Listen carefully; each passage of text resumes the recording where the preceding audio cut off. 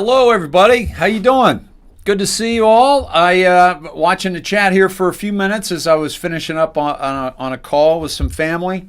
So good to be here. Happy Thursday evening, everybody. Cheers. Got a little black tea for a little pick-me-up. Black tea and a little honey. I hope you all are well. Good to see you, Elise. Hi, Uncle Dave. Good to see you. I missed you guys. It's been almost, 23 hours since I saw you last? Something like that? Not even. No, like 20 hours because we went 4 hours last night or something? So Biden's got a few screws loose. All right, we got a troll in the midst of this. What's going on? What, you're not a Biden fan coming on here? What's going on? Biden fans only here in this room. I'm joking. Too long, so long. We need to get together more often, Jay. Yeah, absolutely. Shiz going down might be breaking out my Trump Vineyards wine soon. Snedhead Steph. Shiz is going down. Let's see. Oh my gosh, Kevin, my doctor appointment went well. No problems. A lump on my underarm is nothing but a fatty cyst. I'm glad to hear that. That's fantastic, bud. Congrats. 3 weeks awake. Keep it going. Fantastic. Most name. I love it. Hey, Lloyd. Good to see you. Hello, Angel. Dinner theater now in session. Hob Sned. Cheers, Dave. Coffee here. Cheers, Pat. Let's see. Did anyone see Maverick's video behind the Capitol last night before they took it down? Buses at 2:30 a.m. We saw a bus video, but it was from a couple days ago. Hi from Louisiana, Tracy. Good to see you. Loveland, Colorado, Dottie. You guys are awesome. Hi, Patricia. How are you? Hey, homeless hotel in my home state. Don't know what that means. Homeless hotel. Peace, love, and happiness. Barnabas, yes. A troll. I was just talking. I was making a joke. Yeah. Coat checked, scotch poured, cigar lit. Bugsy. Oh my God. 310. Bugsy, are you close to me? I'm 310. But that sounds amazing, by the way. Helen, Scotland in the house. Good to see you. Dave, what's up? Hi, Lucia, I'm sorry. Lisa, you got a job. Fantastic. Awesome. What you doing? I didn't cry any today and got a nap. I feel great. Like Tony the Tiger. Awesome, Debbie. Hello from Michigan, Audrey. Good to see you. Got some Java. Let's see. Good health to all. Yeah. Hello, Dave from Bel Air, Maryland. Awesome. Sherry, hi Dave, I'm back. Jailed yet again, but here I am. Miss me? I did. Yes, absolutely. Hello from Mississippi. Hello, Dave and Sned family. Dave, have you heard of Street Fighter? He had a really good show today. Leslie, are you talking about Scott McKay? I think he's awesome. I want to get Scott on the show. Cheer me up tonight, Dave. Been a hard week. Amy Culp. All right. Let's. I hope I'm able to. I hope we're all able to. Love you, Dave from Boston. Anita, love you too. Good to see you all. Austin is using police funds to build a homeless hotel in Austin. Wow. Okay. So that's what's going on.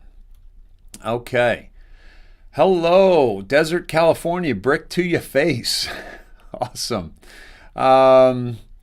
Let's see. Okay, Elise, finally going to send your Christmas package this weekend. Laughing my ass off. Be on the lookout. Will do, Elise. Thank you. By the way, guys, I have some packages from you all. Some fabulous letters. And amazing. And I want to get to them. I want to share so many of them with you. And thank you for those. In this day and age, for you to actually put something in an envelope and write it and take the time and or send a box, send a package, it means everything to me, and it really fuels me as we go. So thank you all, and I'm sorry that I haven't had a chance to do really an unveiling or a viewer mail. We'd love to do more of that. It just it honestly feels like we've had some priority, and so as much as I want this to be like great and family and the whole bit, and just be able to share so much that's happening to me personally and with all of you, things that I'm connecting with all of you on. It's felt like a little bit like we're in the foxhole, right? And that we need to just really focus in on what's happening around us so that we can kind of figure it all out, because I don't think there's ever been a more confusing time in human history, and here we all are, kind of experiencing it together. Right now we're at about 1,600 beautiful people in Snedeker Theater. Please check your code if you're new here. We do a process where we imagine all our preconceived notions and our unconscious bias in this big, bulky winter coat, and we're coming in out of the elements. And you don't want to wear your wet, cold coat in a warm, theater with, 2,000 other people. So you take it off and you check it at the coat check, and you get a claim ticket. So we imagine our ego and all the things that keep us from connecting with each other and connecting with truth, and including the indoctrination, the parts that we've been indoctrinated into. And I'm going to talk a little bit more about that. And we just check our coat and you get a claim ticket. You come on in, you're safe here. Grab a drink, grab your favorite drink, your favorite person, your favorite your favorite pet, and a snack, and just curl up and let's get down to it. And then you can grab all that on your way out if you want. I know a lot of you leaving your coats behind. They're all going to Salvation Army, So, but cheers, everybody. Happy Thursday. So, coats checked, hanging out. So, as you guys know, I've had some communications problem this week, and with some phone issues, and so I have not had access to, like, I always listen to YouTube, or I'll listen to parts of the show and how we can do it better and things like that, or I'll listen to some other people's shows and videos that you guys send me. So I'll listen to those things as I drive, because most of it you can just listen to, you don't have to watch. So lately I haven't been able to do that because of my phone, so I've been listening to NPR. Wow. And one of the things I was listening to yesterday, and you guys know I don't watch or listen to the indoctrination. This is the only the indoctrination we listen to, because we are here to expose the indoctrination that exists around us, right? And so I'm listening to this NPR, and I was just kind of taken back by how thick and how pervasive the indoctrination is. And when you step outside of the indoctrination and you look at it from above, like you look down on it, like I watched Trevor Noah the other night. Oh my God, what a unbelievable and horrible. I mean, just horrible content, and he's not that funny. And those shows, guys, have like 15 writers, okay? And this NPR show I listened to today, I don't know how many hours it goes, but it's called Take It Back or something like that. And they literally, she thanked all the production crew, and there were 14 people, including her, that were responsible for that piece of junk that I listened to today and yesterday. And so yesterday, they were talking about racism in the military. Okay? Now, do I believe racism exists? Absolutely. Do I believe that we've come a long way on a lot of racism issues. Absolutely. Do I feel like we can go even farther into, better, race relations and less stereotyping and things like that? Yes. And we all need to take responsibility for that. All races need to take responsibility for that. But also, there's obviously, as we know, there's an attack on white people, right? That they're calling the alt-right, like anybody that follows Trump or anybody that believes in Q or anybody that follows conservative politics. We are the alt-right, and they have labeled us as systematically racist. Okay, now this is pure rhetoric. It's not true. I'm not racist, and anybody that knows me, that black, brown, Asian, doesn't matter, will tell you this. And because they've interacted with me and they've seen how I treat them, and I'm sure that the same is like a lot of you as well. And so to label, to lump, to dump all of us into a category is one of the oldest tricks in the playbook of Rules for Radicals and the Fabian Society and propagandists like Goebbels and so forth. And you have this pervasive indoctrination, this pervasive labeling and projection that is happening. And so, but here's the thing. Now, I'd be more interested in talking about racism in the military, but not about blacks in the military who are feeling discriminated against. Okay. First of all, I don't know what the percentage is. If you guys know, please drop it, or if you could find it. What the percentage of blacks are in the military versus versus Hispanic versus white, but I don't see that there's not going to be a racist white supremacist in the military, quite honestly, without getting his ass kicked either by black people, brown people, or white people. And so, but they're talking about it. Meanwhile, Biden just, made a black man his Secretary of Defense. Secretary of Defense in his cabinet. And we've had, great, black leaders over the years. And so obviously you can rise up through the ranks in the military. But the racism that I would like to discuss in the military is the murder of brown people in the Middle East, with all the wars that we're going over there to do and to carry out, not because they are a threat to our freedom, but because they were manufactured in order to sustain and promote the military-industrial complex.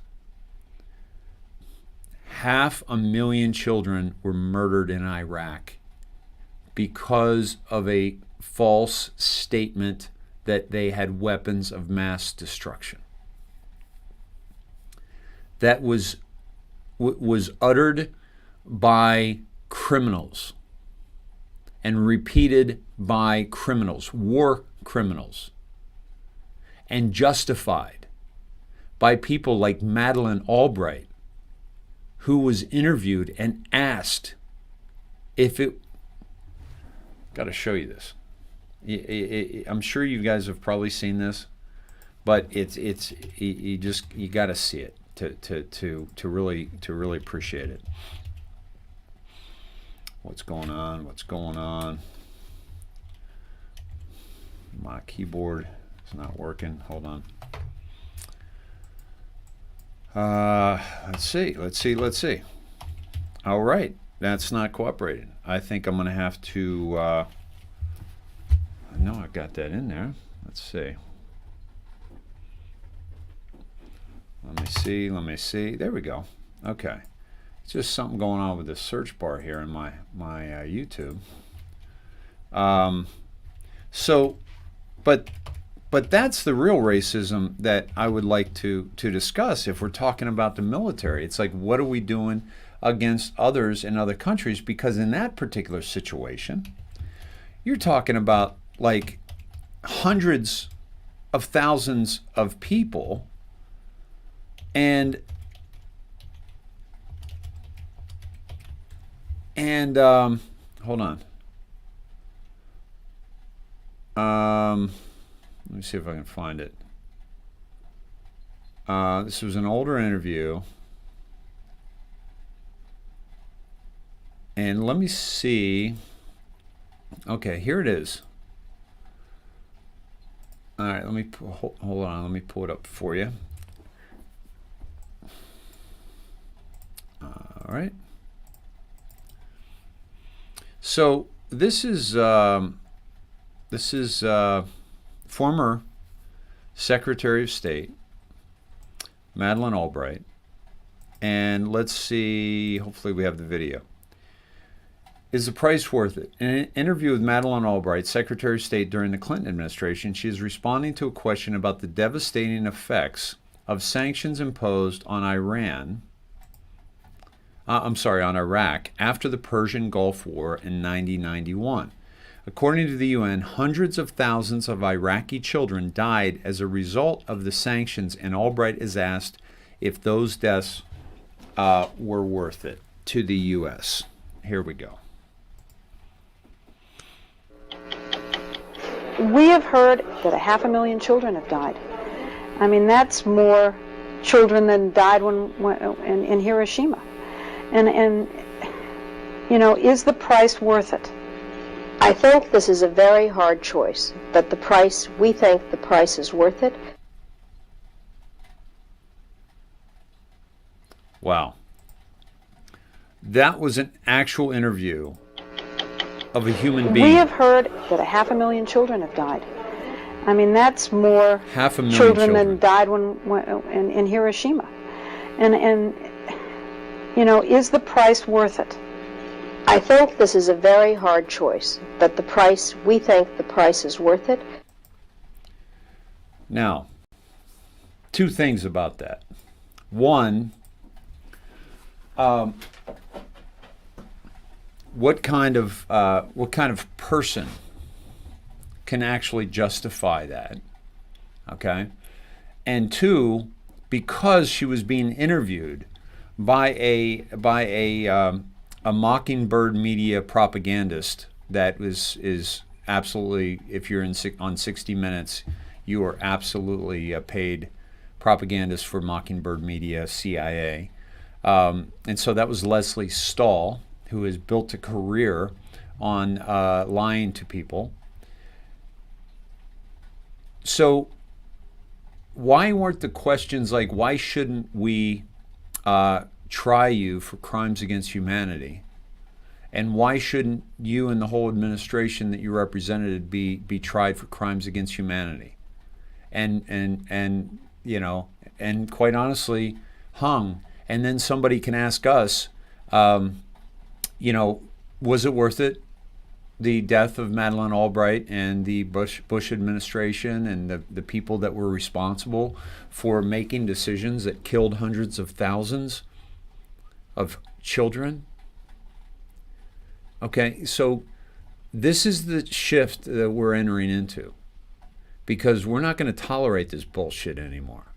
We're not going to allow these people to continue to, you know, run countries and dispose of people like they are trash. And so this is not a discussion that you'll ever see on NPR, because they'd rather talk to you about whether or not a black plebe who just joined the military got his feelings hurt. Okay? That's what they want to talk about. and there's a bunch of soy boys that they're interviewing that are like piping in, yes, a bunch of academics that aren't really doing anything. They're just they got their tenure, and they're fine. They're not going to be fired from their university, and they probably teach 2 classes or 3 classes a week. Got assistants working for them. Got health and dental and everything paid for, and don't have to work hard and have the summers off. And these are the people that they're interviewing day in and day out on programs like NPR, and they're not in the arena. They're not marred by sweat and dust. They are not in the arena. They are just being critical of those who are. And their criticism is a false rhetoric that is meant to control and divide us. Because ever since the beginning of time, the people that gained control over the population did everything they could to retain that control. And part of retaining that control is forming a narrative that divides those that you are controlling. Because if you can divide those that you control, then they're easier to control because they're fighting amongst themselves. And you literally can sit back, with a cup of tea and just watch them tear each other apart. And the more that you can sprinkle, gasoline on that racial fire, the more without facts, but with feeling and emotion, the more we're going to fight against each other, and it tears us apart. And this has been a trick that the Democrats have played ever since the beginning of their party. They founded the KKK. They voted against blacks' right to vote. They voted against across the board civil rights. Johnson went into the ghettos and told the mothers that they would get more money if the male wasn't in the house, and so the black population went from a 25% divorce rate in the 60s to something like a 75% divorce rate now. And yet they stoke the racial divide every election season. And we've proven that on this broadcast. We've showed you past examples of that. So understand that NPR, this is a part of their deception. And the more that people watch it, the more people listen to these types of programs, and they're getting it everywhere. They're getting it on morning drive. They're getting it when they get to pump the gas and there's CNN on, or they get to the office and you see it, the highlights of the NBA and the NFL and all the different channels and the Bloombergs and all the media there and the radio. I tried to listen to some AM radio. Oh my God, there's a commercial every 5 minutes. It's like, how do you listen to this stuff? Even if it is talking about stuff you care about, it's like, what a bunch of whores. Seriously, there's commercials all the time. And folks, we got better things to focus on here than sitting through stupid commercials for stuff that we might not want.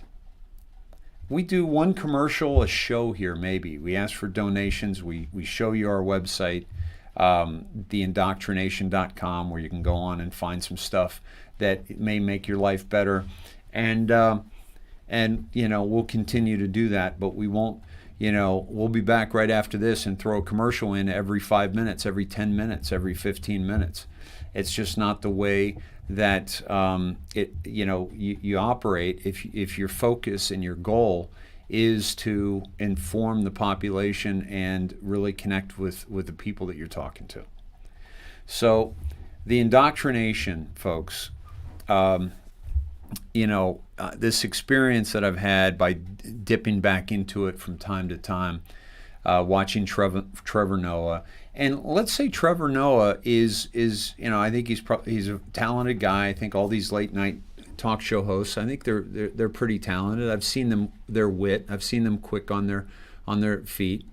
But for them to take comedy, I was talking to my buddy Ed today, and he had said it too. It's like they're the most dangerous because they're making us laugh, or they used to. They don't anymore, because I see right through the propaganda. So they're not even funny anymore.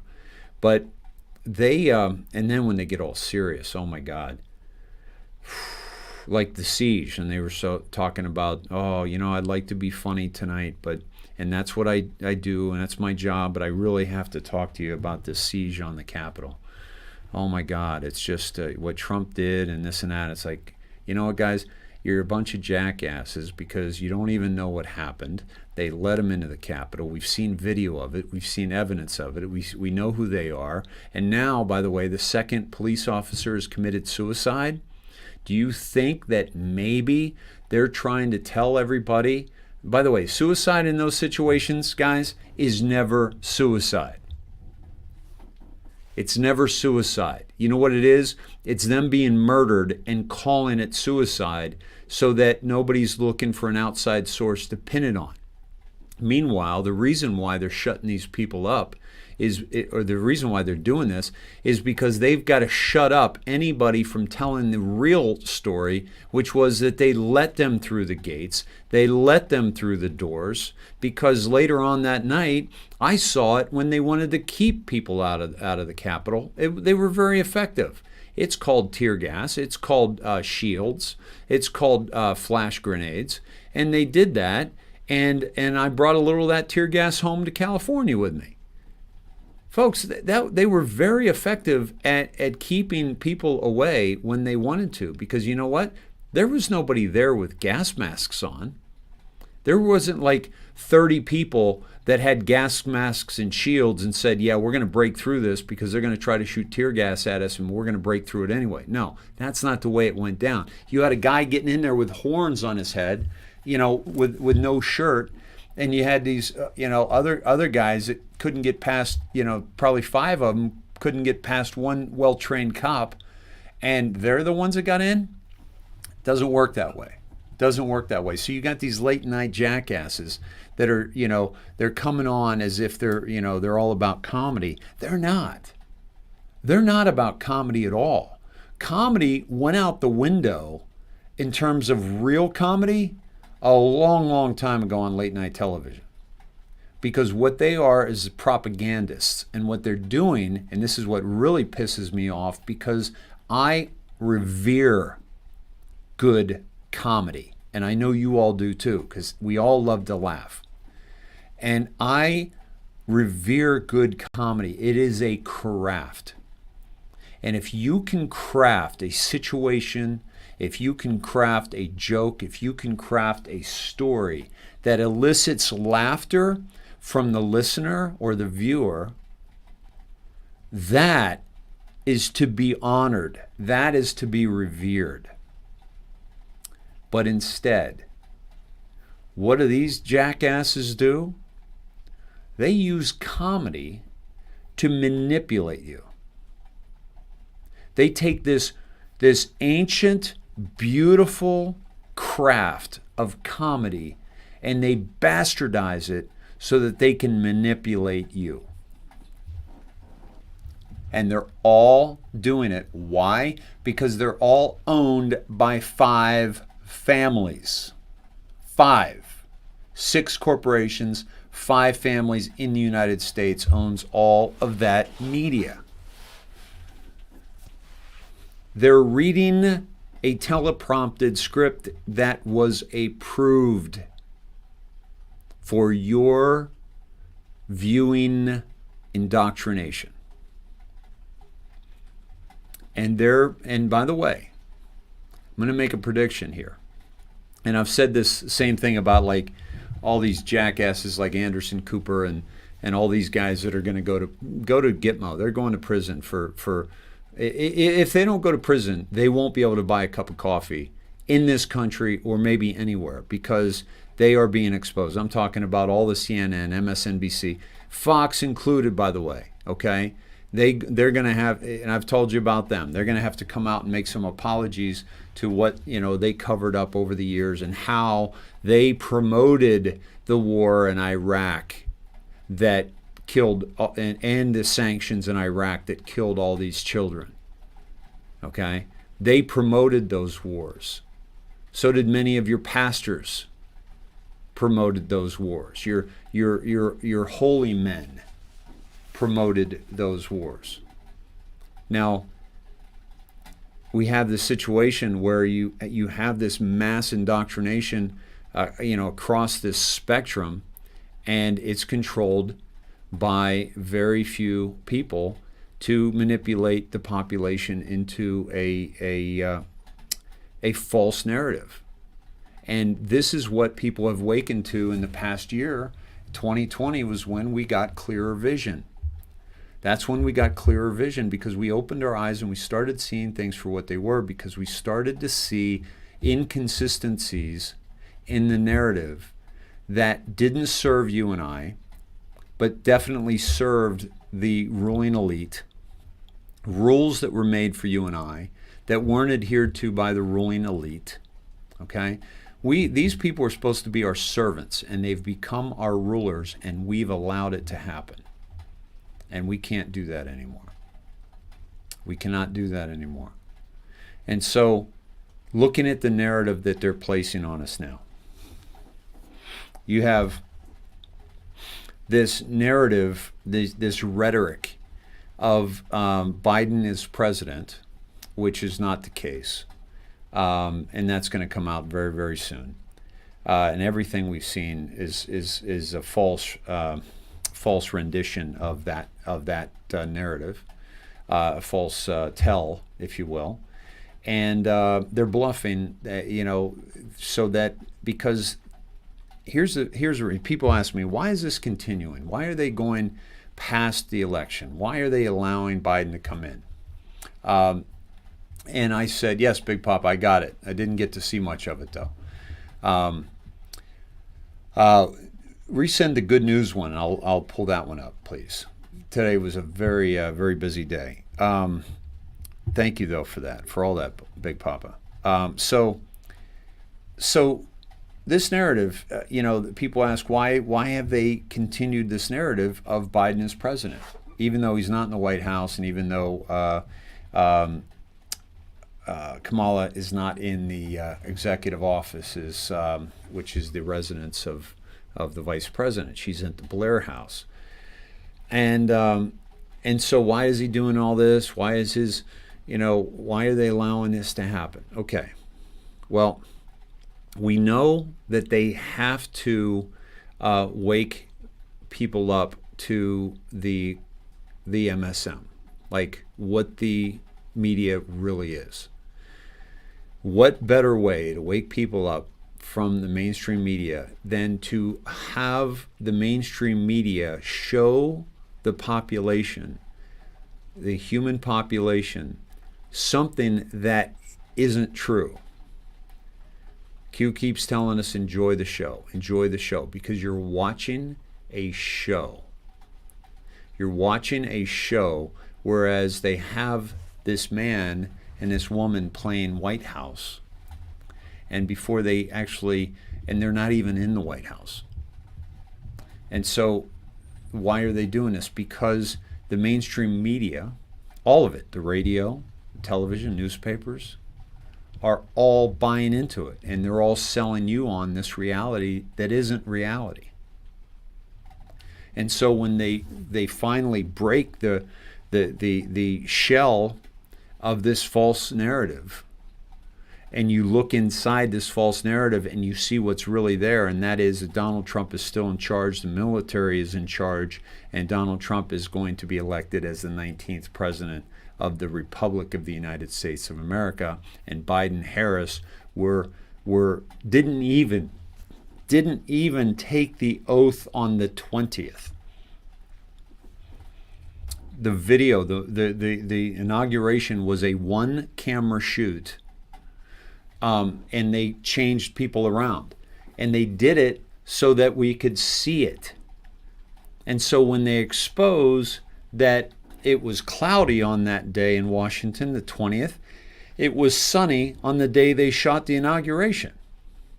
It was supposed to be at 11:40, 45 to 12:15, and which means that your shadow would be a shadow somewhere in this ballpark. Think about that, okay? At 12 o'clock, even if it's off tilter a little bit because of winter, is still going to be like this.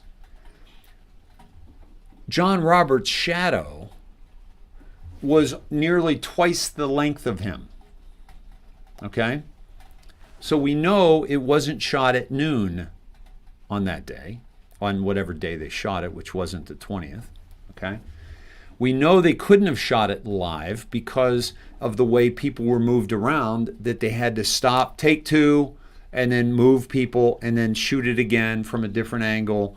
And people were jumping around. Roy Blunt was jumping around. The girl in white, the most, the person that stood out the most, was here. Then another shot, and she was gone over here. And then in the master shots, by the way, the still images, the Getty, we can see where they are. So all of this, when they finally show us what's really been going on, they're going to be able to show us that footage and show, but we're doing it now. I'm showing you now. I've been showing you since the inauguration. I've been showing you those kind of videos. And so we already know this, right? Hold on. Yes. Let's see.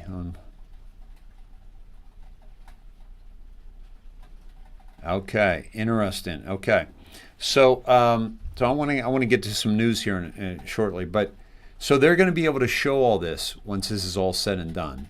Okay, and we're going to be able to. People are really going to be able to see. Oh my God, I watched that, and I didn't notice that. Okay, and so if you are noticing these things, please understand that the white hats are in control of the whole thing. The patriots are in control of the whole thing. And so what they're doing is they're showing you and I what's really going on, because we're paying attention, and they know we're paying attention. And that's why they're showing us. Cheers, everybody. And that, I believe, is how they're going to expose the mainstream media. Just one of the ways in which they're going to expose the mainstream media for being operators, if you will, in this global human trafficking that has been taking place. Okay. Mutzi says Santa Surfer, surfing, the plot thickens. Robin Hood illegally.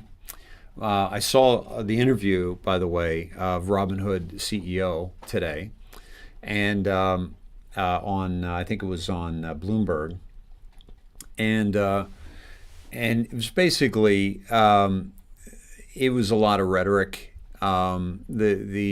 She was asking some difficult questions, like why did you do this? Why are you allowing the big firms?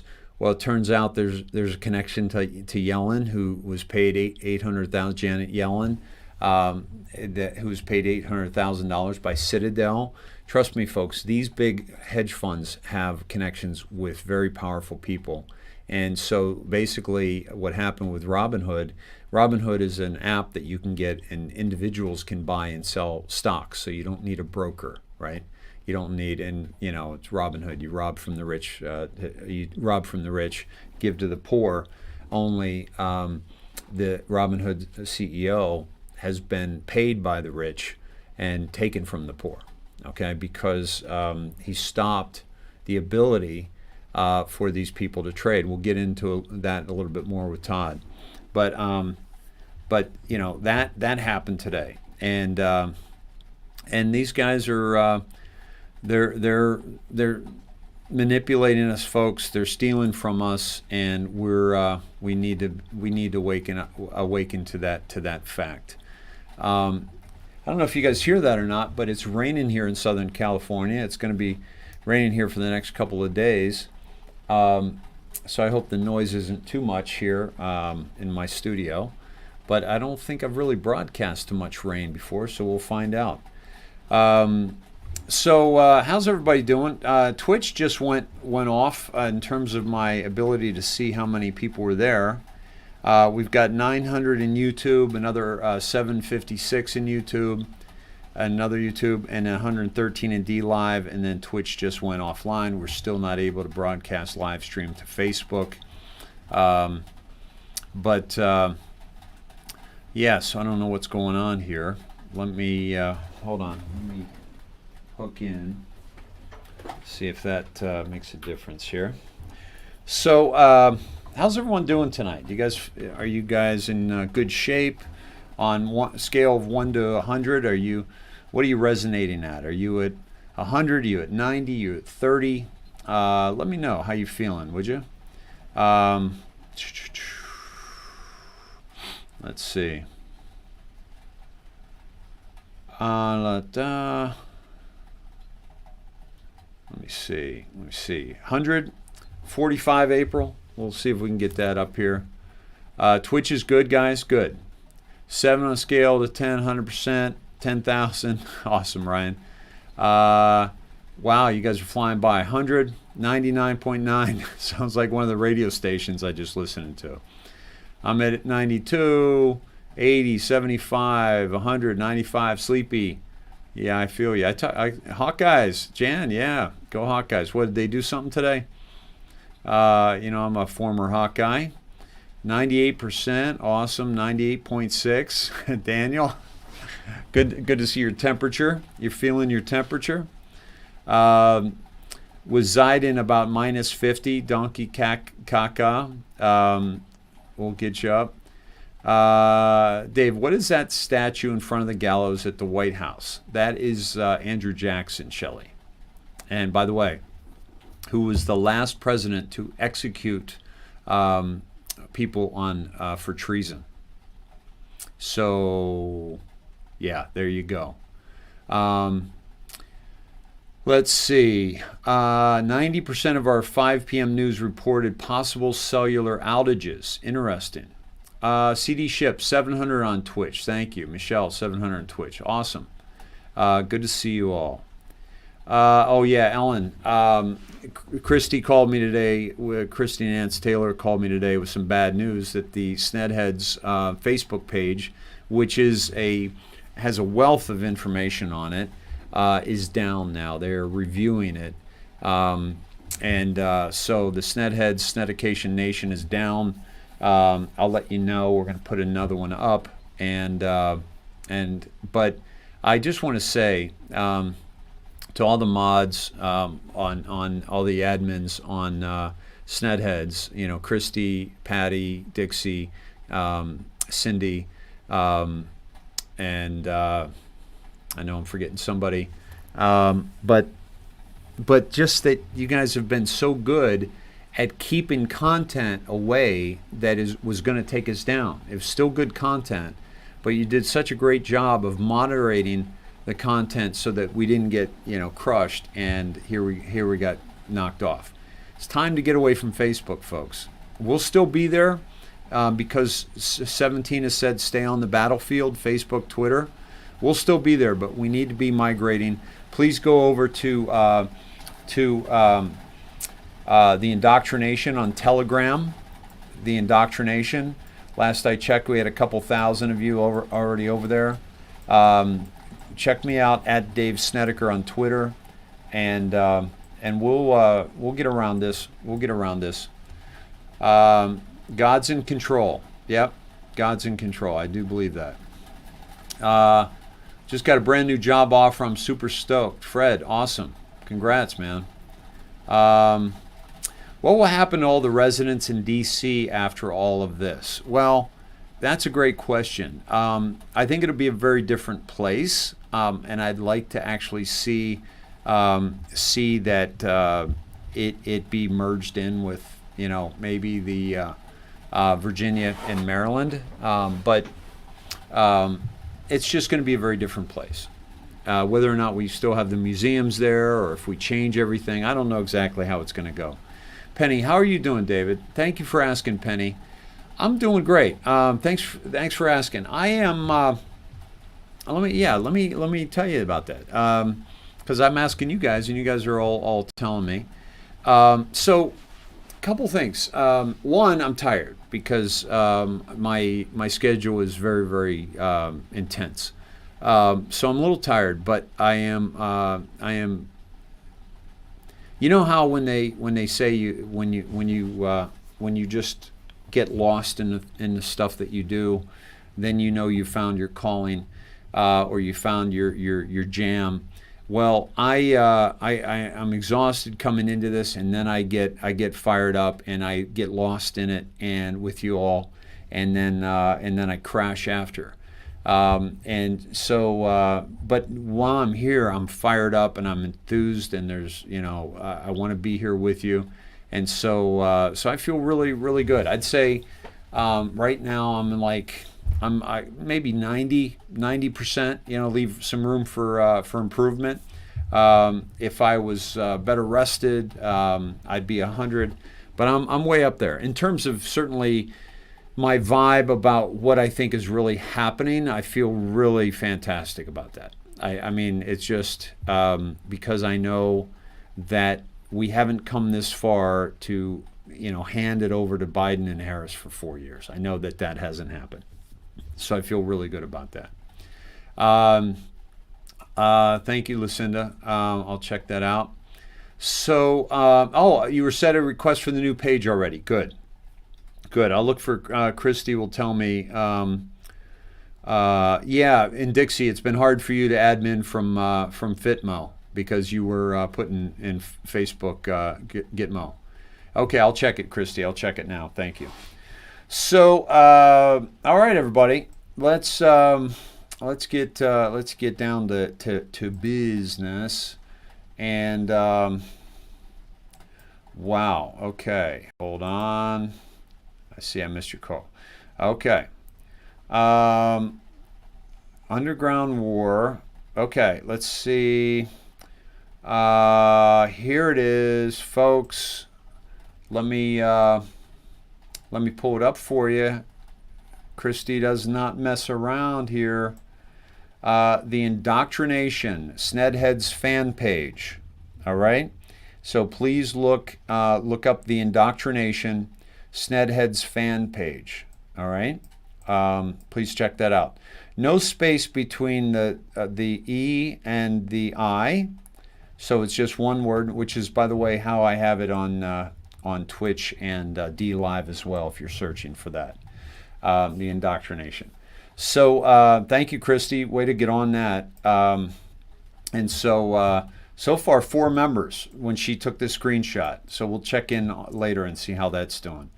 And basically, well, let me do that now, actually. Let me search Facebook. Let me join. Indoctrination. Let's see if it shows up if I type it in.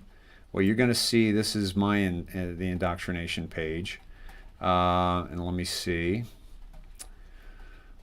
So it does have to be one word, I think. Christy, I don't think you can change that, can you, to 2 words? Or did you not want to do that because I already have the Indoctrination up there? So let me see. All right, it's not letting me do that. Here we go. Pull that up, see what comes up, and it's not showing up. Here it is. Indoctrination Snedhead fans page, 40 members, join group. Awesome. And yeah, so please go join. Look at Trista Dreamweaver's already got some Schumann up there. Look at that. Holy cow, Trista. Holy cow. That's our Schumann right now, folks. Is that the red part there? That's amazing. Holy cow. Could be why I'm tired, right? Rise and rise again until lambs become lions. Another post by Trista. Thank you, Trista, for all the work that you're doing. Awesome. So we got that going for us. We're getting that back up. And let's see. 117% ascension, truth seeker. Awesome. USA Amanda. Fantastic. Yeah, read Linwood's Telegram tonight. Okay, we're definitely gonna check out Linwood tonight. So, and I've got some other things I got to talk about here that were in the show chat from Christy. Let me just pull that up real quick. This is I gotta check this out. There's the new group page, and please confirm that Cindy on that particular topic, because it looks like this was January 3rd, and I don't know the source. So let's vet that a little bit better as to what's going on, please. Okay, so I want to get to a couple things here, if I may. Let me get back to you guys. Yes, so I got that. Fox News AI says Fox News Cuomo dropped 4340. So AI, please let me know why we're going from Fox News and Cuomo to 4340, please. Happy to go there. I just want to know why we're going there. Oh, okay. So Fox News, did Fox News talk about Cuomo, about sending them back into the nursing homes? We've got to turn this show into action. Please do it for the children. Yes, Jude. That's why we're engaging in this process. Please feel free to tell us more in terms of what you think we could be doing differently. Yes, okay, awesome. Lisa, Cuomo's being investigated? Yeah. Couldn't have happened to a better guy. Of course, Lemon was all for Cuomo, yeah? There's going to be an investigation by the New York AG. Well, let me take you to something here that AI was telling us about here. And this is Q drop 4340, 17 drop, sorry. Got to be careful. And this was May 28th, 2020. Okay, and this is the New York Post. And this was how Cuomo was talking about nursing homes have no right to reject coronavirus patients, Cuomo says. Okay, actually they did have a right, and it's called keeping the rest of the patients and residents safe. Okay, they weren't allowed to challenge a controversial order to admit patients with the coronavirus. And this is the, hopefully, New York Post link to this controversial order. We covered this, by the way, at the time it was happening, as you guys know. And this is New York's health commissioner. This is the pulse generator called HRSA. We were the first within the Providence hospital system to use this system. It allows us to not only give therapeutic electrical stimulation to the patient, but also to record activity in the brain. He signed the order. Cuomo's startling admission came days after the state revealed last week that at least 3,316 people in nursing homes and adult care facilities if you had are died tested of positive CV for the at virus, are residences you or in allowed hospitals across the to state. be admitted to a nursing home is the question, or readmitted? Wow. Yeah. And it That's a good included at question. least I don't know. 2,000 deaths in Policy New is York. that These if you are 2,000 positive, human beings. you should I be wonder if admitted back to a Leslie nursing Stahl home. will The interview necessary Andrew precautions Cuomo will be and taken say, to protect the other residents there. Governor Cuomo, was it worth it? Was it worth it? Killing all those people of our greatest generation, was it worth it? But wait a minute, I'm going to pause. This is the pulse generator called look HRSA. really concerned, We were like I the give first a shit within about the people Providence that die. hospital system to use this system. It What- allows us to not only give Governor therapeutic Cuomo. electrical stimulation to the patient, but also to Was record it worth activity it? in the brain. Losing all those people. Okay. That's not how they should be interviewed. First of all, they should have to raise their right hand, put their other hand on a Bible, and swear to tell the truth in a court of law. And then they should be asked kind of a crazy year. questions, not the questions from the mainstream media that is there to cover up. A fun ride to have you in my life. So. Okay. So back to. Did you guys know this was? Oh, that's Todd. Hold on, let me bring him up. Video is playing over me right now. Hold on. What video? Hey, brother. You got a couple videos, hey, buddy. Playing over you. Really? What video? Oh, you know what? The damn New York Post, isn't it? Yeah, I think so. It's on the side. Okay. These women age slower than anyone else on Earth, hidden in the hills of Asia. Okay. All right. Well, you know what? I was telling people how awesome you were, but it's I figured. Yeah. Hey, everybody. Let's give Dave a good round of applause for ruining my night.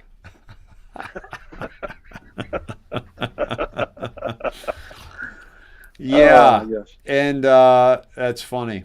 Techie genius. You know what? By the way, if I had 14 people on the show like that NPR piece of trash, that would never happen. But well, Dave, you can need you to imagine, dude? Work on your voice a little bit and get a little deeper and a little silkier. And we'll be back right after these messages. NPR. To Shitty Air. We right rock. Here on NLPR. Neuro-linguistic programming. Recording. Fire up another J. Have another doobie. Lay back in your couch and be hypnotized by the sound of our voices. And I'm going to go into a serious story, but I'm going to play some cutesy piano music. Hi, I am Miles Cornish, and I'm here to tell you a bunch of fucking lies right to your face. Because now you're breaking into Carlin. Because I am paid by the owners of these stations and these corporations that fund us. And not only that, we're laughing all the way to the bank because you numbskulls are paying our way too, because we are funded by the government, which is the government means you, our sheep that listen to our shows. Hey, while you're here, why don't you hang out a bit? All right, I guess I could stay a bit. Awesome. The AG from New York put out a 76-page term paper. I'm so educated that I just call everything a term paper. 76-page report today on your buddy, your favorite, your pal. Oh, wow. Yeah, it was very damning. He has underreported his COVID deaths in the nursing homes by up to 50%. Wow. So they're approaching more like 16,000. As of November 16, 2020, there were more than 6,645 nursing home resident deaths. At least 6,420 of those happened by August 3rd. The data analyzed.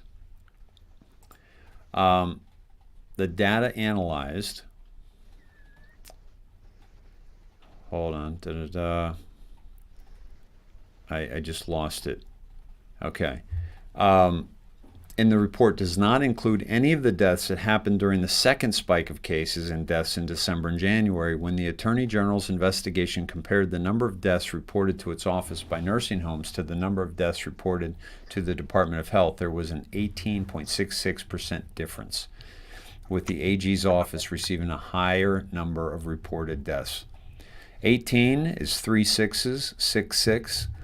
There are no accidents in this stuff. This is unbelievable. Yeah, so, that's a bunch of bull. It's they've had all the right now. They have Nicole Malliotakis that's a New York congresswoman on talking about Cuomo, and he's been the subject of a lot of scrutiny just now. I hope he gets his. He will, one way or the other. Yeah. But they're talking about underreporting up to 50%. Yeah. You know, when the underreporting is the story versus the fact that it should have been zero, if it were not for him putting these people back in the nursing homes with, positive cases, that's when the mainstream media has it. But the fact they were the worst at that, so they underreported 50%. So now they're the champions of killing older generational people. Unbelievable. God, I mean, it's just, he's a vampire. He needs to go. They need to take him down now. Yeah. The damning 76-page report follows months of stonewalling by Team Cuomo. Lawmakers from both parties have demanded the true number of nursing home resident deaths. So has the Empire Center via a Freedom of Information lawsuit. But Cuomo and Health Commissioner Howard Zucker refused to provide the info with a series of absurd and contradictory excuses. James got data directly from 62 nursing homes. By the way, the nursing homes are pissed. These people, because they were forced into it. Right. Well, I hope they were, but, Me too. I have my problems with them. They have a history of treating our older generation as, just money grabs. Wow. There were the former weather lady that at Fox, I've forgotten her name. Oh, Janice. Her name's Janice something. Anyway, she lost both in-laws. Oh, man. And she's been a warrior fighting for this, and the Cuomo group has done nothing but trash her as a conspiracy theorist and what did they say? It was an awful term that they used on her. It was like a death pusher. Just awful stuff. She said that they've been stoned and just driven into the ground by the Cuomo machine. But she is fighting back, and she's looking like a hero. She is a hero. Janice Dean.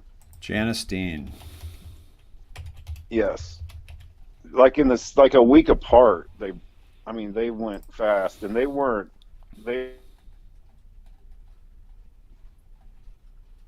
Wow.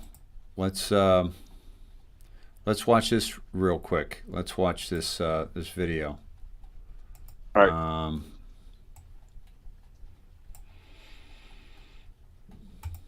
When I saw the report and I knew that it was coming probably an hour before it was released, I called my husband and I called my sister-in-law and I said that maybe the angels won.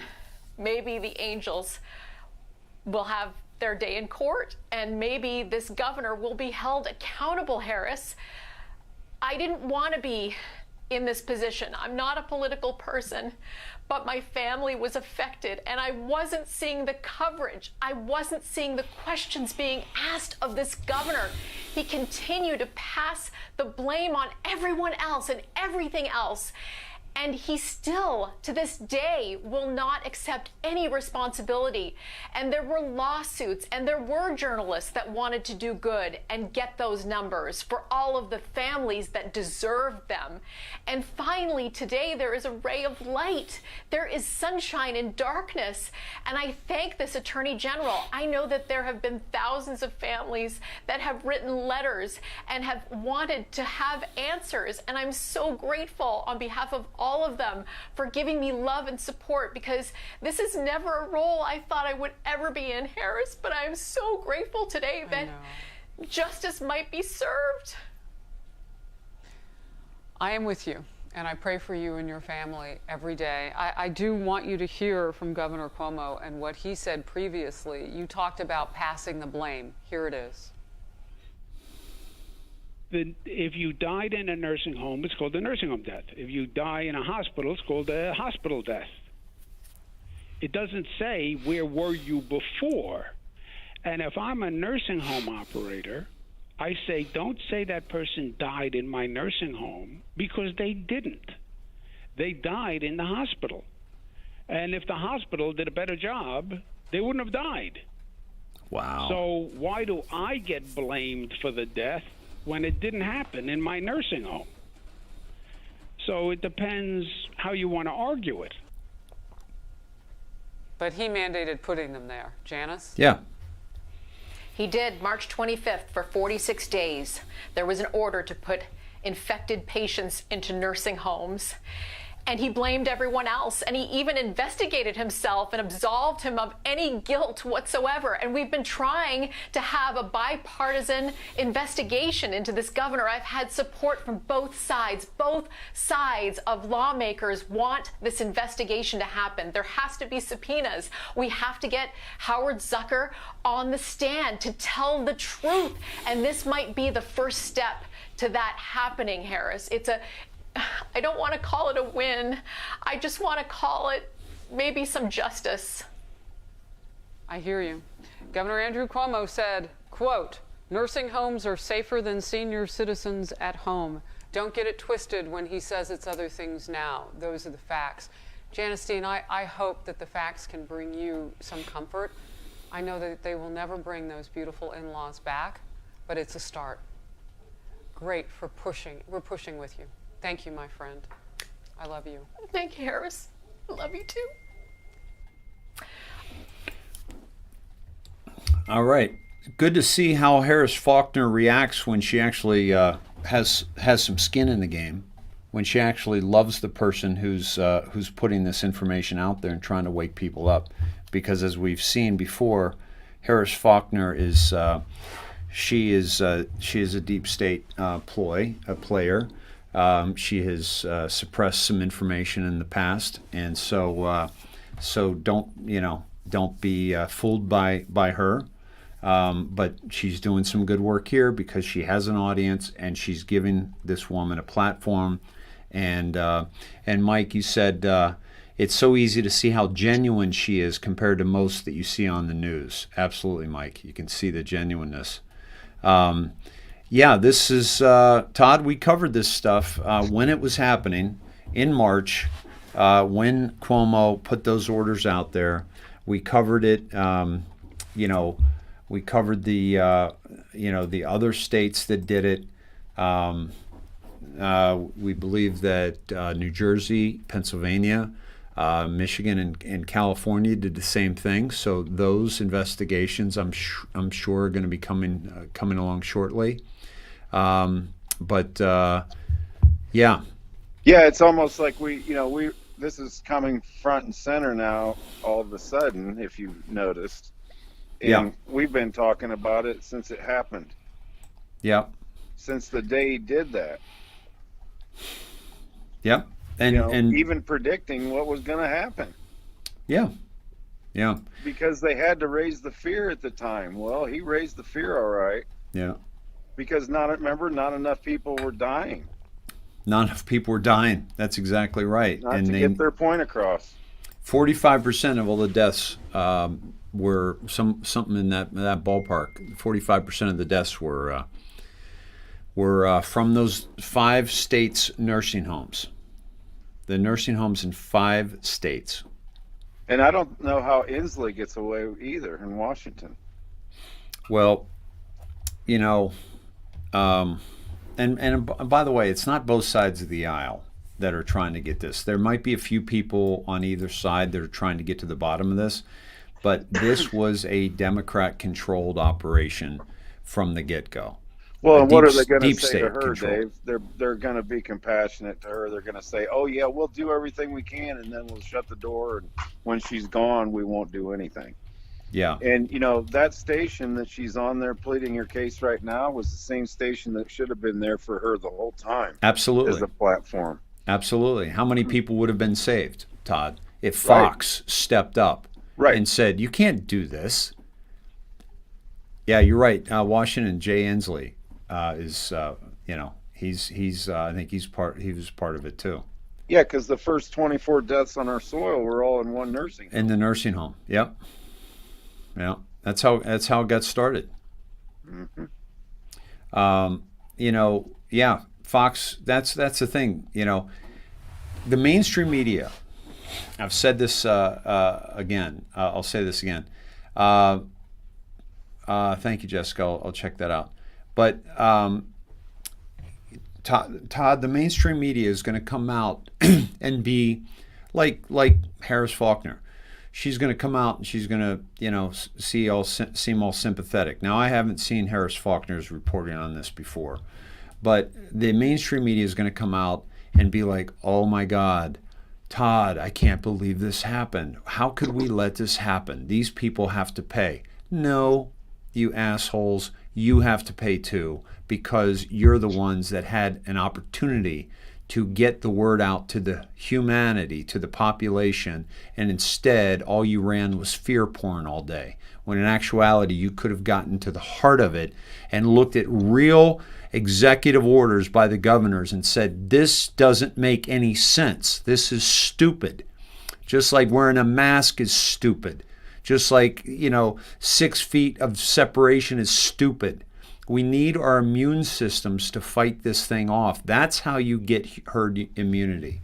Not one mainstream media outlet, think about this, talked about fresh air, sunshine, exercise, vitamin C, vitamin D, zinc, the list goes on and on, colloidal silver, you name it. And then not only did they not talk about that stuff, but they didn't talk about this, which was, let me see, the HCQ. I couldn't even talk about HCQ. And now the American Journal of Medicine now recommends HCQ for COVID-19, January 27th, 2021. Todd, isn't that about a year late? A year late. Yep, approximately. We knew that then too. Guys, you see how the American Journal of Medicine could have come out with this a year ago and saved how many lives? Hundreds of thousands? Do you think it was worth it to them? Yeah, we think it was worth it. 200,000 plus lives to win the election for Joe Biden. Yeah, we think it was worth it. We had to interview Madeleine Albright on that one, and but it wasn't good enough that Todd Gediminsky and David Snedeker were talking about this. And the doctor who was curing hundreds of patients with it, and the doctors, multiple doctors. Okay. This was, and by the way, okay, let me pull this up, and that is,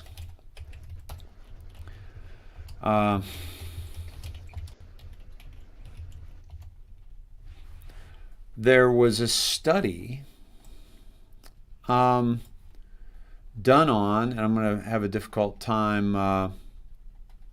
Okay, here we go. Let me pull this up for you.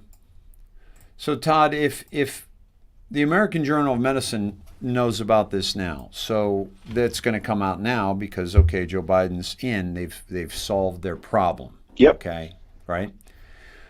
So they could have done this a year ago, but when they did do it, oh, wow, in 2005, Dr. Anthony Fauci, whose expert advice to President Trump has resulted in the complete shutdown of the greatest economic engine in world history, has known since 2005 that chloroquine is an effective inhibitor of coronaviruses.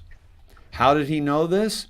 Because of research done by the National Institutes of Health, of which he is the director, in connection with the SARS outbreak.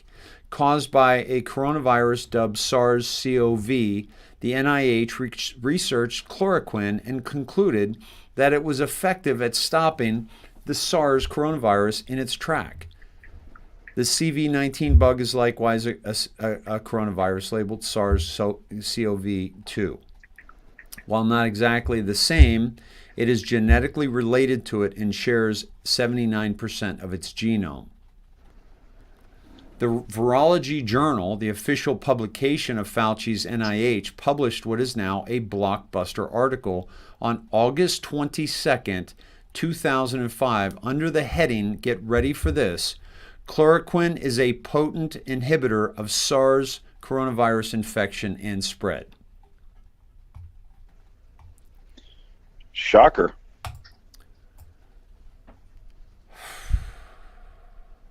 So they knew about it back then, and we talked about this back then too, Todd. We were trying to let everybody know that. Not only is it a good treatment, it's a cheap prophylactic. You wouldn't even have it. Oh yeah, it's a preventative. For like $2 a week. Yeah. Here it is. Chloroquine is this is the Virology Journal. Chloroquine is a potent inhibitor of SARS coronavirus infection and spread. Yeah. It was like eight doctors. He also wrote the paper on the 1918 Spanish flu saying that most damage was done by bacterial pneumonia caused by masks. Yeah, exactly. So see, the exposure process is going to happen here also.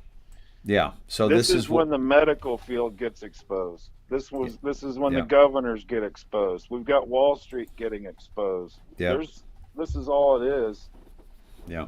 In my mind, I mean, it's my thoughts on it, but, you know, guys, have you seen it any clearer that now it's the medical field's term? You know, once they find out that they were holding back HCQ, they were holding back other treatments and all the information that they knew and actually wrote papers on.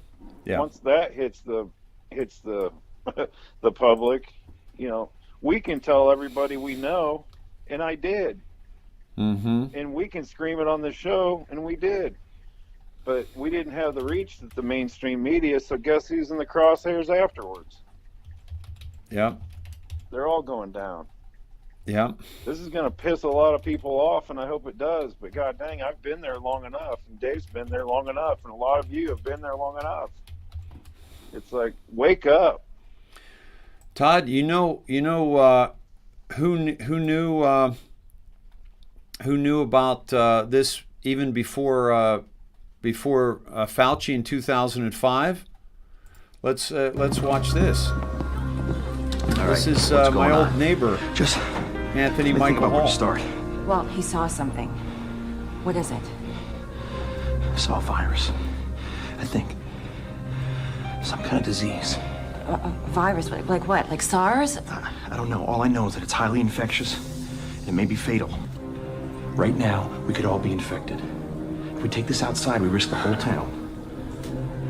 Johnny, how big is this gonna get? I don't know. We just have to do everything we can to stop this, starting right now, Walt. He's right. All right, here's what's gonna happen. We need to make sure that everybody that's inside stays inside. I'm gonna get a few deputies on it. We'll call it a lockdown. Lockdown? Well, until I come up with something better. Walt, no. No, you cannot lock the school doors. This is for your family's safety. Will I get sick too?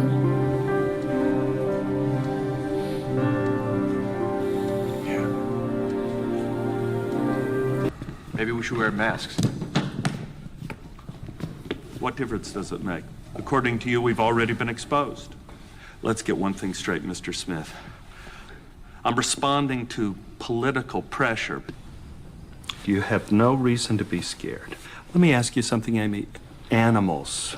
You been around any animals in the backyard, even, let's say, a skunk, a raccoon? I'm going to swab the inside of your mouth with this little Q-tip, trying to get a handle on this animal. Damn efficient airborne transmission. Blood tests and swabs aren't telling us much. We know it acts like a virus. It causes high fever and respiratory distress. This is the Tracking dead zone. and treating a mysterious outbreak like this would take the CDC months. We better get started then. For anyone who hasn't been exposed already needs to wear a mask. China. Isn't that where flu viruses come from? Yeah. A lot of viruses come from there. International flight to China? That's no coincidence. I Whatever think it we is, showed it this first originated in China. March. Time is not on our side. It's like looking for a needle in a needle stack. Right We have around ruled that out time, yeah. all the usual suspects: influenza, SARS, bacterial pneumonia. How long is it going to take? Well, it took 34 days to isolate the coronavirus that caused SARS, and that's fast. I'm authorizing a quarantine on everyone who's come in contact with a symptomatic person. There's got to be something I can do. And the enzyme S viruses when they reduce So the chloroquine did this. So the chloroquine. The chloroquine. This is it. This is your virus. I'm sorry, but there's no cure for that. Chloroquine, that's an anti-malarial drug. No. Listen. Chloroquine. So we knew this in 2005, Fauci, NIH. We knew it a year ago when we shared this information, as well as this predictive programming from the Dead Zone, which was a television show back in 2003. They actually talk about chloroquine solving the problem then, okay? And we've been played. It suppresses the enzymes.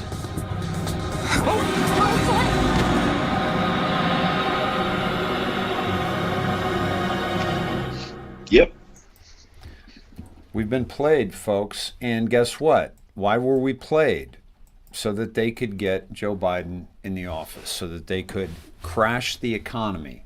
A president always wins re-election when the economy is booming. And this economy was a juggernaut. They had to blame him.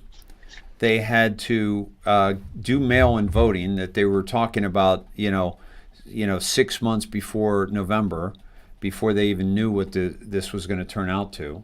They had to use all the data from Gates, from University of Washington, which he financed, from Johns Hopkins, which he financed, from Imperial College in England, which he financed. All that predictive data of 2 million lives lost, the whole bit, to get everybody scared, and then they brought it into the nursing homes, a la Cuomo, a la Ainsley, a la Michigan, what's her name? Whitmer. Pennsylvania. Whitmer, Pennsylvania, Fox, New Jersey, California, folks. And we've been played. Humanity has been played, okay? So when this all comes out, people are going to be pissed. People are going to be pissed. And we showed this exact video, I want to say March. Maybe as early as February. I don't know. But yeah, at least March. Yeah. Yeah. So, and we're definitely talking about this, early on, because I saw the video from the doctor that sent it to President Trump. Well, then you see how they dealt with that. They squashed that so quick. I mean, I don't know how the public didn't become more aware when you have a Democratic congresswoman from Michigan praising HCQ for saving her life, and coming in and having a meeting with President Trump and thanking him for letting her be aware of that. Yeah. When you're gasping for your last breath, you think, it's not a political thing, is it? No. That takes the politics right out of it. When you're hanging on for dear life, and you get something that saves your last breath and lets you breathe air again. Yeah. And lets you come back to normal, then you start rethinking things. Scott says the largest crime in human history. Yes. Agreed, Scott. Yep. And Gordon says, love what you're doing, Dave. Thank you. God and America will win. Yes, thank you, Gordon. Yeah, they whisper. They've always used movies to tell us what they're doing. They've Todd, that just goes to now. Obviously, a lot of people did wake up, right? A lot of people did see. Jambone, I'm not familiar with Nostradamus's prediction of this.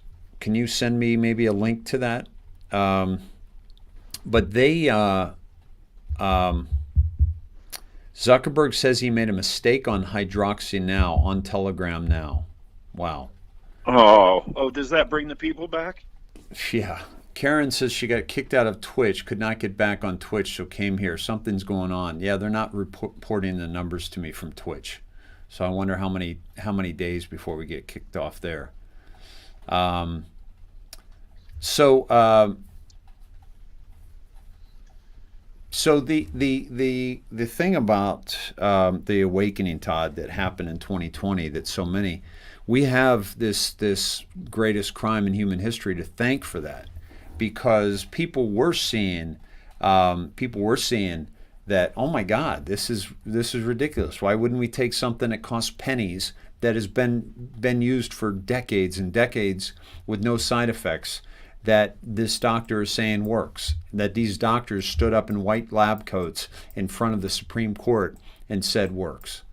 Or was that the Capitol they were in front of? I think they were Supreme Court, you're right. Was it the Supreme Court? Okay. Yep.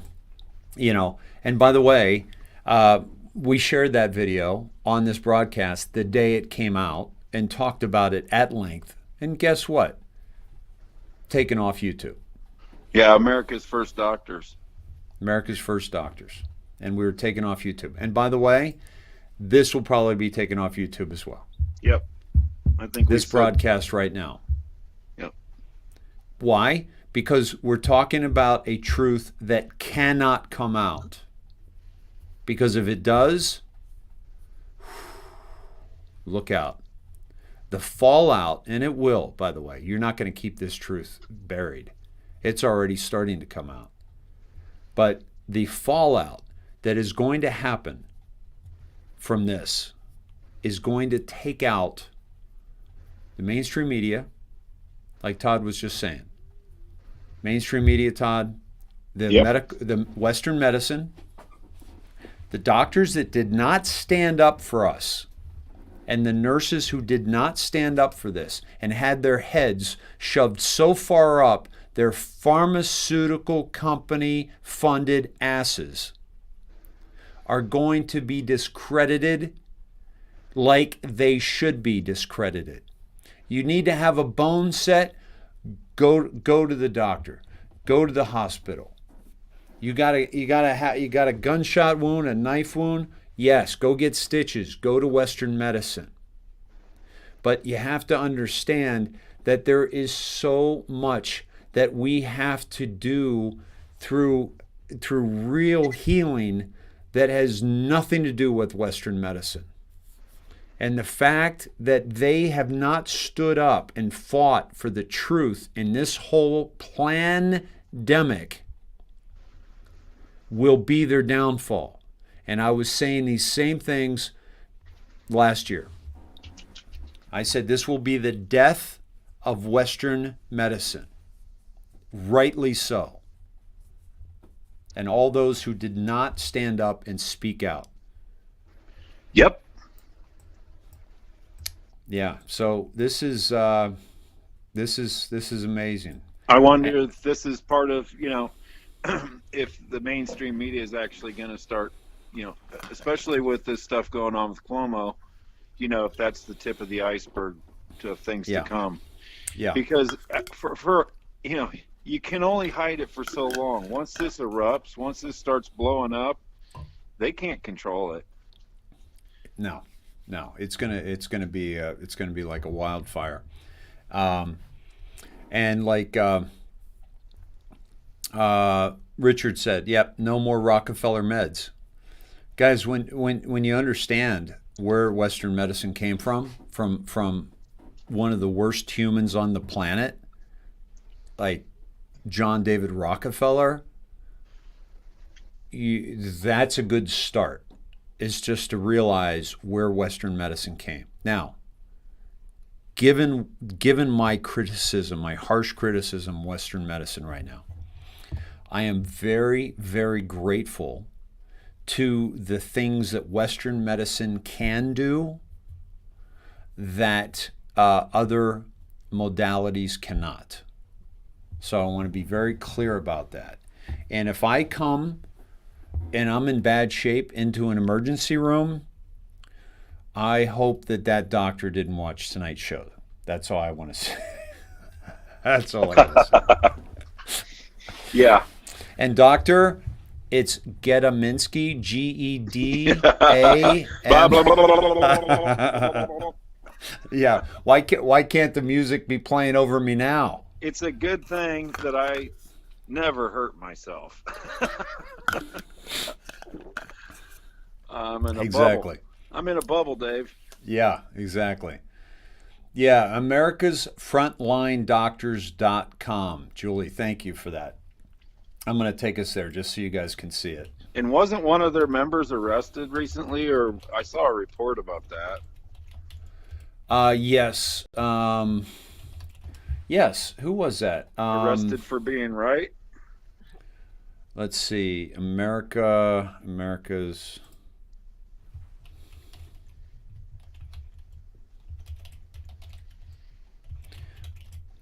And then we had Judy Minkovich, who's been talking about this forever.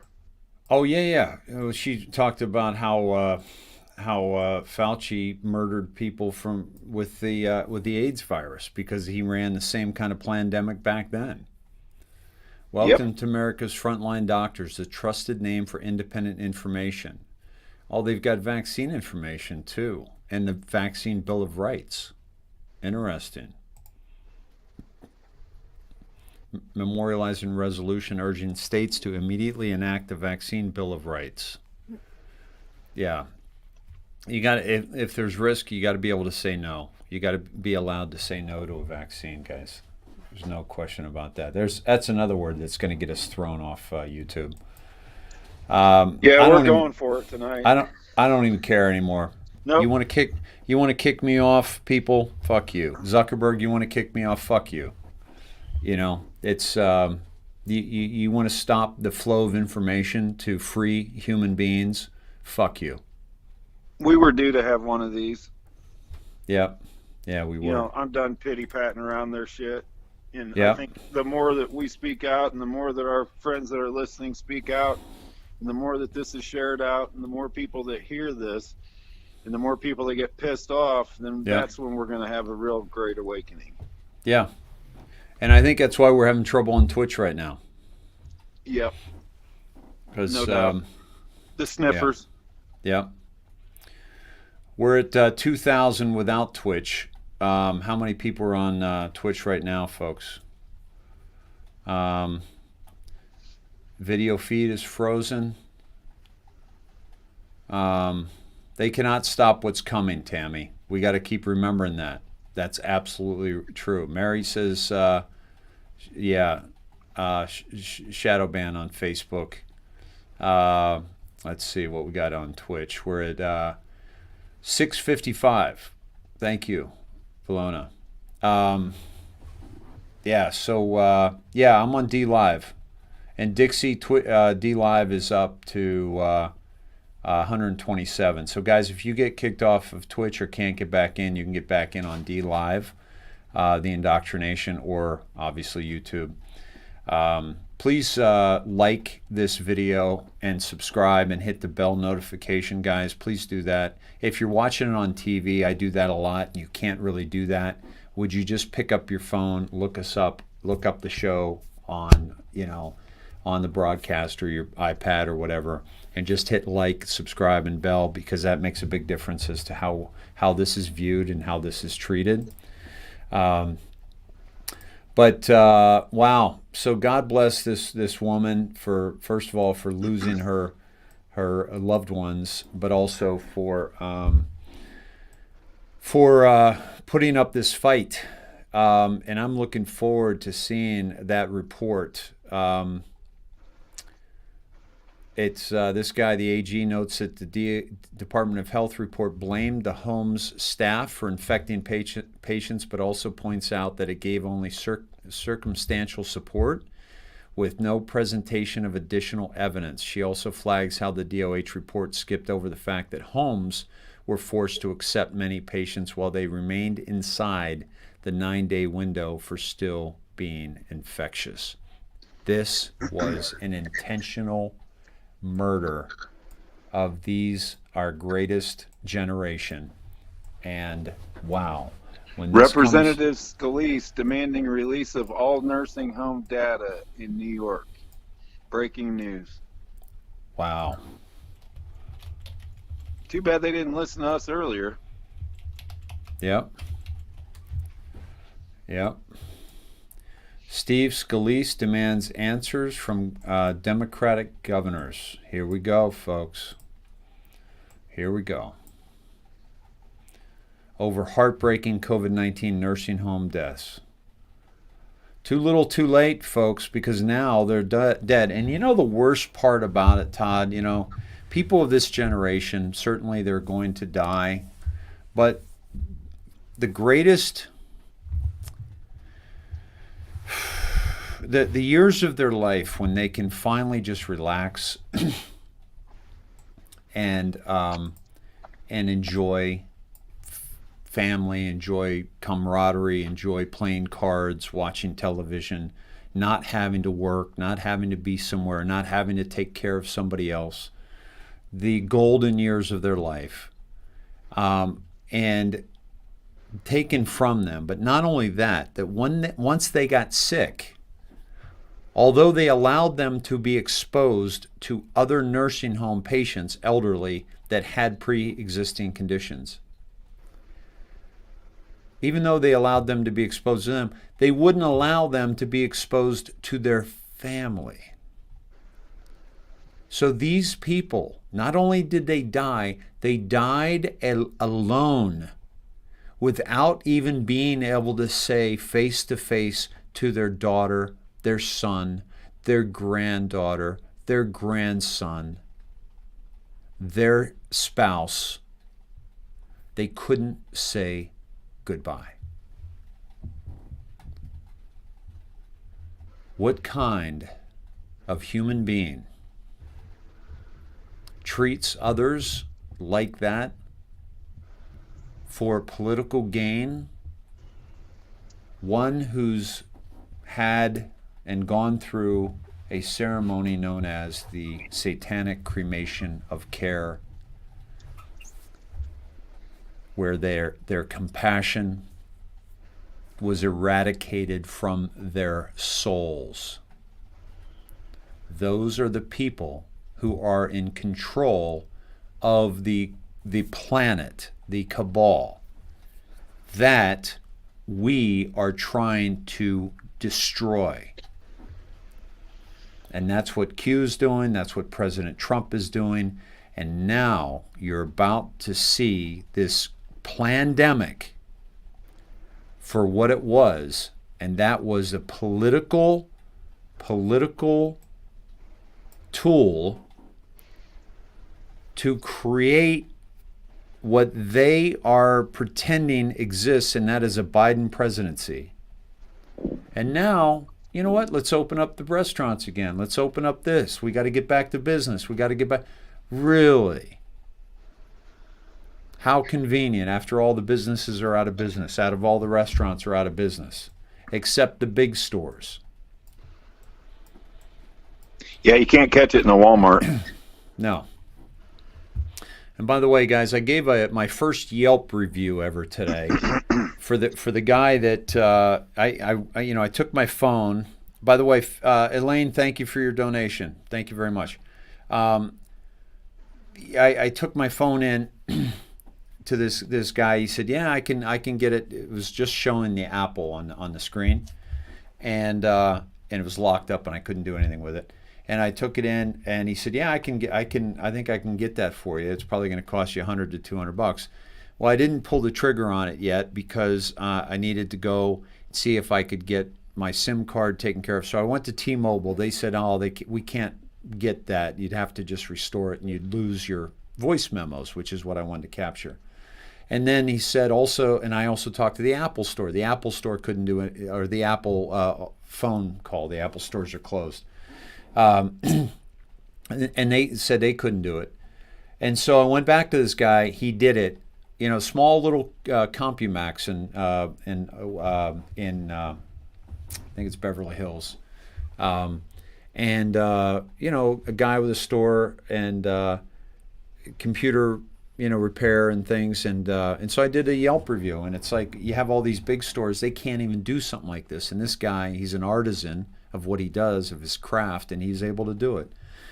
That's what we need to do. We need to take care of these small businesses. We need to really support small independent businesses. We need to support small independent media, like this broadcast, like other broadcasts, like you know, Scott McKay and you know and X22 and all these guys that are putting out great information. LT, and you know, and we know because you know we have to shift this paradigm. We have to get off the box stores. We need to go to these smaller stores, pay a little bit extra, but get the personal touch, get the personal help. That, because this is going to be a new paradigm that we're entering into. But yeah, so Scalise sent a letter to 5 governors asking them to explain why they ignored protocols. He told Fox and Friends on Wednesday that 5 states, for whatever reason, chose to contradict the Centers for Medicare and Medicaid Services guidelines for long-term care facilities on nursing homes, which he said ended up killing thousands of nursing homes patients unnecessarily. And the long-term care facilities have topped $50,000. Or 50,000 people. The Wall Street Journal reported. Oh, by the way, dollars too, Todd. That's going to come out. The hospitals, how much they got paid for reporting coronavirus. Yeah, to pump up the figures. 13,000. 13,000. Okay, if you have coronavirus, goes to the hospital. Another, I think it was 32,000 if they're put on a ventilator, and 38,000 if they die. Meanwhile, the ventilators, like over 94% of them were dying on the ventilators because that was forcing breathing into a situation that shouldn't have been done. And by the way, now Fauci is backing multiple masks. Oh, yeah, of course. Yeah. 3 masks, is it? Is it 3 masks? Well, if you watched Glenn Beck's segment, he went all the way up to 10. He said, I want to be really safe. Is your credit card debt stressing you out? Take control. Wait a minute. A personal loan could Did help you you say, get out of debt. Hold on, sorry. Did you say Glenn Beck said that we should have 10, or he was exposing He that was just people kidding would? around with it. Okay, You know, okay. And he said, well, if 2's good, then 3 ought to be better. And they kept adding, and then finally his ears were being pulled down forward. And he was going, whoa, whoa, whoa, whoa. And he couldn't talk and he couldn't breathe. Yeah. And he was like, I think that's about where they want us. You know why I had to ask about Glenn Beck, as about what he really meant, because I don't trust him anymore. Yeah. Yeah, I just happened to catch a little segment. I think it was actually on Frogman. I think Frogman did like a 20-second segment, and it was kind of funny. It was a prop joke thing. Let me show this of Scalise. Let me see if that's me. Long before I had psoriatic arthritis. I've always talking about one side preaching violence and what could happen to somebody. Steve Scalise knows all too well about that, doesn't he? As the left still pushes the violence and wants to paint us as the violent ones. Yeah. Meanwhile, a guy gets shot. Yep. At a softball game or softball practice. Yep. Here's a lovely pharmaceutical ad, Enbrel, which is sounds pretty, but it's like I'm not gonna even watch it. It's Scalise. We'll watch. Let me see if there's a video that doesn't have. Yeah, let me just show this. Hopefully we don't have an ad. Let me see here.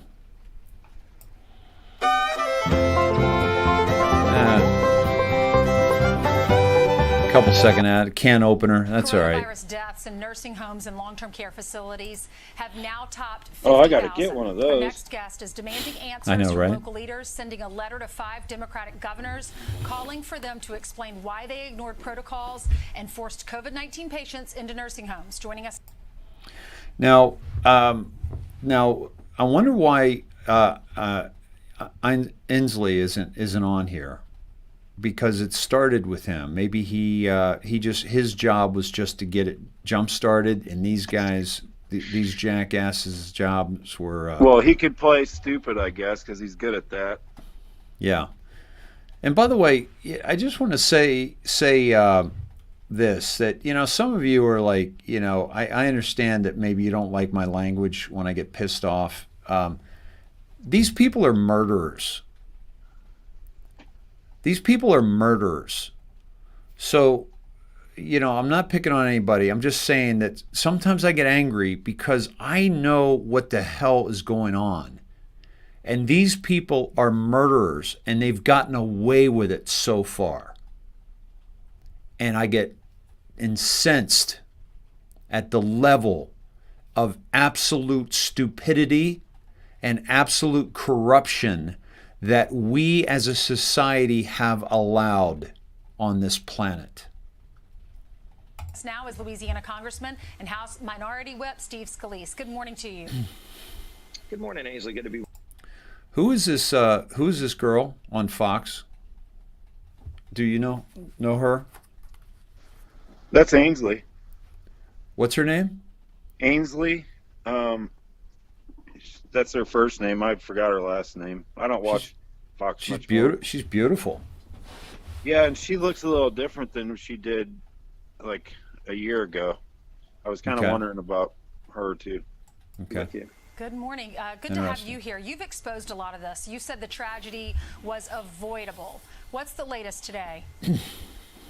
Well, Ainsley, we're still trying to get more information, but look, I mean, 40% of all the nursing home deaths in America came down to 5 states who violated and contradicted the CMS guidelines that were out, that were very clear, that told states how to properly handle nursing home patients who are COVID positive. And look, most of those states, 45 of those states, followed the guidelines, Republican and Democrat governors alike, but 5 states, for whatever reason, chose to go a different direction, a dangerous and a deadly direction that ended up killing thousands of nursing home patients unnecessarily.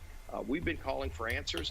Why did they give those orders? Why did they go against the safety guidelines that were issued from CMS? And why won't they give us all the disclosure of the patient information that they were giving? And then all of a sudden, when we started discovering this, they clammed up and they're not letting the public see what these numbers really are.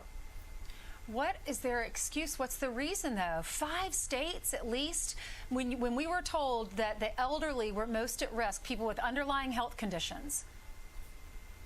Yeah, we knew this back in March. CMS was issuing guidelines saying, look, if you're a nursing home, let's say you send a patient to the hospital and they get tested positive, you can't bring them back into the hospital unless you have an ability to isolate them and properly take care of them. And look, 80% of the nursing homes in America got this right. 45 of the states in this country got this right, but 5 states decided they're going to do their own thing, and they forced the nursing homes to take back the patients. In fact, in New York, look, the governor issued an order. He prohibited the nursing homes from even testing COVID positive patients. He said, you can't even test them. You have to take them back, even if you don't have the ability to isolate them. And Ainsley, this turned out to be a death sentence for thousands of seniors in each of these states' nursing homes. It was heartbreaking to see it happen. I've asked the governors to come testify and explain why they did this, and also to give us the data that they have. They just stopped reporting it to the public. Will there be lawsuits? Oh, I have no doubt. I've heard from so many families throughout this in these last few weeks as we've been exposing this. I've heard from families in so many of these states who appreciate that at least somebody's looking into it, but they're sharing heartbreaking stories. I mean, just heartbreaking stories of their loved ones dying in the nursing homes, spreading this to other seniors in the nursing homes at the worst place you could spread COVID. Over 40% of all COVID deaths in America happened in nursing homes. That represents less than 1% of our country's population. over 40% of the deaths, and so many of these deaths should not have happened. Congressman, thank you so much for what you're doing, for giving those folks who died a voice. You're welcome.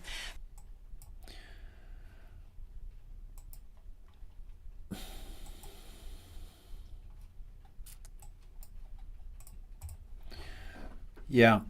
So, and I want to go ahead and go on record as the saying, when I had all the information that I had, that I sent it to Sean Hannity and Tucker Carlson and everybody at Fox.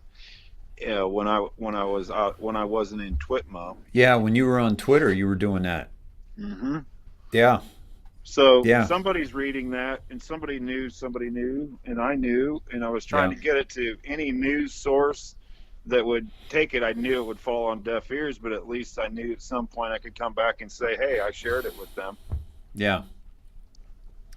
You know, the thing about it is, guys, is that, you know, the first one I tried to do was the first video I tried to do of Scalise was had that pharmaceutical ad.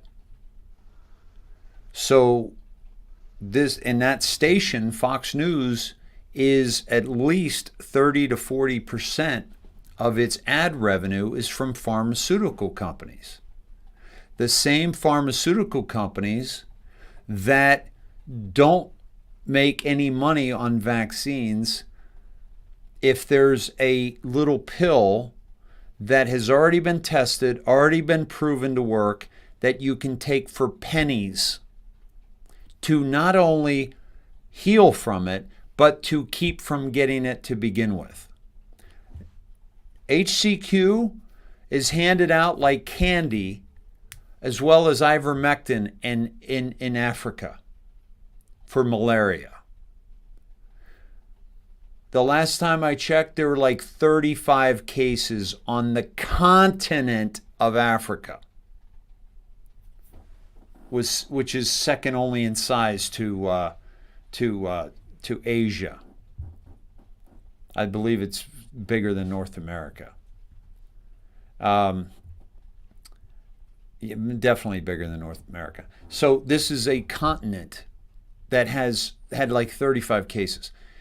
Something crazy like that, because they were taking ivermectin and they were taking HCQ.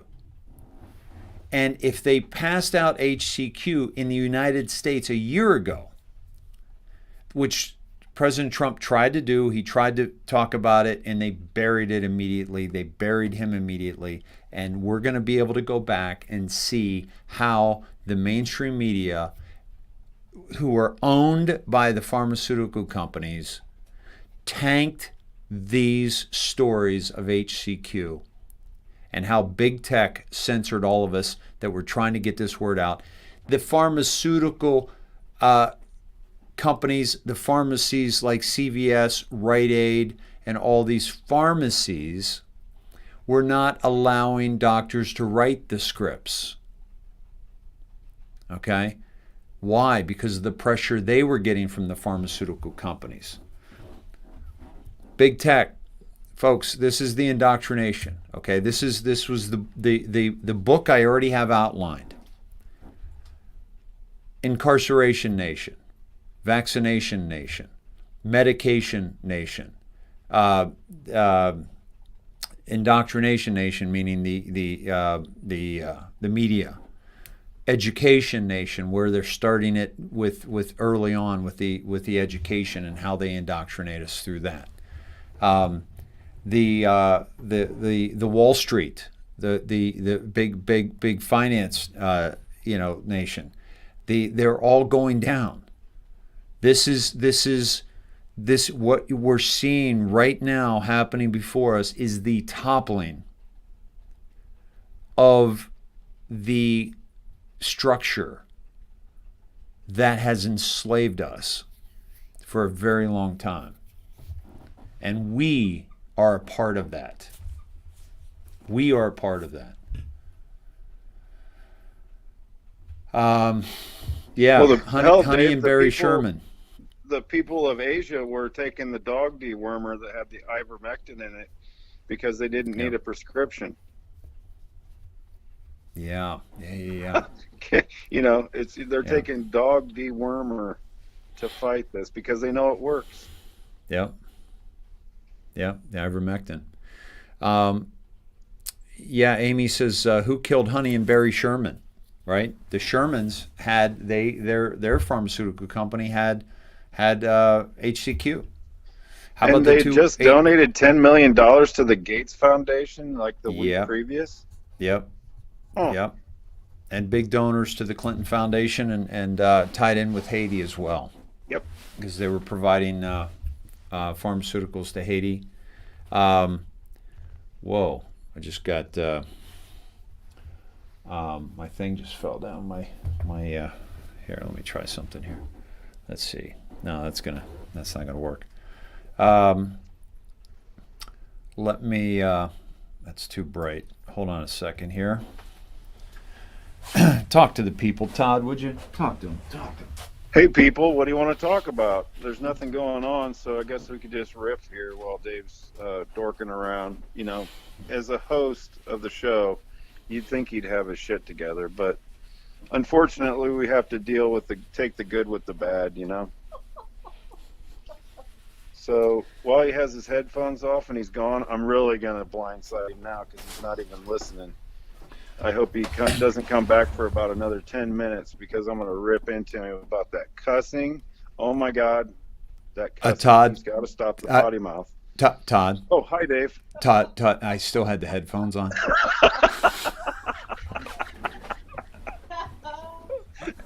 Damn it, he heard me. Yeah.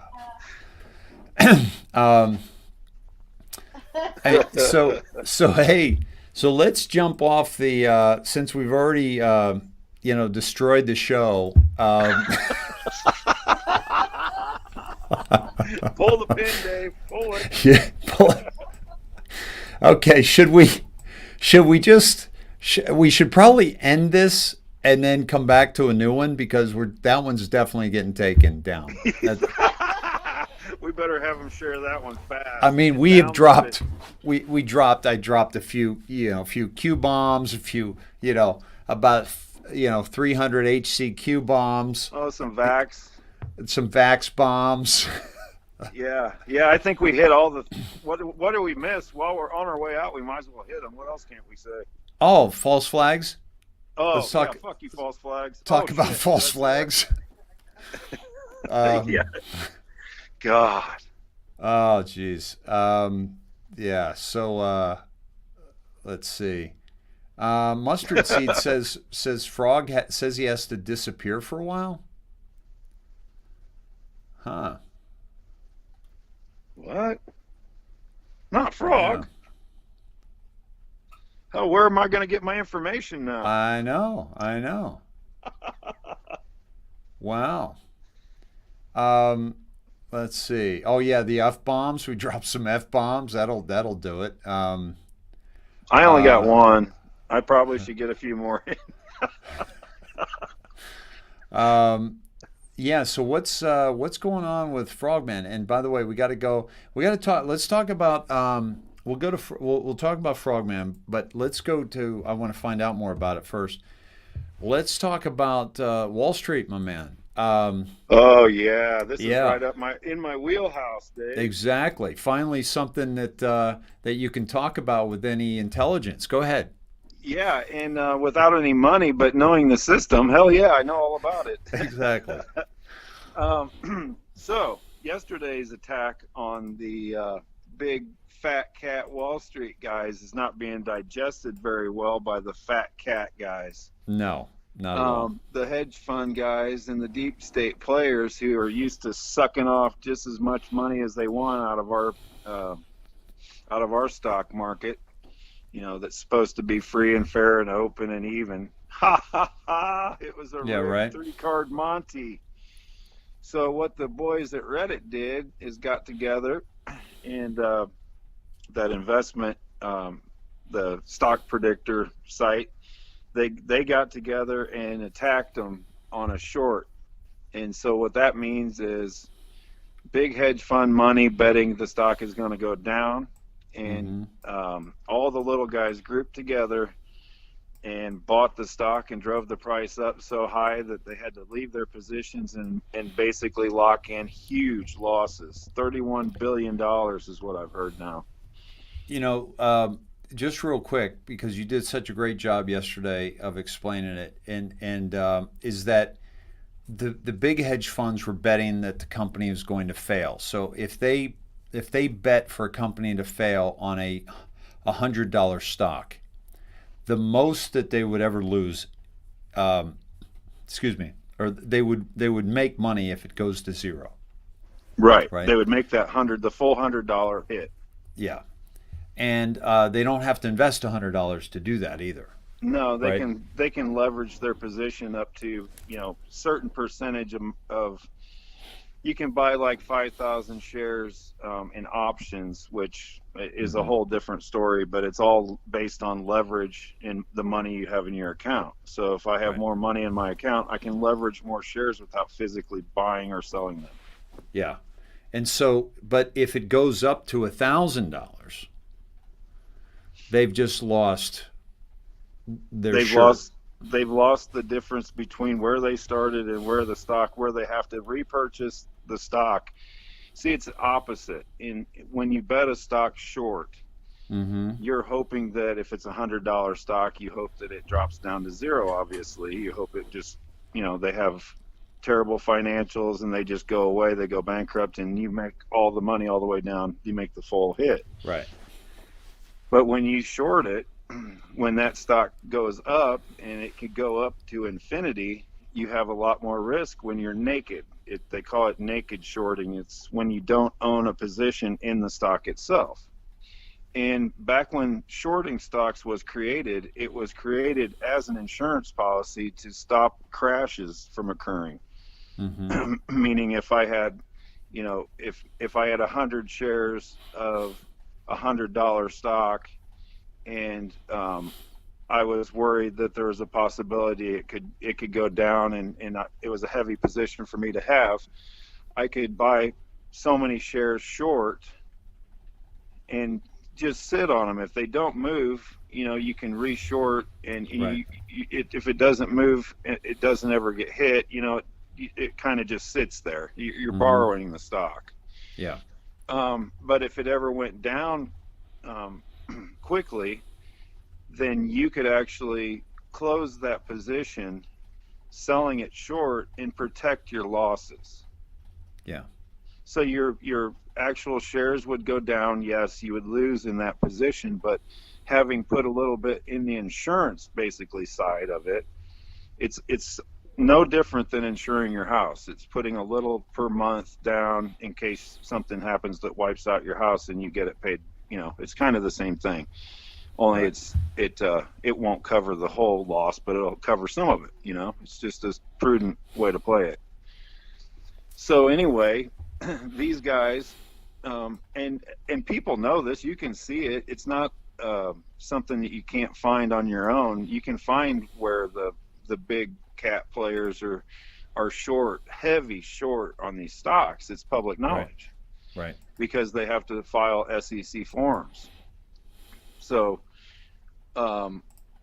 what they did was they basically took them to the woodshed and took all their money and screwed the hell out of them, and screwed the platform that it was on, and exposed Robinhood for what they really were. Right. See, Robinhood, it sounds all good. It's kind of like Soros's NGOs, where he labels them, sweet Mary mothers, children of the poor. Everybody's for it, but it's really not. That's not what it stands for. Right. Right. So by using the name Robinhood, and it was the hottest trading platform app on Apple, on iTunes. Yeah. And so this morning, it was this morning, you could not trade one side of GameStop, which was the buy side. Okay, so now this might not sound like a big thing to a lot of people, but when you're involved in the market and there's action on a stock, that's huge. You can make enough money to live the rest of your life on one side of the trade. Right. especially when it's going up from $17 to $420, that kind of move. Mm-hmm. So the CEO was interviewed today, talking on, I saw it on CNBC, and talk about a bullshit answer. Yep. He said that he was trying to save people from making mistakes, work for the little guy, save the traders from making mistakes. Now, where have we heard that before? It's kind of like big tech. They don't want you to hear these terrible, outrageous conspiracy theories that are spreading around the internet, so we got to shut that off. Yes. So, in essence, what that trading platform was doing was softening the blow so that the Etsy guys couldn't walk in there again this morning and load up and buy a bunch of that stock and pump it and again. Drive it further. And kill and put them in the grave. Yeah, put them in the grave is exactly right. Right. And by the way, FYI, Robinhood was fined back in December of 2020 to pay a $65 million fine for deceiving clients. I was unaware of that. I was too.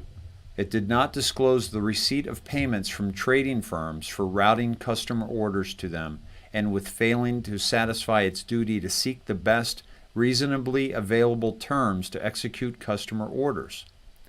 The SEC said that Robinhood benefited from completing trades at prices that were less than optimal for its clients. Yeah. Right? Yep. Yeah, that's a pretty typical industry thing. I think almost all of these, like TD Ameritrade, and I'm not for sure about them, but I'm just saying the other platforms, that's the one I was on. There are a lot of what they call clearinghouses, and they have individual relationships and contracts with those clearinghouses. Now, by the time you say you want to buy 100 shares of $100 stock, there might be, by the time the trade is executed and everything, even without fees, they might have said they might come back to you and say, well, we settled at $100.02. Right. Because by the time they had to go through their transactions, that's where you kind of settles at it. So that's what I was talking about, that micro trading, and that where they call it high frequency trading or dead pool trading. They're on a high speed, they're like trading 1 million shares every second. Right.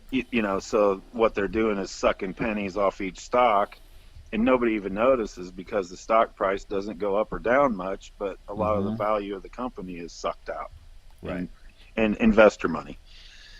But this, by them not allowing, by the Robinhood not allowing people, and other platforms, once you couldn't do it on Robinhood, of course, just like we go to other platforms to get our word out, the traders go to other platforms to execute their trades. Even if they had to pay, a broker fee, they're going to find that trade because they know what's going to happen. Well, 2 other brokerage houses came in and tried to cover the stuff for Robinhood, and they started getting their asses kicked.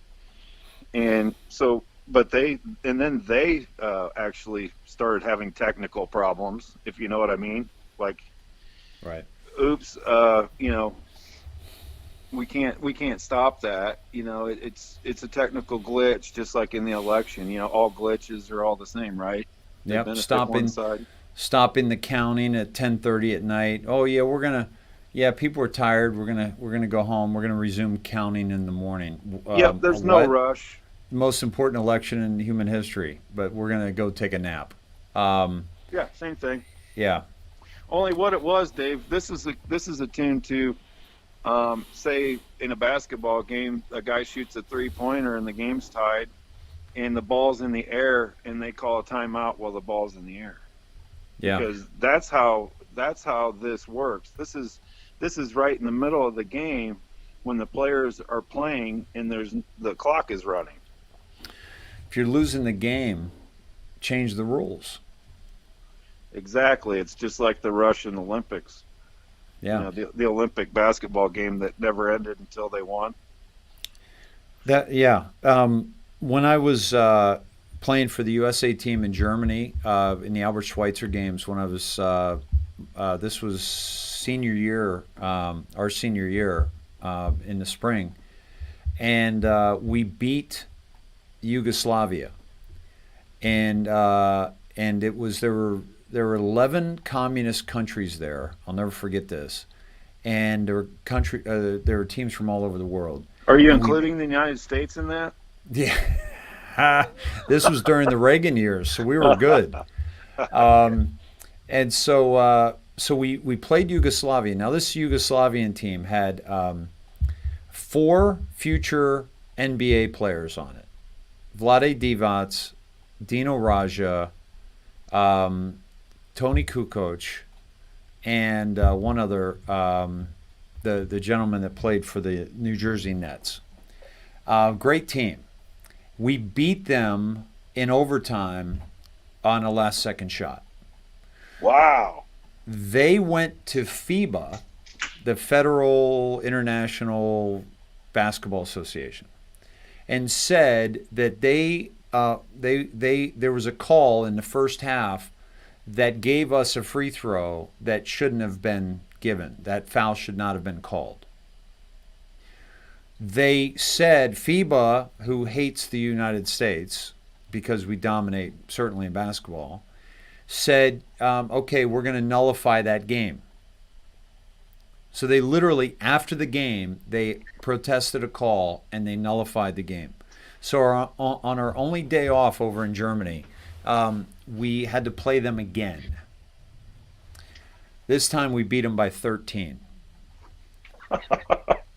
But that's basically what's going on, like what you're talking about the Russians, and contesting until they won. I mean, it's just that's the way you have to do it if you're outmatched. And right. So these people were outmatched. These individual investors were crushing these firms. Talk about the amount of money, please, that these firms were losing again. Because the last I heard was $31 billion, but that's not totally settled out yet. Now, did they have to pay that amount out already? Well, see, everything. Oh, there's a date coming up. Everything's on paper until somebody actually makes until they actually. It's like saying I bought a stock at 100, now it's at 200. Yeah. So now I have $200. That's worth $200. It's not worth $200 until I cash it in. Right. So if everybody settled their positions, I believe that it's estimated to be about $31 billion. Mm-hmm. Now you're talking about a company that doesn't even have a market cap that high. Right. Right. So you can see where, it's the pawn in the game. You could have bought, the investors could have bought GameStop and owned it, but it was better to trade it because there's more money to be made. Yeah. Yeah. You see how outrageous it is? But what they did, Dave, and this is important, this is the most important part, is by taking away the buy side of the trade and allowing only the sell side, they were softening the number up so that it helped out their fat cat shorts. Mm-hmm. Because the price of the stock had to go down because there was only one side open to trade, and that was the sell side. And every time you sell it, the next trade goes down a notch. Yeah. And every time you're buying it, that's what it raises up. So the more sells you have, the stock drops. If the more buys you have, the higher it goes. And all these guys from Etsy, I guarantee you, were loaded up for bear to go after him again. Yeah.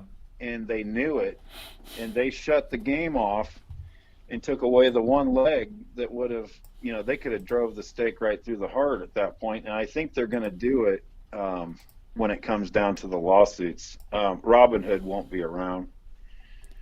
Yeah. There will probably be 3 brokerages that lose complete. They're gone. They're like they were never here.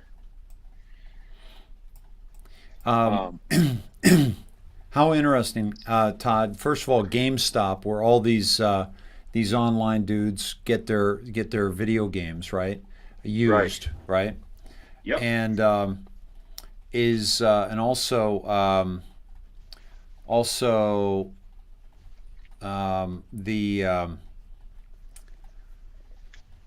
the fact that it's called GameStop. And, I know. And they're taking out, you know, taking out Wall Street. Yep. Taking out Wall Street. Well, and in my opinion, Dave, this is the first shot across the bow. I think that now, what do you think these guys are doing with their short positions where they're sticking their necks out too far? Right now. I guarantee you they're not going to be as short on a lot of these stocks. They're sandbagging back into those positions. They're going to be buying those stocks, so a lot of those stocks are going to go up. Mm-hmm. Right. Because they're going to eliminate their short positions. They can't be. See, they were out there. They were kind of. Nobody's ever organized like this. No, the little guys never came after the big guys, and the big guys don't really go after the big guys because they need a coexistence, and they're all making money, so it gives a shit, you know? Right. You know, why would you pick on? It's like, why would you pick on a $30 billion firm when you have $30 billion, and the only thing you can do is cost each other money? You stay out of each other's way. Right. Sorry, brother. Sorry about that. Go ahead. So.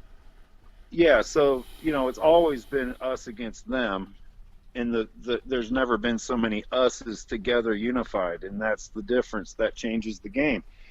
But my theory is, and I'm hoping this is where they go with it. I don't have any information. I haven't read an article about it, but I just happen to know that the precious metals market is one of the highest shorted areas in suppressed areas in the world. Yeah. So, you know, it's suppressed more than oil. It's suppressed more than any other thing. So I'm thinking that the move, in my opinion, if I was an Etsy guy and wanted to be involved in something like this, I would go after the silver market. Okay. Hold on, Todd. So, okay, a couple things, guys. Anita's email is a video from April 5th, 2020. So not only will I not open it, but please understand that don't send me shit that's a year old and expect me to open it during the show and expect to, you know, get my attention. Okay? Come on. Use your heads. It's April 5th, 2020, and it's an update on stuff. Come on, people. Let's go. Step it up. Step up the game and pay attention to what the hell's going on, please. Go ahead, bud. Yeah. What he said. Jesus. Yeah, so there's other things out there. I guarantee you this group is targeting their next victim. And now guess what, Dave? All those guys who pounded GameStop, they've got a war chest, don't they? Oh yeah. All of a sudden, they're not the little guys anymore. They're a bunch of big fat cats that got a little bit of dough. Dude, how much do you think was made, like, with all the dudes that drove that stock up? Well, if one side lost 31 billion, I would say the other side won 35 billion, right? Yep.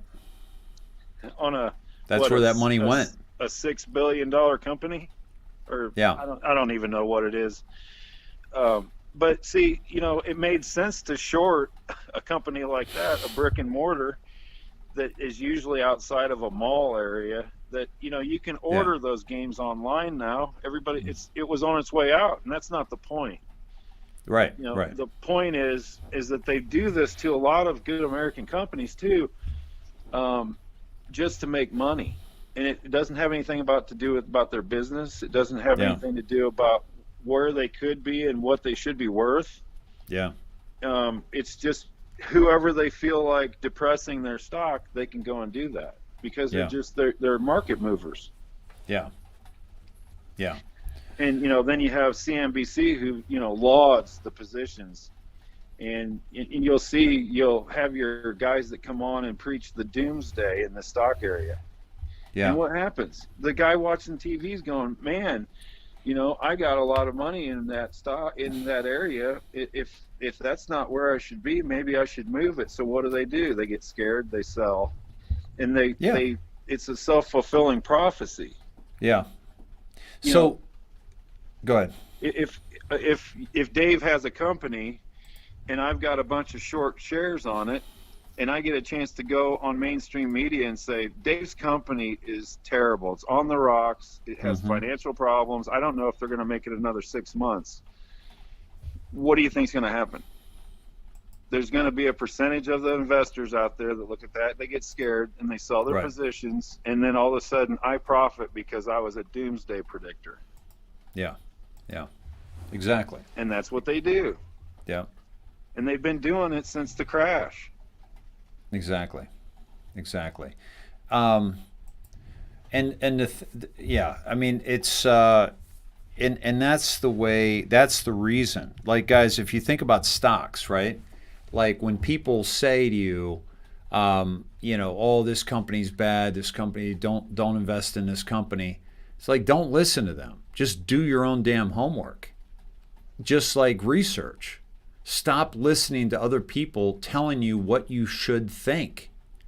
Think for yourself. Challenge everything you hear. Go do your own research. If you're going to spend time, if you find it important, go do your own research. If you don't find it important, just disregard it. That's very important because, what I did is I loved when they talked poorly about stocks I knew were good. Mm-hmm. And because that gave me an opportunity to buy more at a lower number. Yeah. And then, and lo and behold, 2 weeks later, some ratings group would come out, Moody's would come out and give it an upgrade, or Goldman Sachs. Right. And they'd say, oh yeah, Dave's company's not going out of business. And guess what? Right. All of a sudden, bang, there's a spike, and I was there for it. Yeah. That happened so many times I can't even tell you. And then you get out of the position because you don't know what's going on. Yep. Exactly. Vincent, I played the Dead Zone again. But the reason I played the Dead Zone again was because I was telling everybody that we played that Dead Zone like a year ago. And we also told everybody about Fauci's research a year ago. We also told, back in February, March.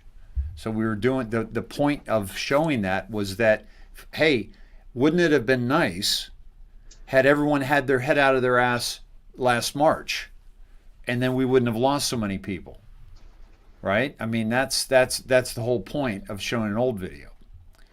But trying to get my attention for a video that was, from April and mentions, the mercy and comfort isn't the same thing.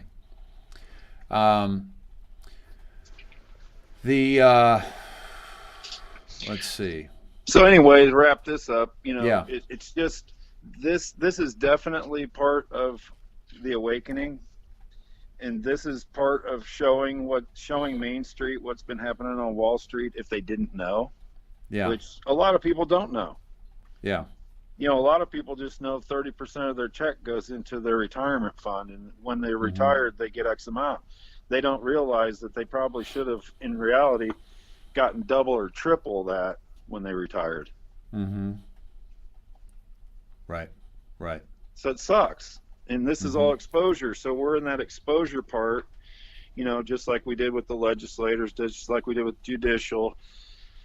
We did medical to somewhat, but now it's even more because it's coming back around, and that's going to bring the mainstream media. So this exposure process is all going to be part of the awakening process.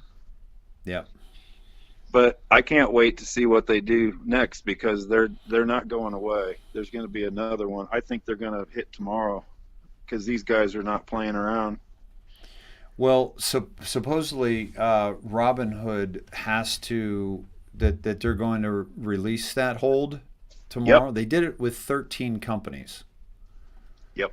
And those are the 13 companies. Why would they do it with 13 companies, Todd? Because that's where the max exposure was for their buddies. Exactly. They knew that the shorts. See, you should never have so many shorts in one position. There was 140% short of the company, which, 100% is all you should ever be short. Yeah. On that side, they went over and they just let everybody jump into the trade. Mm-hmm. And that's another thing that's probably an SEC violation is overselling the position. Yeah. I mean, it put that whole company, the reason they stopped it, in essence, was because they couldn't cover it. Then two other houses had to come in and bail them out. And I would say that there's more of a trickle down than that. We only know of those three clearing houses that are doing it, but behind the scenes there's a lot of people running around making phone calls right now going, what are we going to do, Yep, exactly. Yeah, tomorrow should be really, really interesting. Yeah. If you were playing the market, what would you do tomorrow? Well, since I wouldn't necessarily be able to swim in their territory, I think what they're going to do is, like I said, I think they're going to hit the metals market one of these times in the near future, because J.P. Morgan and there's many big banks that are involved in suppressing the price on gold and silver. Yeah. Yes. And that's a huge. If that's ever released, what they've been doing to control that market. Yes. I mean, that's been basically criminal activity.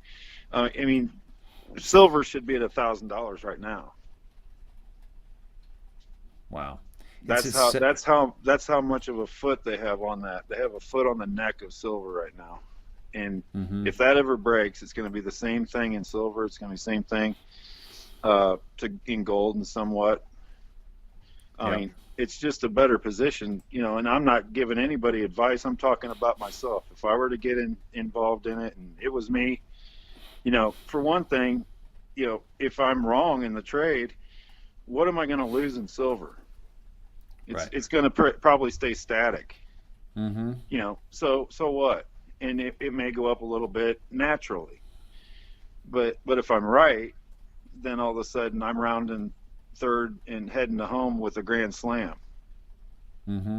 So there's low risk on one side and high reward on the other. So, I mean, you might have to wait a little bit, but I think that's their end game.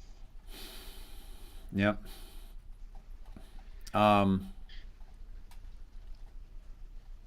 Snedhead Steph says, I found you in February last year, been watching faithfully since. I remember everything you've showed us. Thank you, Dave.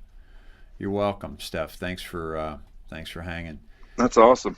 Greg says, search YouTube for Bobby Powell. Bobby Powell. I guess he's got a podcast, Greg, that's good. I'll check him out. Maybe we'll have him on. I like to show other podcasts and people that are spreading truth out there. So I'll check that out. Thank you.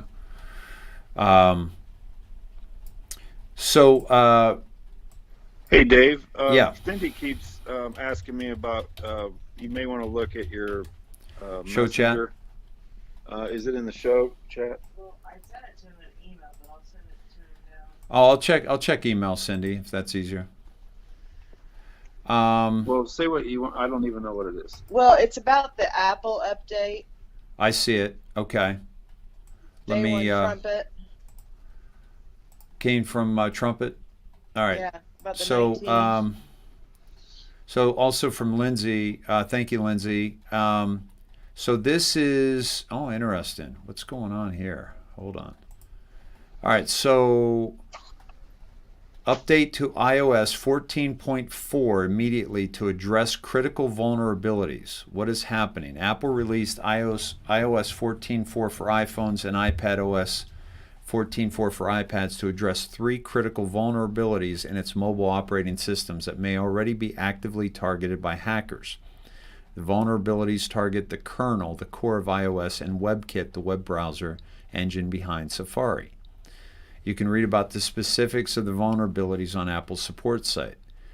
What should I do? What should I do about it? If you have any of the following devices: iPhone 6s and later, iPad Air 2 and later, Mini 4 and later, iPod Touch 7th generation, you should update your operating system to iOS 14.4, iPadOS 14.4. Okay. Now, I wanted to share this too. When I was talking to Apple, and by the way, Apple's support, you can read about more of the vulnerabilities. So I did talk. So I talked to this woman in Apple.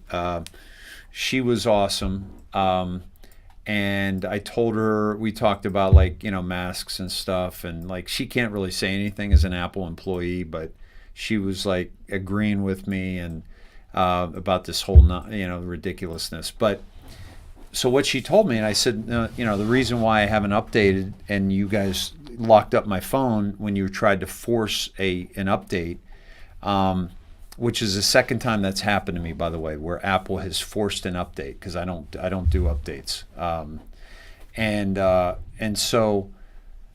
told her, I said, no, I don't want the tracking of the COVID stuff, the tracking, right?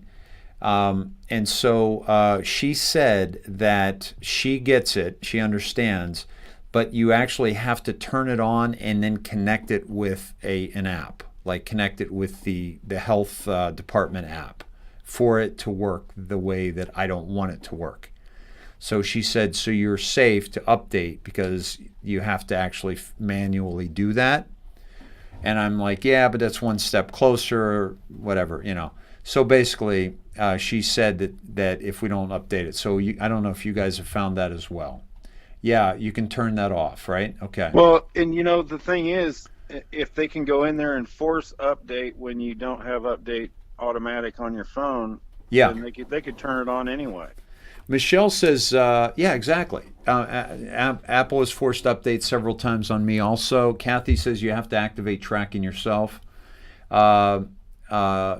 My Sugar Bear phone was forced update as well, and they did it at T-Mobile. 2 iPhone updates broke previous cells, had to get another cell. Wow. Let's see. Bluetooth and location are all they need. But like Todd said, if they have the ability to do that, they can, still not updating. I don't trust Apple. That's basically what I said to her. Yeah, that's kind of where I'm at. I was told by a computer genius, basically, that to use the oldest available, whatever update, does what you want. Like, I'm still way back on my computer and my phone. Yeah, and when you update your phone, guys, to your, like when you back up your computer or the iCloud, you can, if they do force the update on you, you can just go back to that recent update, and you'll have that update. You'll have that, so you can get out of it. But the reason why so many people don't do it is because they don't update frequently enough, or they don't back up frequently enough. So they'll lose certain things like texts and stuff like that. So, and like the voice memos that I did. Yeah. Supposedly the app is voluntary. Yeah. So let's see. It's under exposure notifications, and yes, you can go in and it shows where you can hit the turn on button for the exposure notifications for tracking. I looked at it today too. But like Todd said, I just don't trust it. But did you see what I sent as far as what Day One Trumpet posted regarding that? Yeah, I'm going to pull that up now. That's what's concerning me. Can you show? I can't pull that up. I sent it to the show chat. Okay, let me pull it up there. I think I can make it bigger that way. Thank you. How you feeling? You feeling better, hon? Actually, not really. Sorry to hear that. Okay. You doing the Healy? Yes, I am. Okay, you can do that multiple times a day now. Okay. And nonstop. Does that help with stomach? Yeah, yeah. It's got whole settings in there. All right, I'll look at that different setting. Dig in. So the iOS 14.4 update now warning issued to all iPhone users, and then then there's 19. What is that? Equals 19.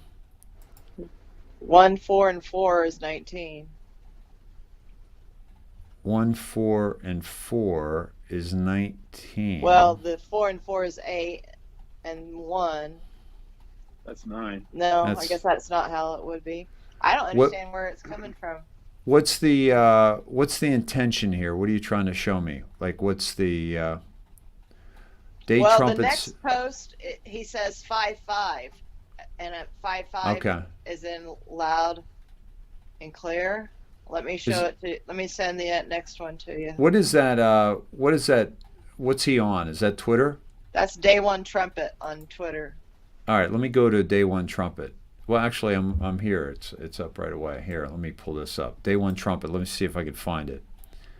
Yeah, this is not my area of expertise. Okay, right.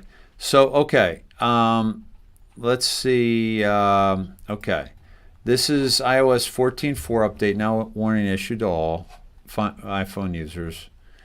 So you're saying 144.19.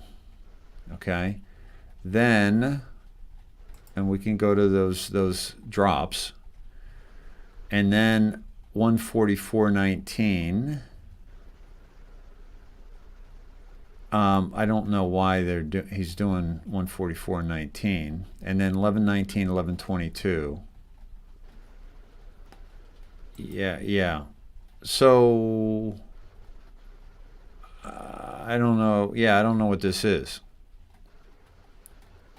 It didn't come to me immediately either. I just kind of looked at it. And... I'm going to check Dave Reinhardt because maybe he. Okay. Well, he's got a different name. Oh yeah.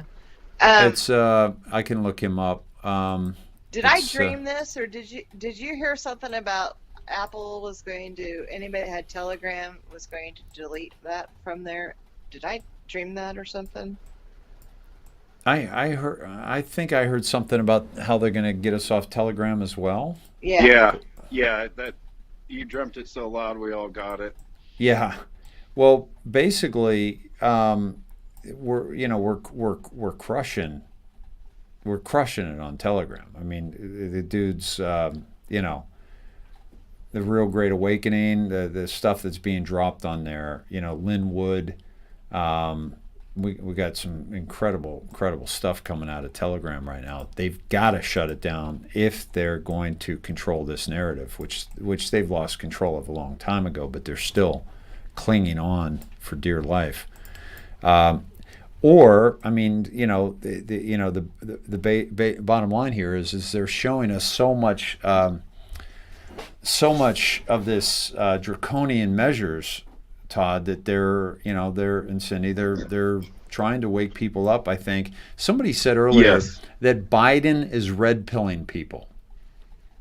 Yes. And right. Yep. I mean, it's brilliant. I'm sorry. Tell me who that was, because I'm sorry I missed that, but I thought that was brilliant. Think about this, guys. Go back to the Obama administration. Who sold more guns than any person in history? It used to be Colt. Colt used to sell. He was the guy that sold more guns than anybody. Then I think Remington was up there too. But Barack Obama sold more guns than anybody in the history of the world. And that was because of like his, draconian false flags like Fast and Furious and all the false flags that occurred on his watch. And so people were like, this guy's trying to take our guns. I'm going to go out and buy as many guns as I can. And he dropped more bombs than anybody ever. Oh, wait a minute. Okay. Yeah, he what do you call it? The drone bombs from drones. Okay. So Kathy says that if we don't block them from deleting apps on our phone, then they will delete the Telegram app in the 14.4 update. That's what Kathy's saying, and that's what I think is happening with Trumpet. Day One Trumpet might be trying to talk to us about that, and let me pull up 144, the 17 drop, just to see if there's anything there. Patriots don't sleep. 40,000 foot. This is November 12th, 2017, by the way. Patriots don't sleep. 40,000 foot view necessary to understand U.S. Saudi Arabia global events. Paint the picture. By the way, paint the picture. How about that painting of President Trump? Yep. We're going to have to go to. Okay. Decrease altitude. We will not fly that high again. Higher the altitude, greater the risk of conspiracy. ST. Go over here, go to research, go to abbreviations, go down to S and ST. Let's see. SC, SD, SH, and ST, SEAL Team. SEAL Team 6.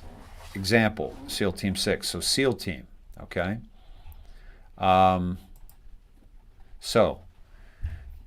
Risk of conspiracy, SEAL Team, okay? Because SEAL Team 6 was a huge conspiracy, right? Many will not swallow. What is no such agency? NSA. Q Group. Who has clearance to full picture? Important. By the way, Q is it's nuclear clearance in the military. The Q level clearance is nuclear clearance. That's why early on in the Q days we thought that Q was military intelligence, because Q is the highest security clearance in military. It's nuclear. Who has clearance to full picture? Important. SIS is good. SIS, Todd. Might have to look this up again. Let me look up abbreviations. Let me see. Is that like MISSISSIPPI? Once again, you're no help. I'm not going to play like I know what that means. Yeah, I know, right? SIS. Let's get there. Secret Intelligence Service, commonly known as MI6, United Kingdom, or Signal Intelligence Service, which was a United States Army code-breaking division, 1927 to 1942. Allah, the Native Americans, the Wind Talkers, the Wind Talkers that were breaking code. Now the Wind Talkers, that was our code. They were able to communicate to each other without our people hearing, figuring out what we're doing. Right. But this was the code breakers. These are like the kind of guys that are anons and autists now, right? Yeah, that's what I meant. Yeah, exactly. Admiral Rogers, Admiral Rogers, What agency is at war with clowns in America? I think military and intelligence, but how does POTUS shift narrative? New age of enlightenment, 80% covert, 20% public. What has occurred over the last several months? By the way, look at the kill brackets, TH, right? C-info leaks. Operations, think Saudi Arabia, plus question mark, parentheses, question mark. CNN sale. What companies receive large cash injections by clowns in America? Public?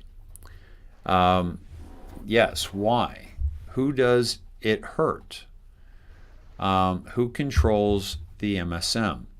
Primary objective from beginning, POTUS discredit MSM. Why is this relevant?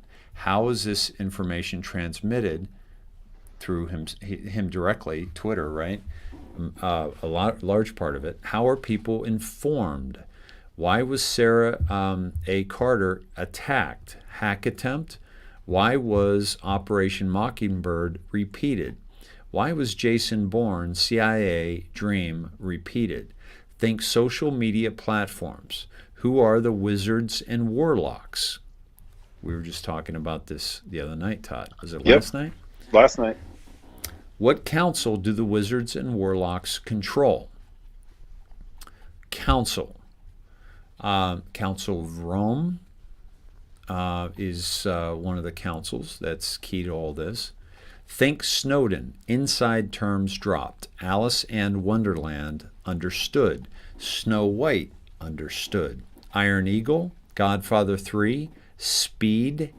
Everything has meaning. Disney is a distraction. Senate and Congress equals puppets, not all. Power shift for God and country, for humanity. Geronimo.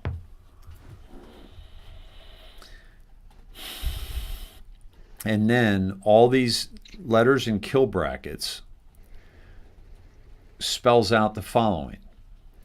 U.S. risk this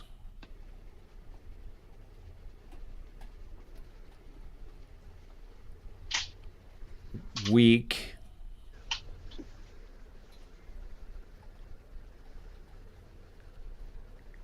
God and country. So the kill brackets spell out U.S. risk this week, God and country. Now, what took us here? The Apple update? We don't normally go to Q drops from an Apple update, Todd.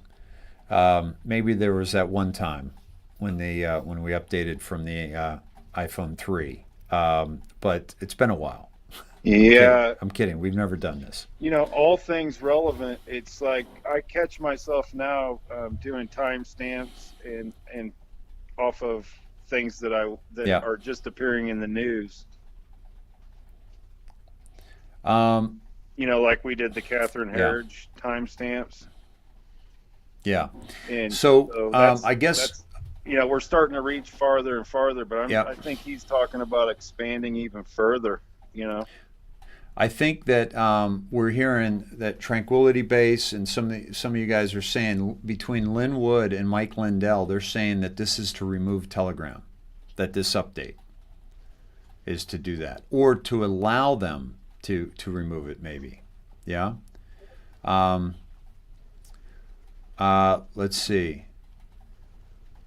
Oh, wow, Todd. So this is from Christian H. 0796. Dave, presidential, the press secretary, Jen Psakis, husband is a portfolio manager at Citadel.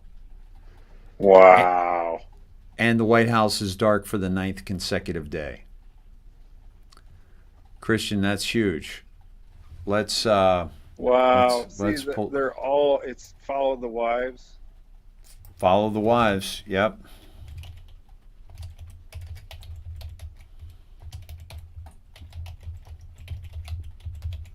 Let's go there.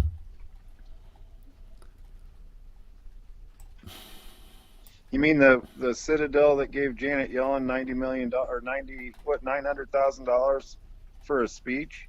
Yeah. And have you ever heard Janet Yellen talk? Yes. I would much rather give her $900,000 not to say anything. Exactly. Yeah. Gregory Metcher, who is Jen Psaki's husband, this is the son, but maybe it'll tell us who he is, who has worked for the party since the early 2000s. Okay.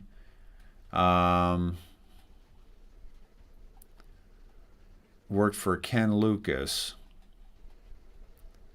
Let's see if we can tie him to Citadel. So his name is Metcher. Gregory Metcher. Well, and the Citadel is another Hunger Games, or not Hunger Games, but a reference to Game of Thrones. Is that right? I never watched that. Yep. That's where all the information in the world was stored. Okay. I'm not finding him. Well, here he is on Facebook, but I'm not finding him at a connection to Citadel. Will you please drop me that link? Or turn in your homework. Yeah, exactly. Turn in your homework. Let's go to the chat app here. There we go. So let's go back. Let's see. Kathy, got best show ever written except last season. Oh, GOT, best show ever written except last season. Yeah, should I guess I should watch it. I guess everyone else on the planet has watched Dave, it, you right? got to see it. Is it good? It's really, really good. Yeah, I was addicted to it. I watched it multiple times. In fact, there's a Game of Thrones channel on my Fire Stick, and I can pop in there and watch some episodes. Hey, Todd, RP Can says Citadel brokerage firm owns Robinhood. No, we still haven't talked about Frogman. We'll do that. Yeah, I haven't traced all the way back to the roots of it. I'm just going by what was discussed on CNBC and all that stuff. Bleezer said Game of Thrones is very satanic. I stay far away. Burning children alive. No thanks. Interesting. I probably shouldn't say this. Dixie says, story of my life. But if the market crashes, I think there's going to be a lot of bank fires. And Sandu, I'm not so sure it'll be. I'm not so sure that the object of the game will be to crash it. But I think if you see specialized hits like this, those will make the evil tentacles draw back a little bit on their control of the market, because their exposure is real high. Just because they feel like nobody can touch them. But now you see what happens when all the frogs unite. They can take over the swamp.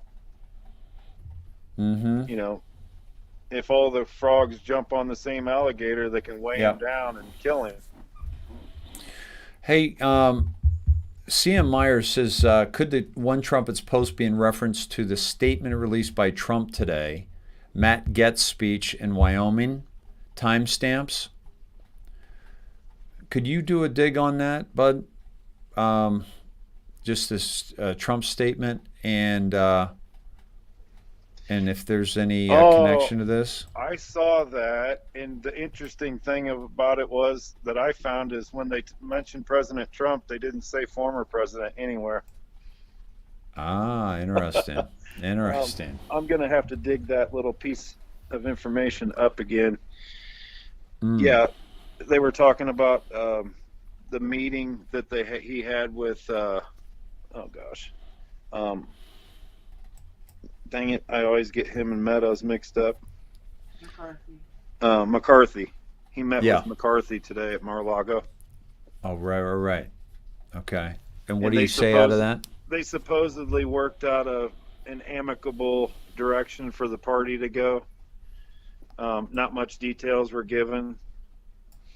But like you and I both believe that there's going to be another party that comes out of this, because I think it's going to take both parties down. Yes. When it's all said and done. Yeah, it should be the Phoenix Party, maybe, to rise from the ashes of D.C. But I don't think we want anything coming out of those ashes. No, not even the smoke. Yep.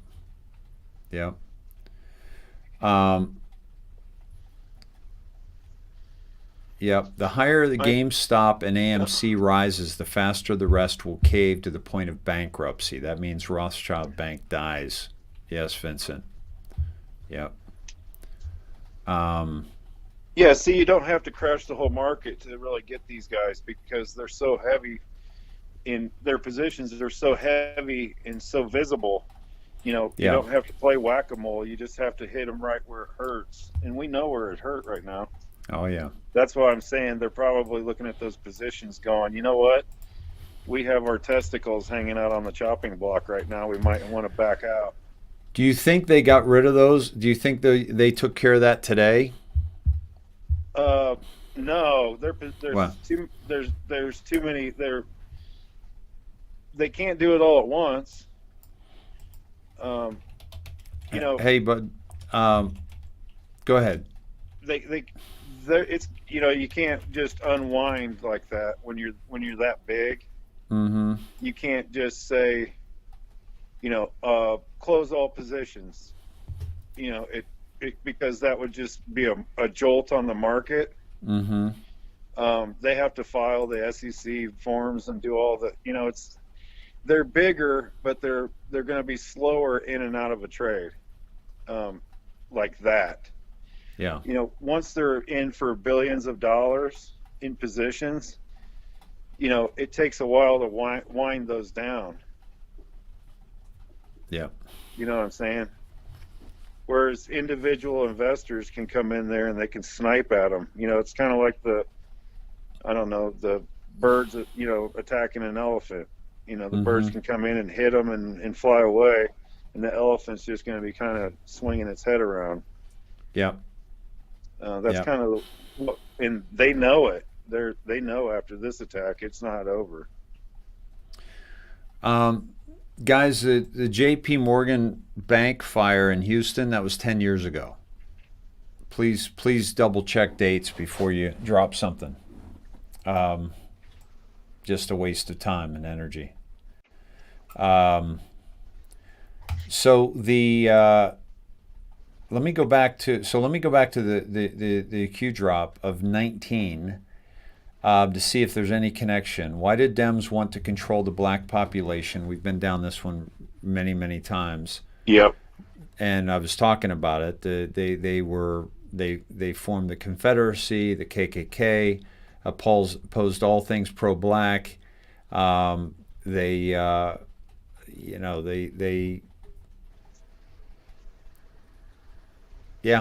just controlled a false narrative about the Dems, but nothing. And all these questions help to paint the full picture, Todd. Which the other one talks about painting the picture as well. Right. So those two have the same. And then Kathy dropped 38. Kathy, I'm not quite sure why you wanted me to go to 38, but I'll read that. 4 carriers and escorts in the Pacific. Why is that relevant? To prevent other state actors from attempting to harm us during this transition, Russia, China, or conversely, all for North Korea, or all three? Think logically about the timing of everything happening. Note increased military movement. Note National Guard deployments starting tomorrow. Note false flags. Follow Huma. Prepare messages of reassurance based on what was dropped here to spread on different platforms. Prepare messages of reassurance based on what was dropped here to spread on different platforms. The calm before the storm. Prepare messages of reassurance. This is a message of reassurance, but you guys want to share this out, but also share your own messages of reassurance, right? For others, because people are going to be blown away, folks. Think about it.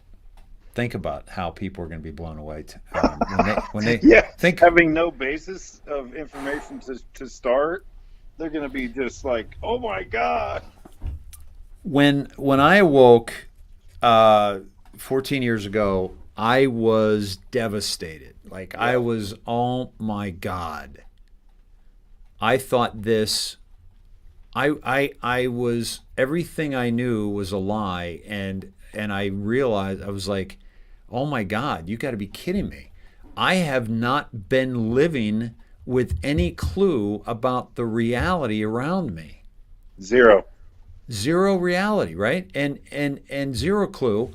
And so what do you look at? You're like, you start to look at, well, why did I think that? Why did I not know this about this? And why did I think this about this? And it all comes down to education, indoctrination, the media, our history books with the education, and everything we're being exposed to every single day. And so I was blown away, and mine was a slow awakening. Like, I'd find one thing, and then I'd find another thing, and then I'd find another thing. Folks, these people are standing on a rug and just sipping tea, and the rug's going to be pulled out from underneath them, and they're going to go flying, and they are going to land with such a thud. It's unbelievable. Kim K asks, what do you dislike about Glenn Beck? Kim, I liked Glenn Beck before anybody liked Glenn Beck. I'm being facetious, but I was Glenn Beck before Glenn Beck was cool, right? Like, I used to watch Glenn, and I used to love how he'd present things and how he'd do things. He was anti-Trump. He started losing me the more mainstream he went, because I felt like there was less and less that he could talk about real truth, right? Like Fox, like, they can't talk about this stuff we talk about here, right? And I found that Glenn Beck was doing less and less like real stuff, right? And then he was bashing Trump, and that's when he lost me. And he'll never get me back.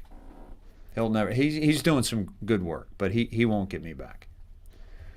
And doesn't it seem like, most of the truthers, once they do go kind of more mainstream and settle in, that they get less valuable?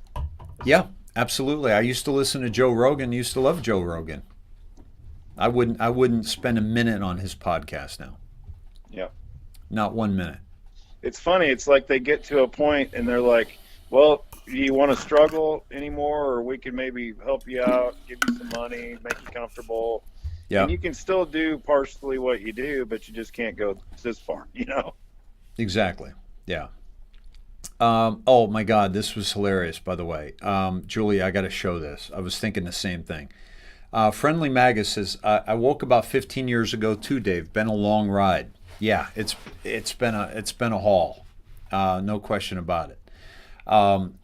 So, dude, I got to pull this up because this was killing me. And Julie just mentioned this. Okay. I'm not going to say anything because I just got to pull it up. Let me see. I hope I have it on here so I could pull it up for everybody. Okay. Yeah. Okay. Here it is. All right. Bear with me here. Okay. Here's. I'm sorry. Stop it, Dave. You're building it up too much. Okay, hold on. Connection is not private. Come on. It's not letting me click on that. Okay. So, all right. So, it's not the best picture. Let me see if there's a better picture. Okay. There's got to be a better picture. And this site is killing me right now. Hold on. All right. Let me see if I can find something else. This site is, I can't do the sites like that.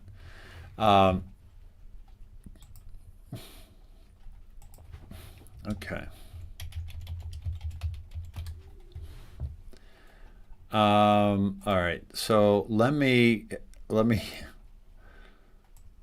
I'm not finding a good one. Darn it. Okay. Let me just show you the one that pulled up. All right. I'll get to it. Let me see. Basically, okay, it was Biden signing the executive orders at this desk. Okay, this tiny little children's desk. What in the hell? Look at the size of this desk. He didn't even have enough space to pull out the executive orders. This is the last executive order. He didn't have enough space to pull out the executive order off the stack and put it down without the pen box being in the way. Yep, and the mask. And what was the mask? He kept burying his mask with the executive orders. It was weird. Yeah. Oh, yeah. So if anybody has a video of that, can you drop it? Or Christy, can you drop that in chat, please? Yeah. It's unbelievable. And I love this. And at that tiny little desk, Todd. Yeah, at that tiny little desk. School kids. Well, they're not using it, so he had a school kid just want to come in. Yeah, exactly. That was probably the Mary Todd Lincoln desk for their son. Yeah, exactly. So let's see.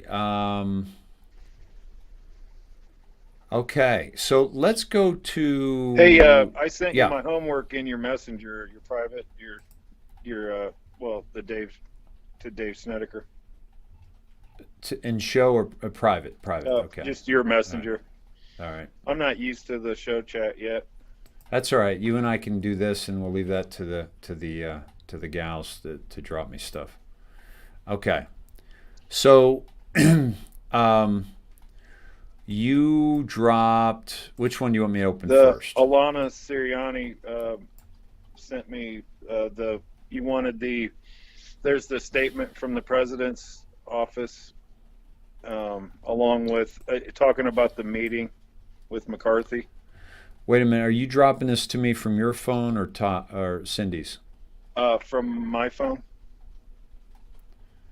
Share the hell out of this, or the Donald J. Trump statement from the office of the former president. And then there's a drop attached to it. Okay. So I'll go to the statement. That was January 25th, by the way. The office will be responsible for managing President Trump's correspondence, public statements, appearances, and official activities to advance the interests of the U.S. and carry on the agenda of the Trump administration through advocacy, organizing, and public activism. President Trump will always and forever be a champion for the American people. That's there. Sorry, guys. There it is right there. And then if you look at the Q drop, this is 1 November 2017. I believe this is 22. Who controls the National Guard? Why was the National Guard recently activated in select cities within the U.S.? Can the National Guard work in coordination with the Marines? Do conditions need to be satisfied to authorize? What former president used the military to save the republic, and what occurred exactly? Biggest drop to ever be provided on posts online. Study and prepare. The masses tend to panic in such situations. No war, no civil unrest, clean and swift. Okay, a couple things I want to do here. First of all, I want to make sure that we're dialed in on the research on the POL. So let me see the POL. Make sure. Yeah, I thought that was the statement today, but it wasn't. My glasses are bad. My eyes are terrible. Yeah, but that's all right. We'll see where this goes. My homework. Exactly. Let me look at the other one, but that I liked what that said about it on the drop. Okay, so I'll get there. So POL isn't on here. They don't use it. So okay, let me go back to this here. Okay, now, by the way. In doing some research about Andrew Jackson, okay, in the past I've said that Lincoln used the military to save the republic by sequestering the Maryland House of Representatives so they couldn't vote to secede from the Union. Okay, that was huge, but this is okay. I don't know what.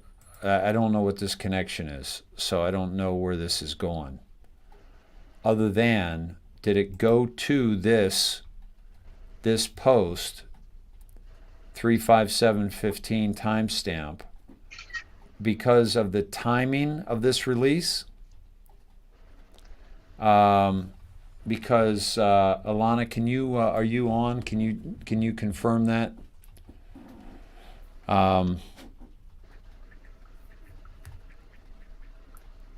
Yeah. Somebody posted a 7-minute video on Gab yesterday of Biden sniffing and groping loads of children. 7 minutes. I couldn't make it past 1:37 without feeling physically ill. I've watched all that. It's just disgusting. Let's see. Don't say anything about it not being... I'm astonished, Tank Dog Bar, I'm astonished no one of any importance won't say anything about it not being JB. I know. Yeah, so Lincoln did that. But so what I was going to say is Jackson did it as well. Andrew Jackson. And if somebody could dig up exactly what he did, I'd appreciate it, because I can't remember. Let's see. Hi, Shelby. How you doing? Let's see. Okay, thank you, Christy. Let me go to the video. Let me see. Here we go. So, could you guys just what is basically the timestamp of President Trump's release on that? That's what I want to know. Oh, okay, here it is. Here's Joe Biden signing. It doesn't look like a video. Here it is. Yes, the video is above that. I see it. Thank you. We're hoping things will pick up by Q3. So show you that it's still empty. Oh, that's why you put the second one on there, because it's still empty. E-Trade. It has easy-to-use tools and some of the lowest prices. Wow. Don't get mad. Get E-Trade and start trading today. And then I sent you something from Cindy Plant. I'm going to go to this desk and sign. What was the last thing you said, Cindy? You were... I'm sorry. I just sent you something from Cindy Plant and the show that shows that it's not the same box as what Trump had. Man, he's really working out of the cheap seats for that desk compared to what Trump had. Oh my God, too. It's hilarious. So and he never holds it up. He never holds it up that he actually signs something. Yeah. All right, you know why he's not doing that, Dave? Why? Because there would be too many memes. Oh, exactly. First of all, because there's nothing on them. Second of all, there'd be a meme. Jerry Snyder said it's an IKEA desk. Look like Dollar General to me. Oh my God! All right, let's go. Let's check this out here. Go over to this desk and sign these executive actions. But again, this is the plan. By the way, did you hear him say executive actions, not executive orders? Yep. And we did that on this broadcast. I showed you the executive actions are very different than executive orders. They are not legally binding. They do not engage anybody in a process. They are a suggestion. This is the plan. You can go online and get it. I know it's a lot of heavy reading, but it's all laid out in stark detail here. Thank you. Biden, we will defeat this pandemic. Help is on the way. By the way, as they're opening up nations, or as they're opening up restaurants and opening up states, and Super Bowl's coming up, but yeah, they're just not going to kill the elderly anymore. Look at the size of that desk. Oh my God.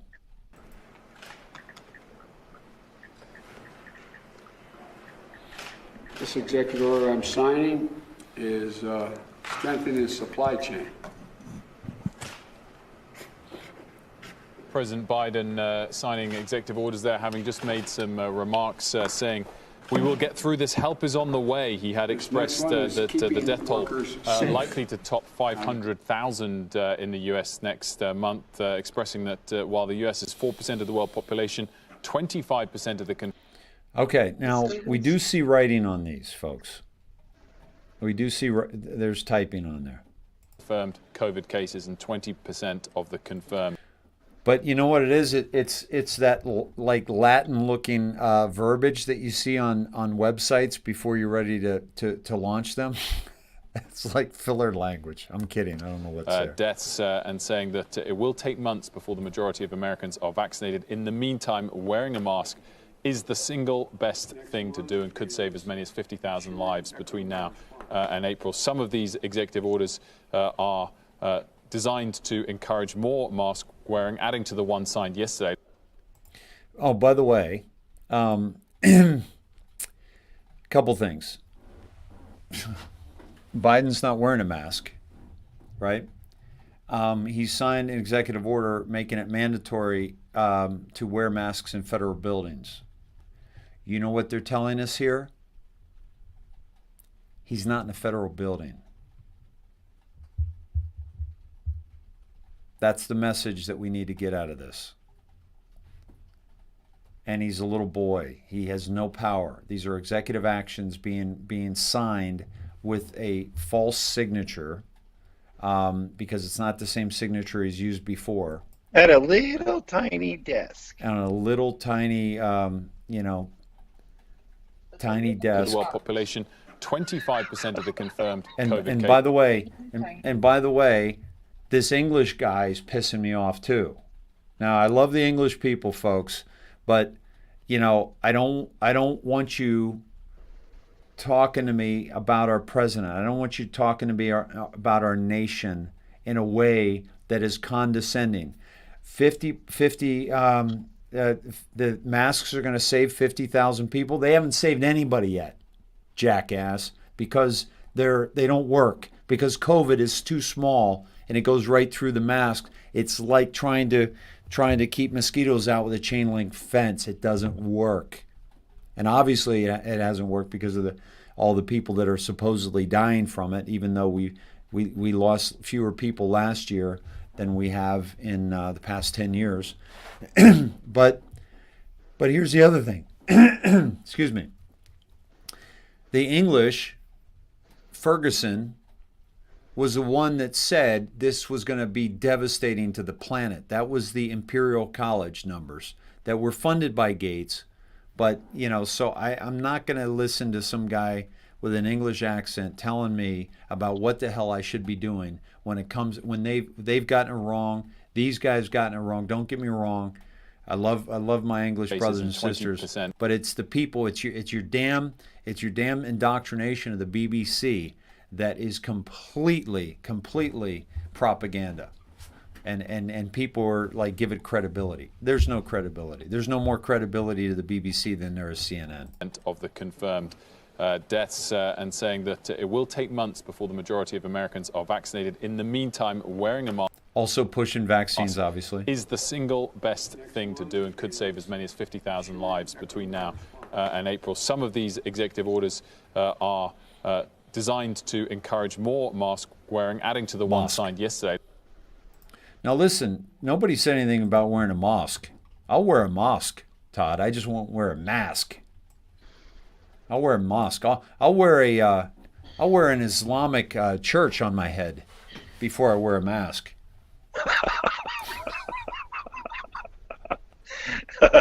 I'm going naked face. Yeah. Hey, Dave, Mini-Me just called and wants his table back.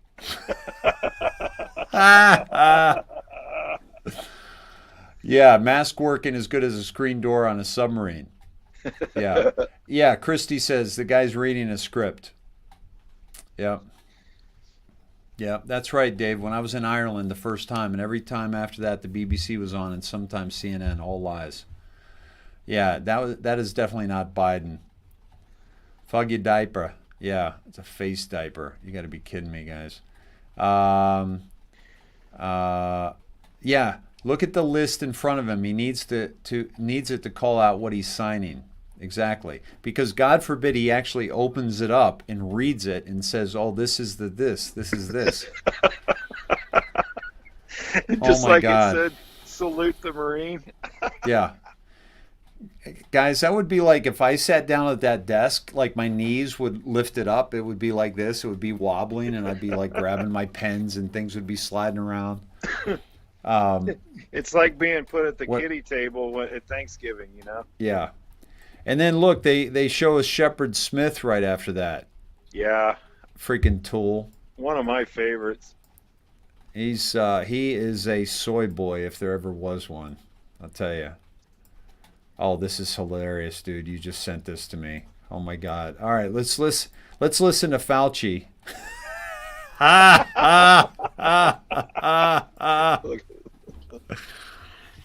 Oh my God. He's not safe yet. One more mask. Dude. He's going down. Dr. Judy, you will be vindicated. I promise you. Hey, dude, let's go to, thank you, Cindy, for dropping that to me. Thank you, Cindy Plant, for that. Frogman says 2 CIA agents deployed to Ithaca, New York. And we were just reading Frogman's about what he's going to say. We all know what's in Ithaca, Lucifer Falls underground tunnels. Remember I said the military destroyed the entrance to the tunnel? Why are 2 CIA agents going there now for? Don't end your sentence on a preposition, Frogman. Don't worry, I'll help you out. And what the yeah, we're grammatically correct all the time. Exactly. Oh, you know me, guys. I'm a stickler. You know me. I am. And WTF is the CIA doing operating on domestic soil? SMFH, unreal.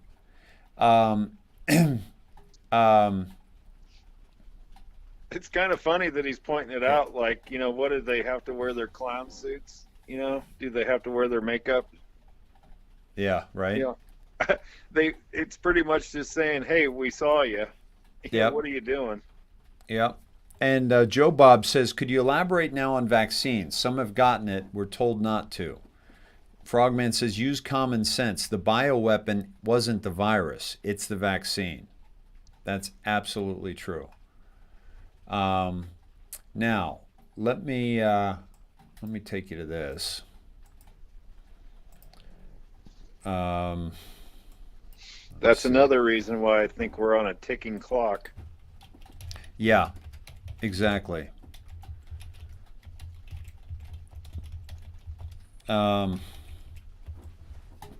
The folks, let me see if I can find it. The Lucifer Falls, let me show, no, it's not letting me do that. Let me show you something here. Folks, this is a picture, this is a map, okay, in upstate New York.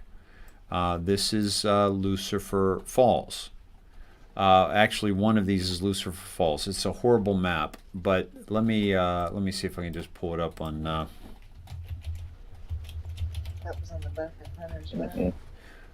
And House up there somewhere. let me see images here. It'd probably be a better map just to use Hunter's tattoo. Well, that's what I was going to go to next, but thanks for spoiling it.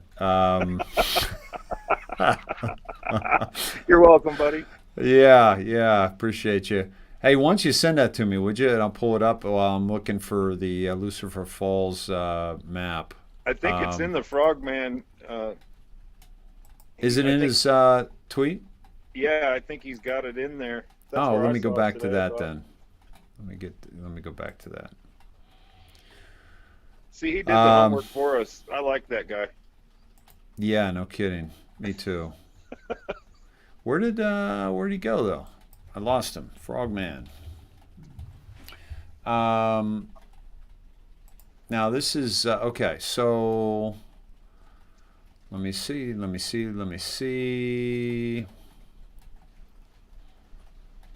Okay. Okay, so this is, I don't see all of it, but let me go to, let me see what he's got here. Okay, all right. Okay, he gets into detail, but let me go. So, folks, this is the Finger Lakes, what you're seeing right now. This is the Finger Lakes, upstate New York. That's what they're called for obvious reasons. They look like fingers, right? But this is Hunter Biden's tattoo right here. And his tattoo is of the Finger Lakes right here, okay, on his back, okay? And if you look at the, let me take it back here. Where'd he go? I got too many Twitters open. Okay, so he's saying that the CIA agents, this is a Black Hawk helicopter up there, UH-60 Black Hawk, buzzing around the Finger Lakes, popped up near Ithaca and looks like it landed at Finger Lakes Airport near Seneca Falls. And it shows us a little bit more of a close-up of this area of where it landed. Looks like the airport right here, okay, at the Finger Lakes. So that's what Frogman's trying to alert us to, as to what could be happening up there, right? With everything, around the that. Now, let me also show this by Frogman. Now, this is great, folks. Now this is something. This is just about like who's paying attention, okay? And I know the snetheads are paying attention.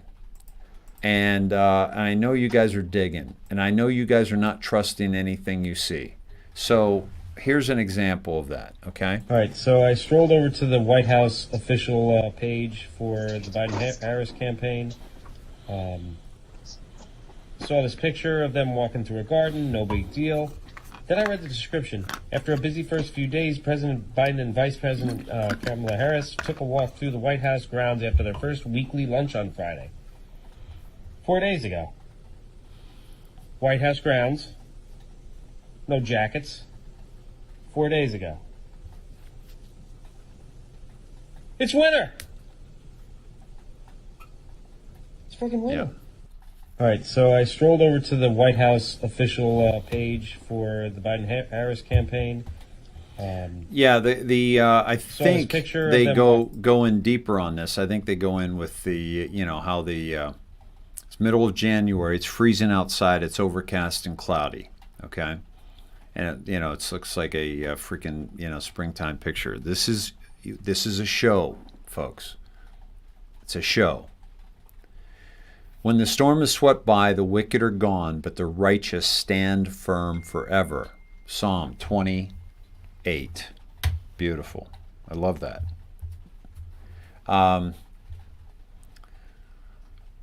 This is also, I have a feeling I'll be getting a call very soon from Up the Chain.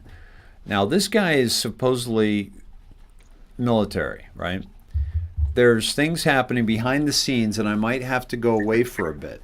If so, there will be no announcements made by me. There's just things I can't say. So if I'm MIA for a bit, you know what I'm doing.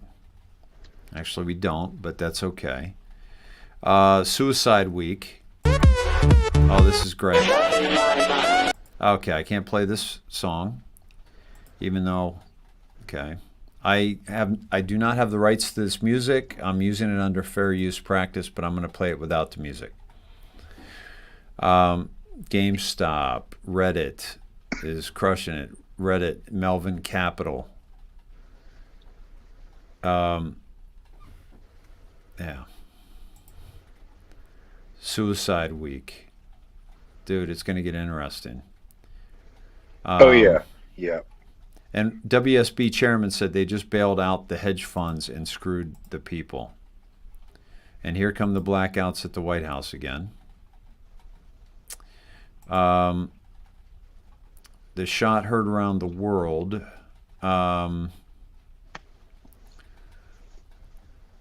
Yeah, and that was what we did last night. Shall we play a game? Nothing can stop what's happening. Had to let Biden steal the election for people to see. This will protect all future elections moving forward. That was the goal. Did you see the Ryan PR interview short time ago? When you are no longer seeking another term, you are free to make better decisions. They're making a connection to PR interview. GameStop short equals shot.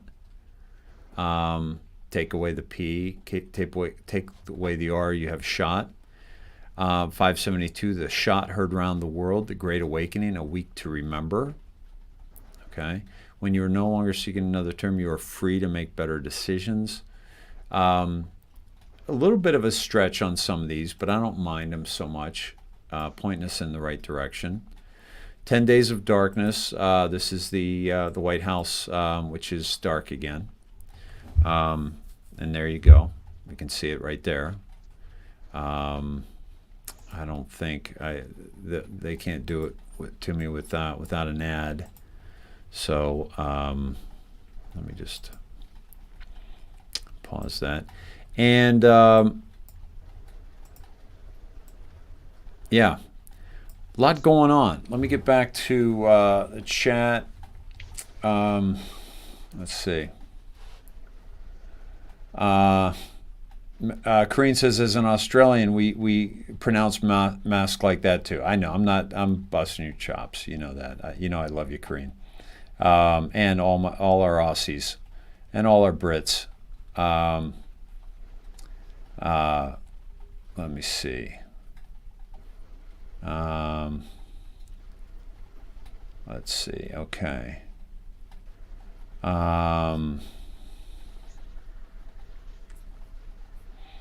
What you working on? I hear the gears moving over there.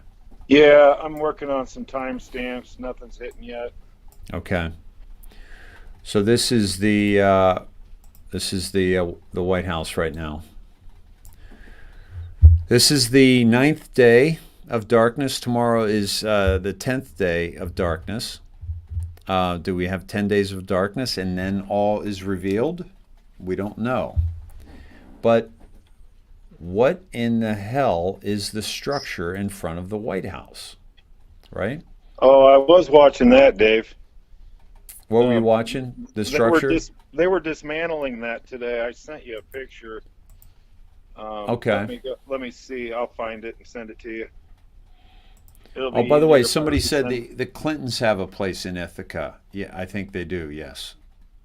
Up there. I was mesmerized for a bit watching what was happening at the White House today. I thought they were putting a roof on the structure, but I think it ended up something down. I didn't see it at the end of the day. I meant to see it right before dark. Whoa, kids coming out of the White House. Gagnon 15. Let's see. What is going on?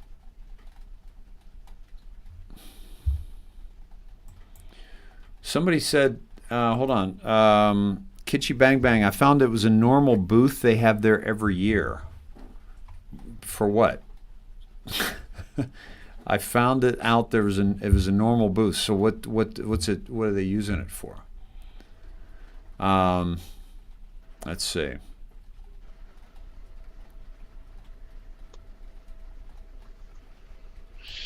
Mm-hmm. Okay, I'm resending again. Somebody said, Cindy Fritz said, remember the last desk Trump was at was tiny. And so, okay, I've got it in my email. Let me pull that up because I want to see what's going on.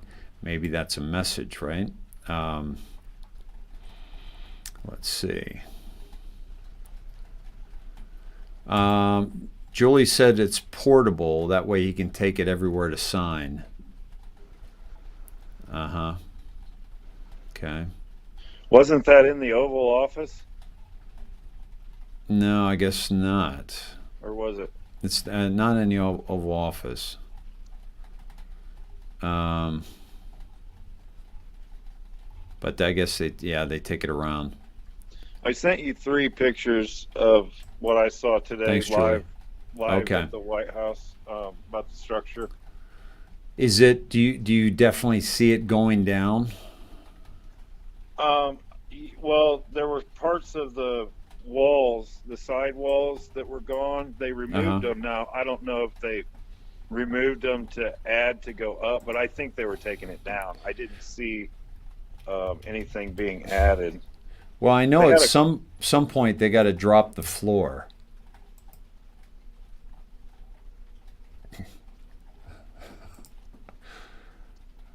Right? At some point they got to drop the floor. Get it? Yeah, I got you. Yeah, does anybody have video of the kids being brought out of the White House and what was going on there? Thought you might know who that is with Trump. Mumsy Mouse, let me see. Where would it be in Messenger? Okay, here's from Cindy Plant. Not the same box on desk. Wow. Doc, this just popped up, so I'm gonna read it. Oh, you guys aren't seeing this, but let me pull it up. Dr. Jill was the Biden's teenage babysitter when pedo Joe began having sex with her while his wife was in the hospital. When his wife, Nalia, found out, she took 3 children and fled. Joe, Jill, or both of them followed her and bumped her car from behind, pushing the car in an oncoming truck. The accident killed Nalia and their daughter. Bo and Hunter survived. Delaware police have been covering this up for years. Joe bribed the truck driver, claiming he was drunk. Well, I don't know how much of that is true. We've heard this story, but one of the things I want to say is that the truck driver said he wasn't drunk. So I don't know if that's what all that's about. But all right. So this is the box on President Trump's desk. This is the box that goes straight to the Secret Service. It's got a little red button on it. That's the box. That's the box. But it's not the same box. No, it's not, because it's doesn't have it has a different wood grain. And by the way, when he first took office, that wasn't on the desk. That was not on the desk. And what's outside the White House again? The White House. All right. So let me see. Oh, here's the pictures. Okay. All right. So this was all today, bud? Yeah, this was all this morning. There's something that's been added to it. About lunchtime. Well, I thought that initially, like they were putting a roof on it, but later on they were taking side panels out, so it looked like a dismantling, and then I didn't get back to it before it got dark, so I couldn't see the structure anymore at night. This was an actual video you saw today? Yeah, it was from the live feed. I blew it up with my fingers and did a still shot of it. Well, that one across the street, I've never seen that before. I've only seen the one with that looks like, stairs and, gallows and stuff. And are these, what else what's on the side of that? Is that a fence, or is that, it looks like bleachers or something? Is that's somebody else's picture, Dave? I sent okay. Yeah, I sent you 3 different pictures in Messenger. Oh, okay. Hold on. Let me see. I don't know what that was. Oh, that's from Cindy. Okay, let me read it. Okay. So, inauguration stand they didn't use. Okay. Yeah, but it's still up. But let's see Todd's and see what's going on with the All right, so you took it off the live feed. All right, so here, and I knew it was on this side of the road too. So Cindy sent me an old picture, I think. So here it is, and so that one with Fauci keeps popping up.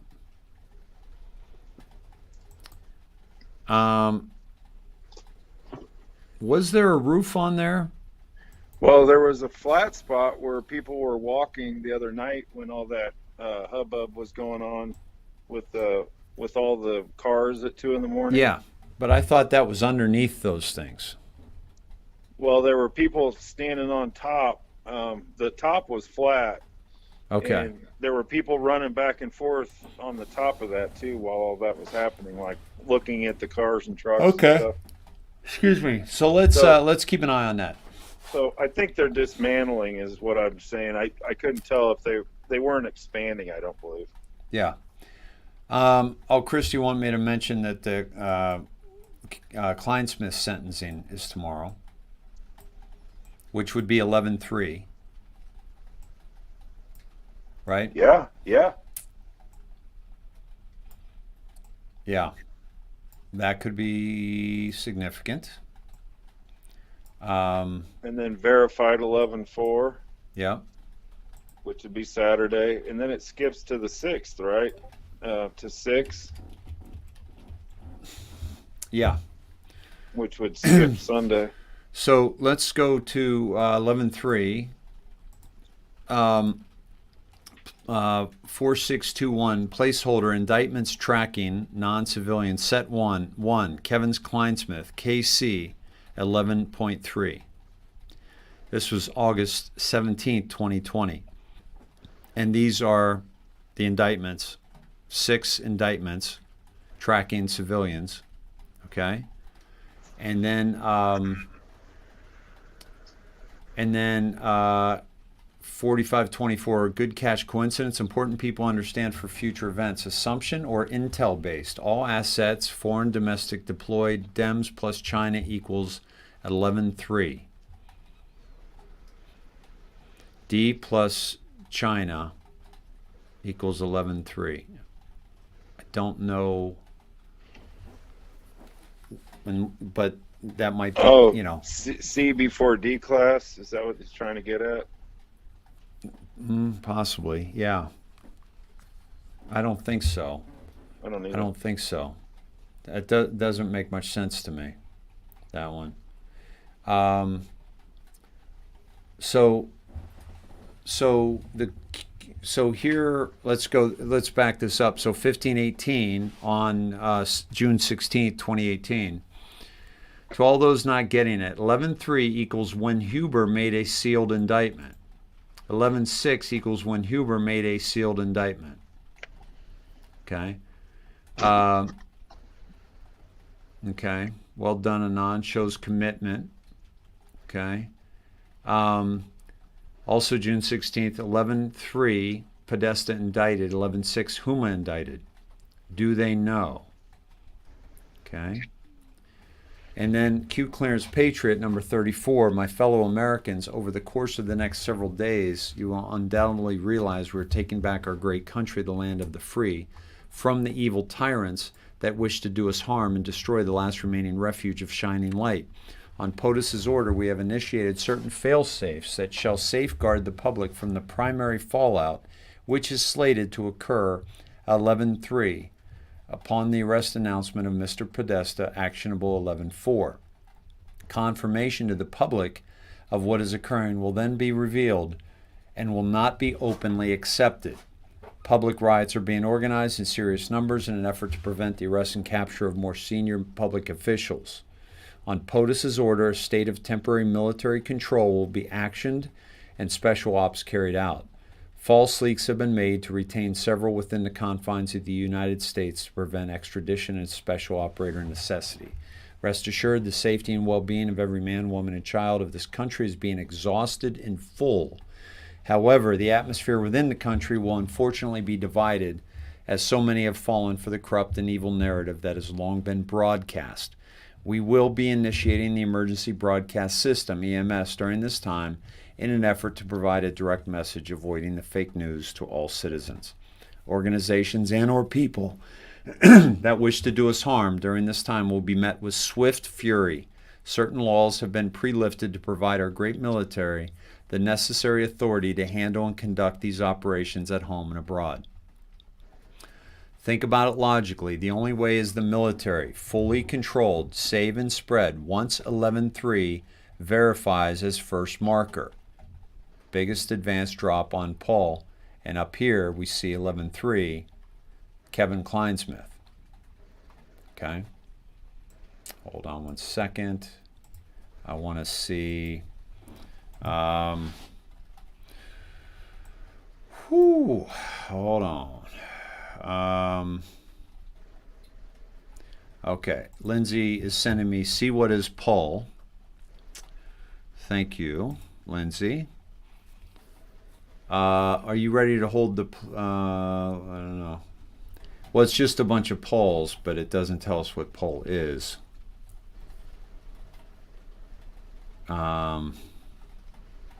It's just a search of poll. Yeah, okay. Let me go back to the drops here. So the placeholder is 11.3, right? 11.3. And so is that Kleinsmith? Is that going to be the one? Podesta indicted, 11.6 Huma indicted. Proof to begin, 11.3. Okay. Big picture stuff, Todd. We've seen two things about paintings. Few positions allow for this direct knowledge. Okay. Yeah, I'm trying to digest something here. Okay. All right. X22 said 11.3 and 11.4 are not dates part of Trump's order. Okay, so that goes to, we covered this a couple weeks ago as well. And that goes to the U.S. military order, right? And that, we covered that, and that has to do with insurrection. That has to do with foreign occupation of on U.S. soil, okay? But it's always has double meanings, right? I don't think they're dates either. But I also think they might be Kevin Kleinsmith, because K is 11, the 11th letter, and 3 is C, Kevin Kleinsmith. Okay? Good question. Lori asks, are the numbers 5326 that Frogman uses of any significance? I do not know. Duda and Math say Paul is 4chan. Okay. Okay. That makes sense because they started on 4chan before it was compromised. And then Mirror 11.3, Lucia could be 311, yeah, which is my birthday. 11.3 is 311. Yeah, the deep state is so done. Well, and I was trying to work the date, okay. Like the 20, when you write a date, like you would say 1/29. Right. 21. Like the 21 could be a 3, and the 29 could be 11. Mm-hmm. But then you're left with the 1 of the month. Do you see what I'm saying? Right. Like 1/29/21 mm-hmm. could be like 1/11/3. Yeah. Yeah. Paul was the first 4chan board. Thank you, guys. Yeah.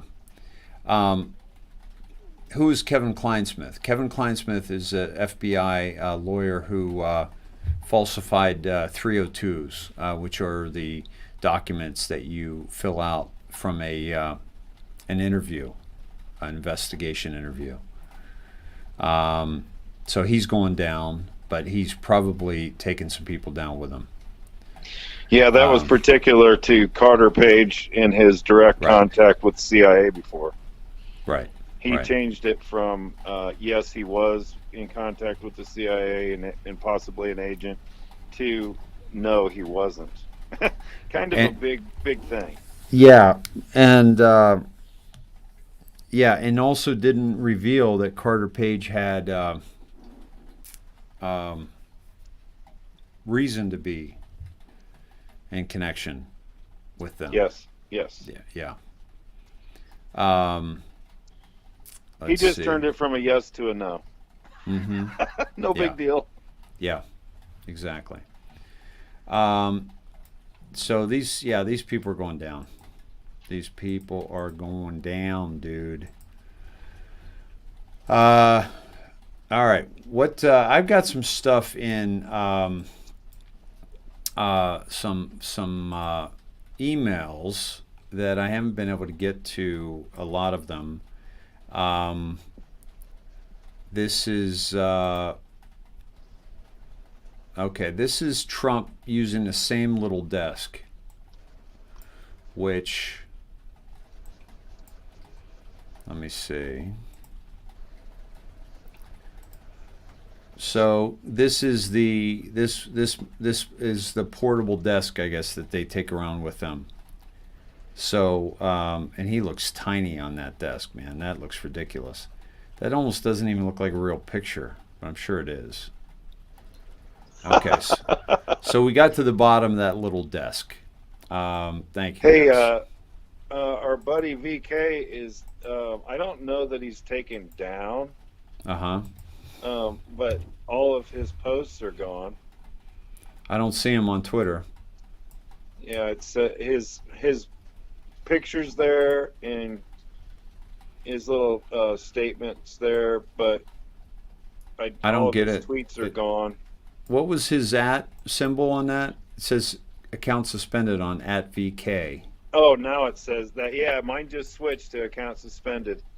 Yeah. That was Cryptocoba. That's right.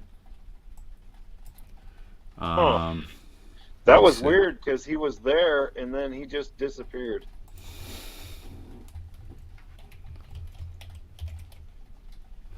Let me pull up @Cryptocoba so you guys can see this.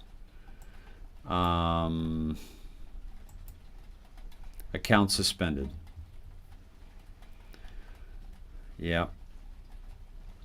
That's what we're up against, folks. A lot of this censorship bullshit. They're violating our First Amendment right. Yep. Audrey says he's on and on up.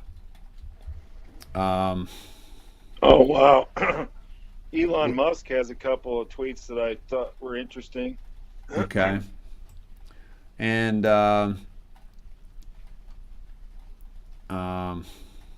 let's see. Dave, do you know Dean Ryan? He has a pod show. No, I don't know him, Leslie. Do you like him? Obviously, if you probably do.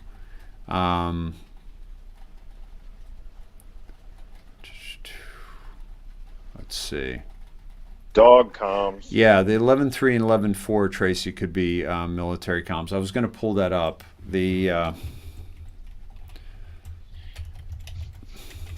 I saw something floating around today that had something to do with like wartime powers, even back to the Hague.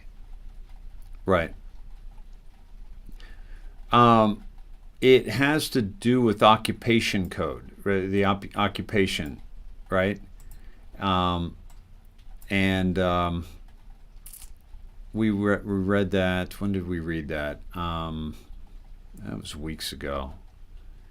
And it's I'm not finding it handy. But somebody else said to pull up the DoD General Issuance Information Directive, Law of War Program. And let's see if it's in that. I don't think it is. Guys, if you have a link to the 11.3, 11.4, Christy, I know you had dropped that to me a while back. but finding it now might be difficult. But yeah, we should go over that again.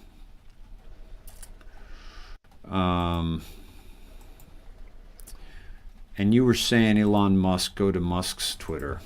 Yep. Well, he was hot yesterday, so I follow through on that. Let's see.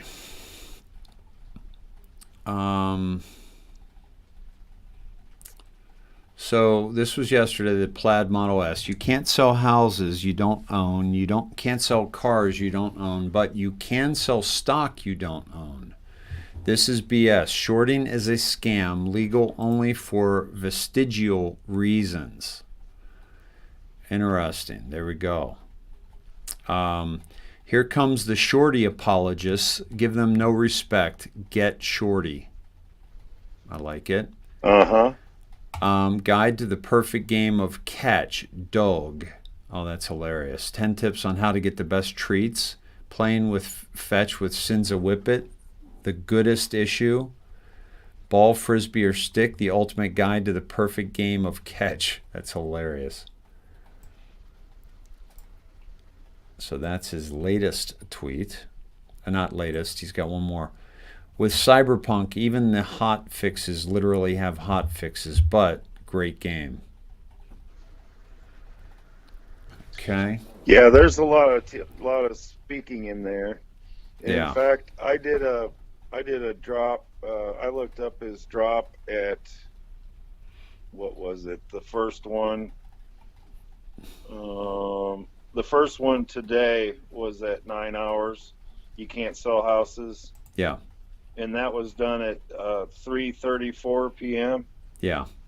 So I went to 3:34 and then kind of cooked off of it.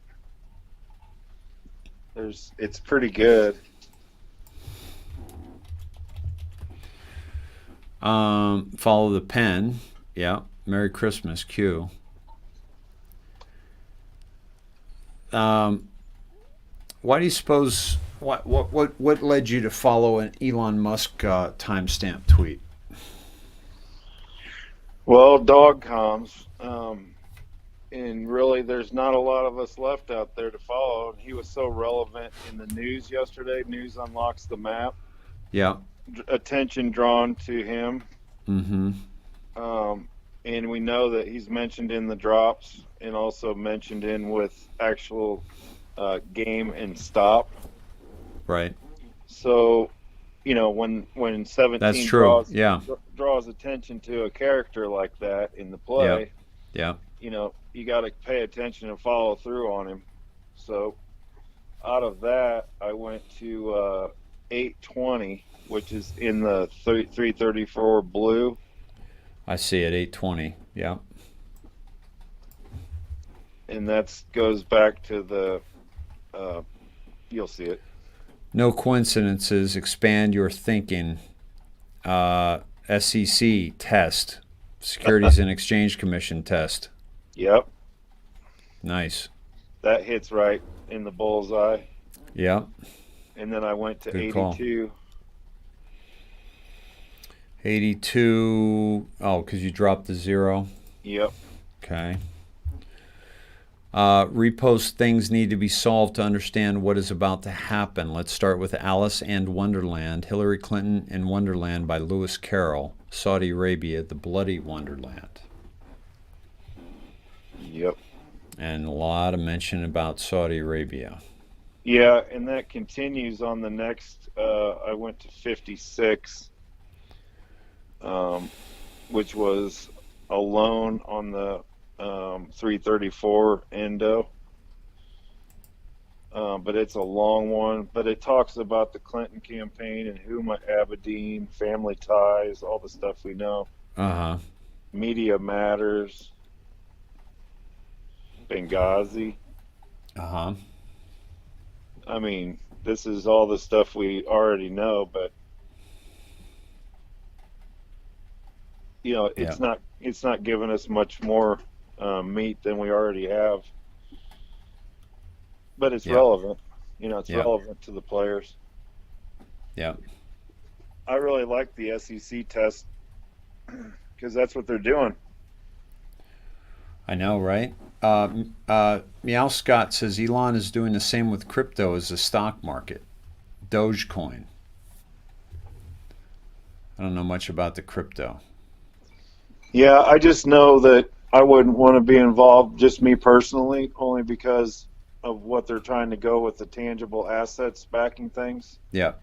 Yeah. I would think that they might be in a bad position, but that's just my opinion. Right. Hey, excuse me. Why not? Says 1131 is the end of occupation. Belligerent occupation ceases when the conditions for its application are no longer met. 881 in particular met, I don't think. As discussed below, the status of belligerent occupation ceases when the invader no longer factually governs the occupied territory or when a hostile relationship no longer exists between the state of occupied territory and the occupying power. Think Washington, D.C. Think corporation. Think China. Okay? And then, why not? Thank you for this. 11.4, legal position of the occupying power. Military occupation of enemy territory involves a complicated trilateral set of legal relations between the occupying power, the temporary ousted sovereign authority, and the inhabitants of occupied territory. The fact of occupation gives the occupying power the right to govern enemy territory temporarily, but does not transfer sovereignty over occupied territory. Okay? The Duda, yeah, Saudi Arabia is heavy into children, the trafficking of children, and the Haitian. Okay, thank you, Angel. Did you send that in? I'll find it. What am I doing here? What's going on? Oh, okay.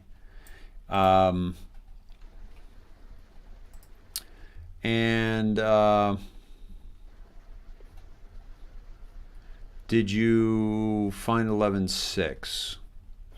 There's an 11.6 too, but it's very, very, very similar. It has to do with the occupation. Okay. Let me see.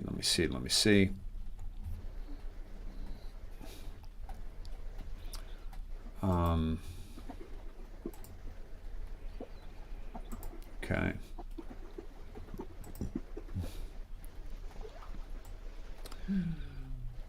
Okay, so this is the Dogecoin. Thank you, Lynn. Dogecoin ready. This is and this is Bitcoin, not Bitcoin, but this is what do you call it? Crypto. Dogecoin is crypto.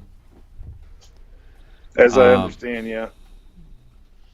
I'm not big into it, only because I'm going. If I would do it, I'd go hard assets. I know people. Okay. I know people are, but. Okay.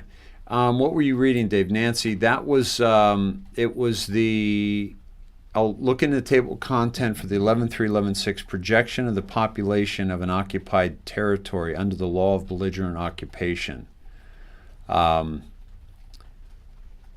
the law of belligerent occupation, the occupying power has certain duties with respect to the population of an occupied territory, including protected persons under the GC 1161 general protections, including humane treatment of the population. Yeah, what is the name of that? Thank you for all that. Why not? What is the name of that document? Let's see. Thank you, Christy. Okay, let me find that. So I think.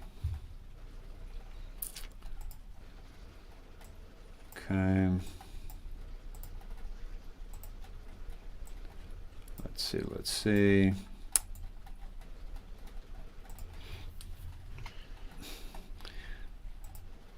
So it's the Department of Defense.gov Law of War Manual. Yes. Okay. Thank you.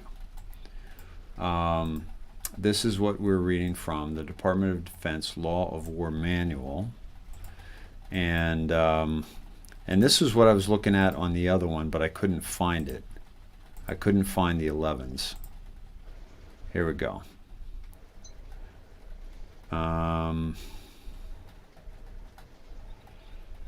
And here we go.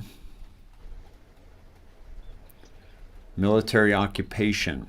11.3, end of occupation and duration of GC obligations, legal position of the occupying power, and protection of the population of an occupied territory. So that's what this is from, the Department of Defense Law of War. So President Trump could be, or Q could be, discussing the 11.3, 11.4, 11.6 of the occupied territory, which basically it calls out, basically just having read those things and having tapped into those things, it tells us that they're telling us that we understand that there is an illegal occupation on U.S. soil or on the corporate soil. Let's see. Okay.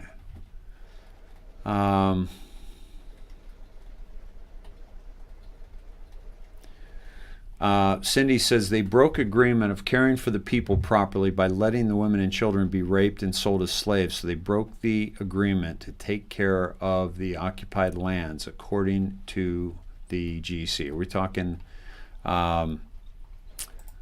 the General Counsel? What is the GC in this particular example? And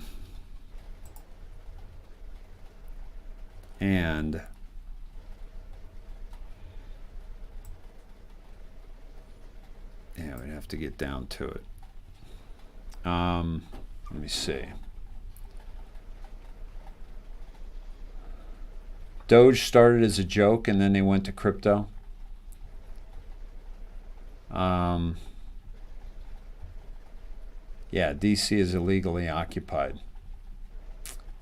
Let's see. Okay.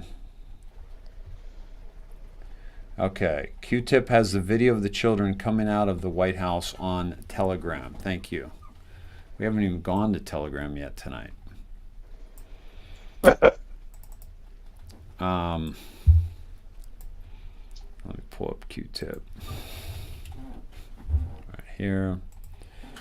And let me set this up. Here we go. Okay. The problem with the video on Telegram is I haven't figured out how we're going to play it yet. Frog of Wall Street. Let me see.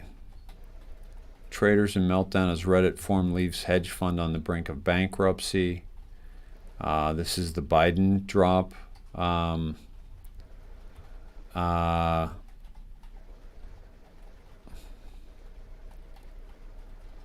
Speaking of shorting stock, did they ever find out who shorted those airline stock just before 9/11? Just asking. You Wall Street fucks are worried about GameStop, but there are deeper questions that get brought up. Enjoy.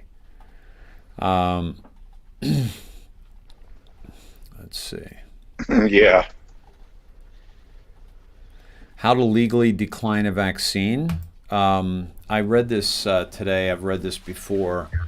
Do not refuse a vaccine, otherwise you will be considered belligerent. Instead, you can politely decline the service by doing the following. Step 2, ask the doctor, does the vaccine have MRC5 in it? They all do. It's the aborted fetal tissues and cells. You have the right to decline it if it contains it. Step 3, also ask, is there a possibility of a iatrogenic reaction, which is an adverse reaction caused by multiple compounds or drugs interacting with each other. from the vaccine. They all do. When the doctor says, yes, it does, that is your get out of vaccine free card. Thank the doctor for their offer and walk away. Remember, doctors have sworn the Hippocratic Oath, which is to do no harm. They must honor it. This is how we can legally and respectfully decline their offered mandated services, and there is absolutely nothing they can do about it. Now you know. Please share with everyone you care about. This is, and that was via Lynn Wood, by the way. But, you still got some issues there. Like you've got state issues, you've got school issues. It's not always that simple, okay? Another way that you can do it is that, if your child is at school, for example, you can have a lawyer write a document that says that under the HIPAA laws that you want to keep your child's information private, so the school can't share that information, and so then if somebody comes and says, are they vaccinated, then the school can't share that information. But you have to first make sure that you stay in the school with whatever it is you've done. Here's the painting with Pepe. That's pretty funny. Let's see.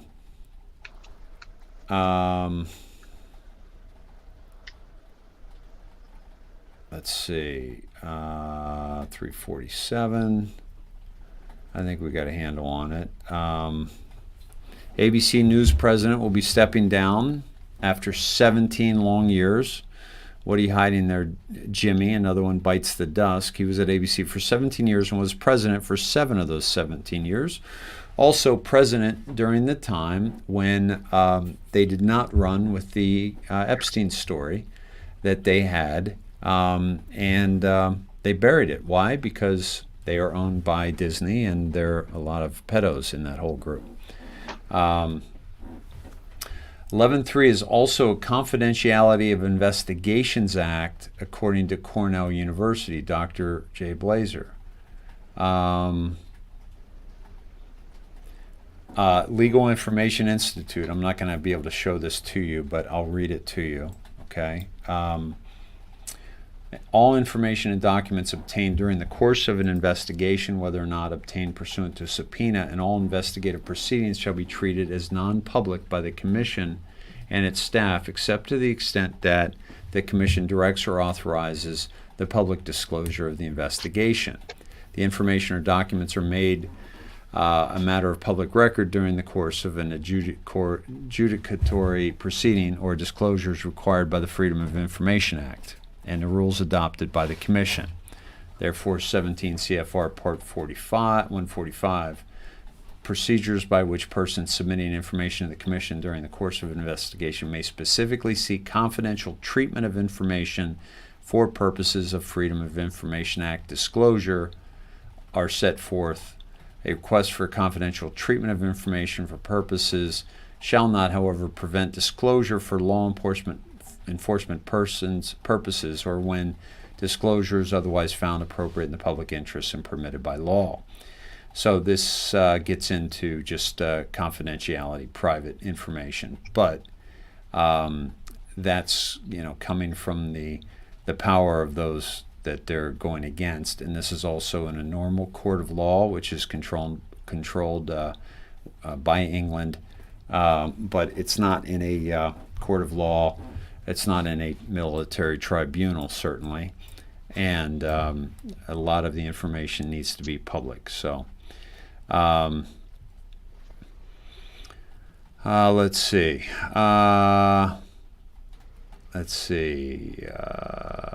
Yes, children video. So let me see if I can find that. Get back to Q-tip. Yeah, I'd be interested in seeing that. And then I've got just a couple things off of Elon's that are pretty good.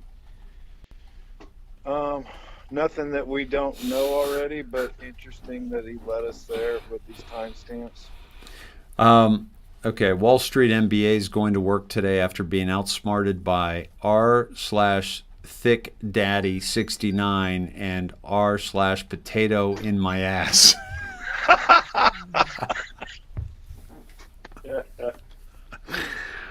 Oh my God, that's great.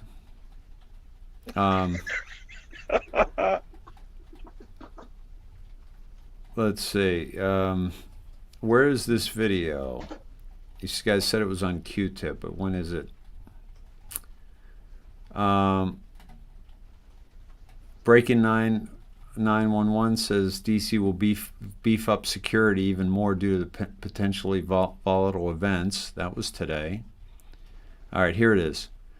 Our children being saved from tunnels under the White House. Symbolism will be their downfall. Saving children from under the owl. That's actually at the Capitol.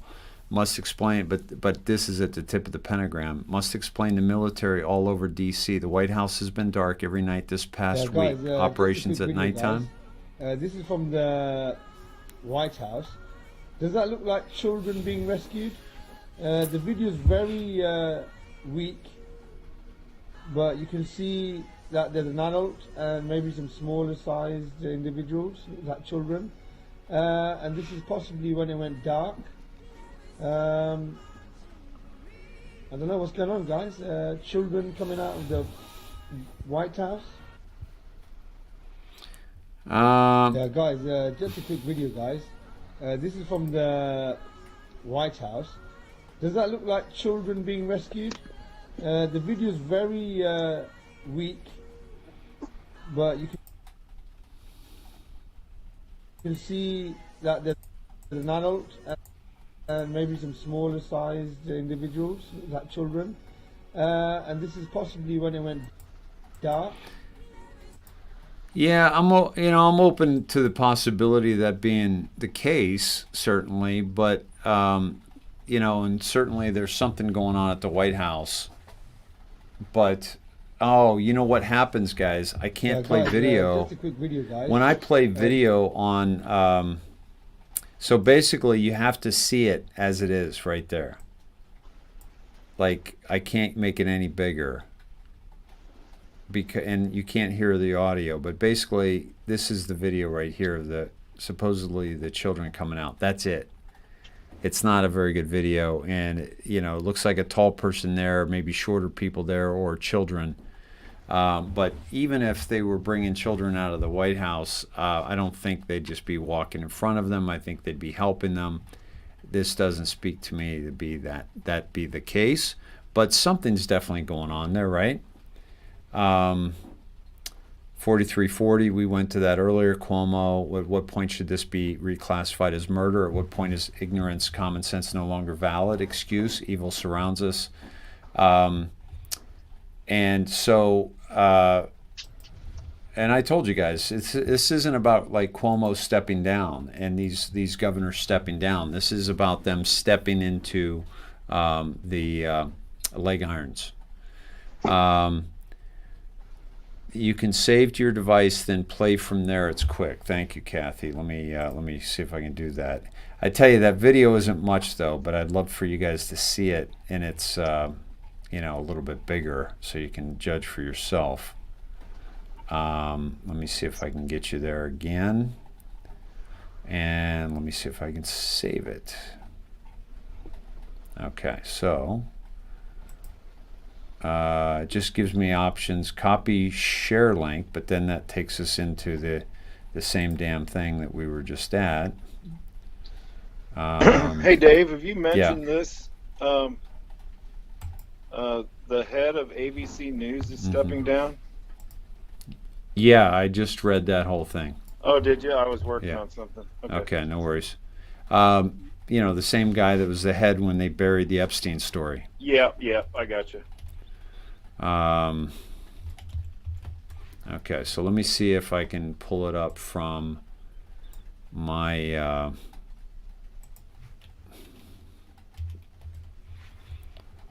here we go. Okay, now, all right, let me see if I can get you to this. This is another story, actually, whether or not I'm going to be able to pull up what we're doing here. Yeah. And I can't. Let me try.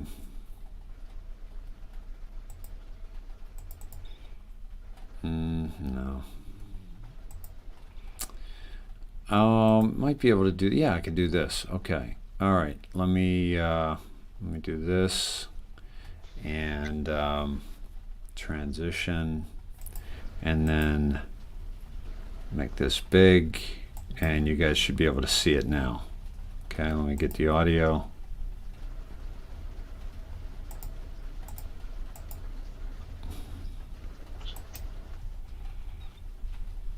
You guys, this is from the White House. Does that look like children being rescued? The video is very weak, but you can see that there's an adult and maybe some smaller sized individuals, like children, and this is possibly when it went dark. I don't know what's going on, guys. And maybe some smaller sized individuals, like children, and this is possibly when it went dark. See that there's another week. Obviously, there's cars here too, so people are coming out, you can see, getting in cars. But yeah, I think that's a stretch. What do you guys think? It was at 3 a.m. in the morning. That's a factor. But if it was at 3 a.m. in the morning, guys, let me ask you this. Yeah, it's 4 seconds of video loop, right? Like, who takes that video and then stops it? But at 4 a.m. in the morning, or 3 a.m. in the morning, why was it light? Why wasn't it dark? Because hasn't it been dark overnight? Send, but go to her page. Okay. Let me see. And let me do this.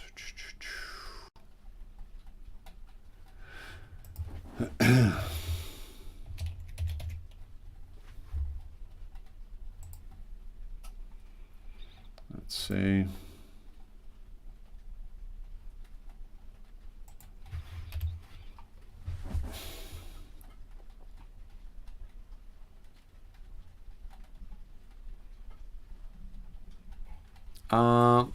Barbara, are you back? Oh, you're back. You do have your main account back. Thank you, Lynn, for dropping that video. Okay. Heavy security presence at Georgia State Capitol. No, that was January 7th. Okay. Yeah, definitely something's going on. It's the same video, same loop. And that's from Barbara. And when does a bird sing? When it's caged, which they're definitely caged, right? The owl, the mullock. Yeah, guys, just a quick video, guys. Yeah, this is so we got that. Oh, I'm sorry, guys. That's let me take you. It's the same thing. It's really not. It's not showing us anything we didn't already see. It is easier to watch though, without having to download it and everything, right? So it's the same. It's very weak, but you can see that there's an adult and maybe some smaller size. Yeah. And then that's a picture of when does a bird sing.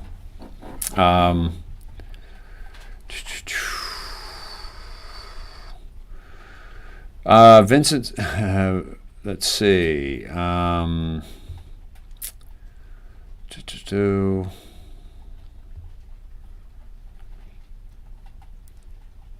Let's see.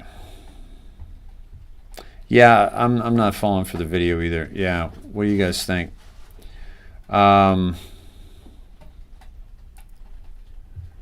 Let's see. I can't search. I could go to BitChute. Emergency at US. Can you send me a link, please? That was Barbara and Heron.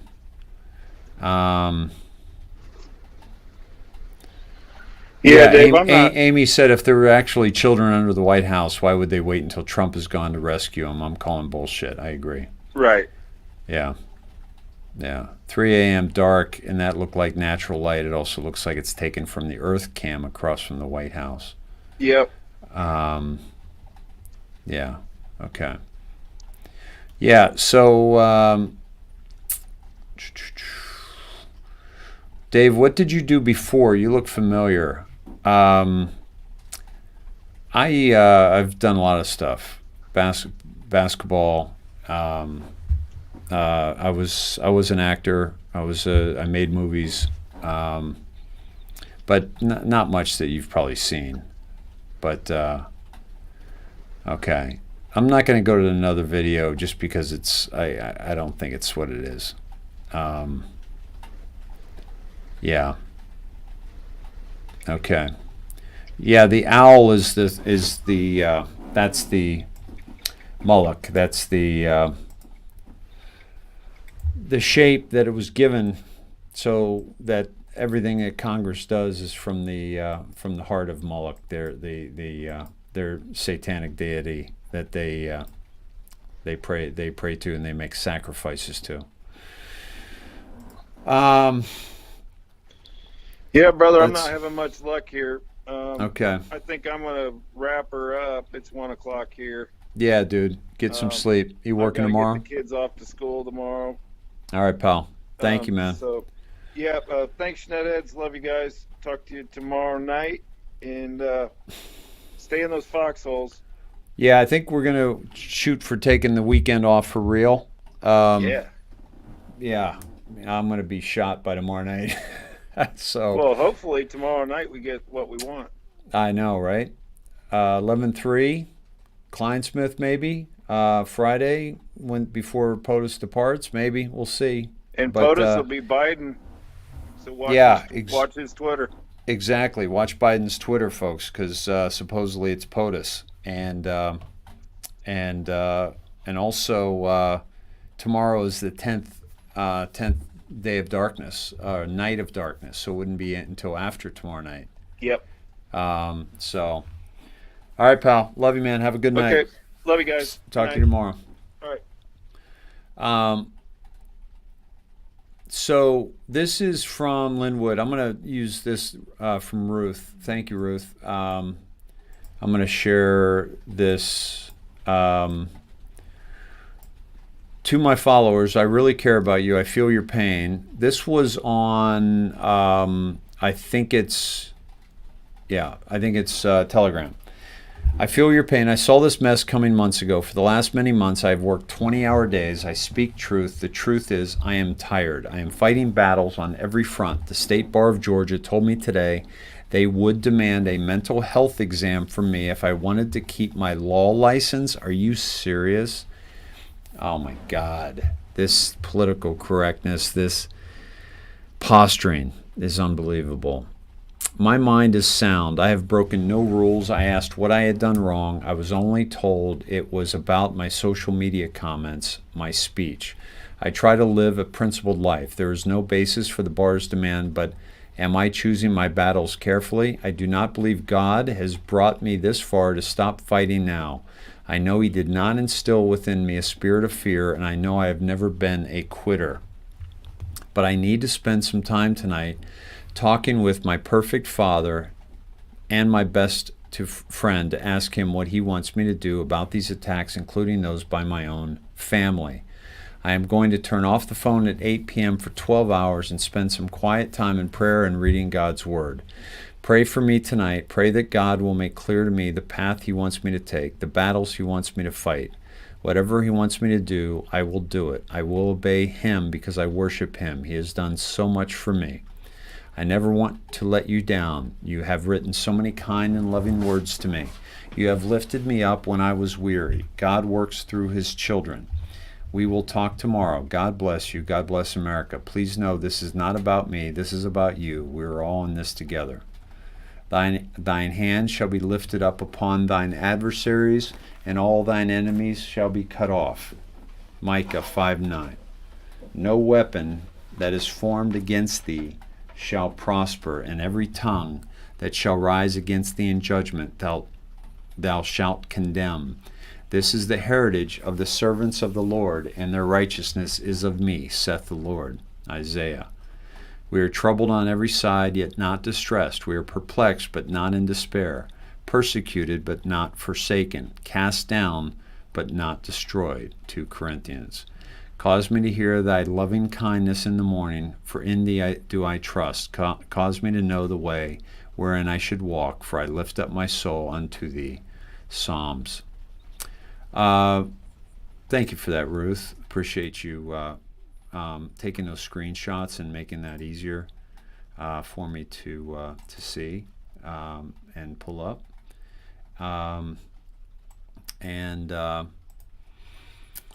just want to, let me see. And I want to,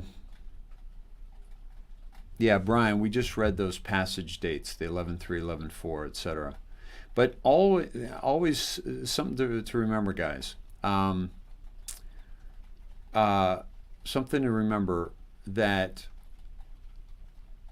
there's always double meaning with Q drops. All right, there's almost always double meaning. So it could be the Law of War manual, and it could also be Kleinsmith. It could also be something else. It could be dates. Okay, so Dave, you should look at what Lynn said the next morning after his rest. Okay. Let me see. Let me pull that up on to Telegram. Let's see. Telegram. Okay, we're there already. And let me pull up Lynn. Okay. And let's find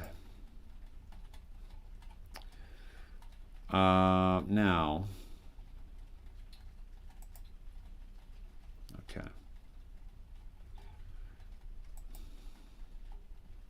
Now I think, yeah, I thought this was today. So this is about, we haven't seen him tomorrow, because this was just today by Lynn Wood. So we're going to see tomorrow. Okay. Yeah. So let me see. I want to go to a couple more emails and then call it a night, guys. It's 11:04. Going on 5 hours. Let's see. Yep, can't see that. Okay.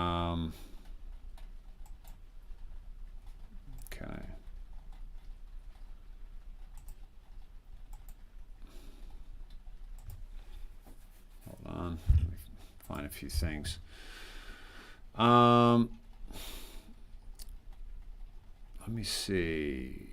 Big Papa, you had some stuff you dropped to me today, and I think it was the General Flynn that I wanted to get to. A lot going on. A lot going on, as you guys know, your audience. Okay. Hold on. A lot going on. A lot going on, as you guys know, your audience knows, and hold on. And I think that we really in the next couple of days, I think we're going to see some extraordinary historical moments. Right. And definitely over the next 30 days. So I don't know how much you follow Twitter. I'm a big fan of George Washington, General Grant, General Sherman, Lincoln, Jackson, some of the historical figures of our time. And here I'm already jumping into the conversation here, but I hope it doesn't matter. Let it rip, man. Let's go. Because I've studied what's called America's First Battles, and it's actually the name of a book. It's a great book, America's First Battles. And one of the very famous ones has to do with George Washington's Battle of Long Island, where he really George Washington had his rear end beaten most of the time during the Revolutionary War, all through 1775, 1776, and was struggling. And anyway, famous, Delaware crossing of Christmas Eve, right? The famous battle there. And actually wasn't just a fight on Christmas Eve where he was going up against the Hessian force across the other side of the river. But then it ensued for the next couple of weeks.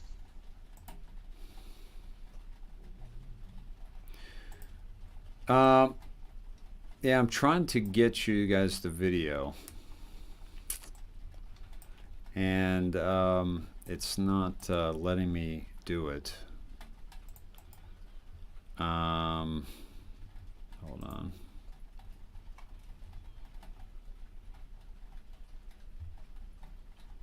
This was what Todd was saying, that they were up on the roof last night, right? Don't know what's going on there.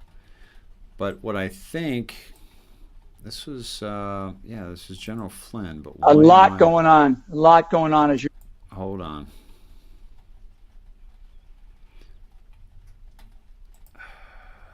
Let's see. I'm having trouble getting it over to the window capture here.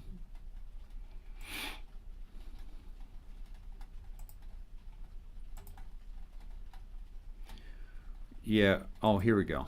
Okay. No.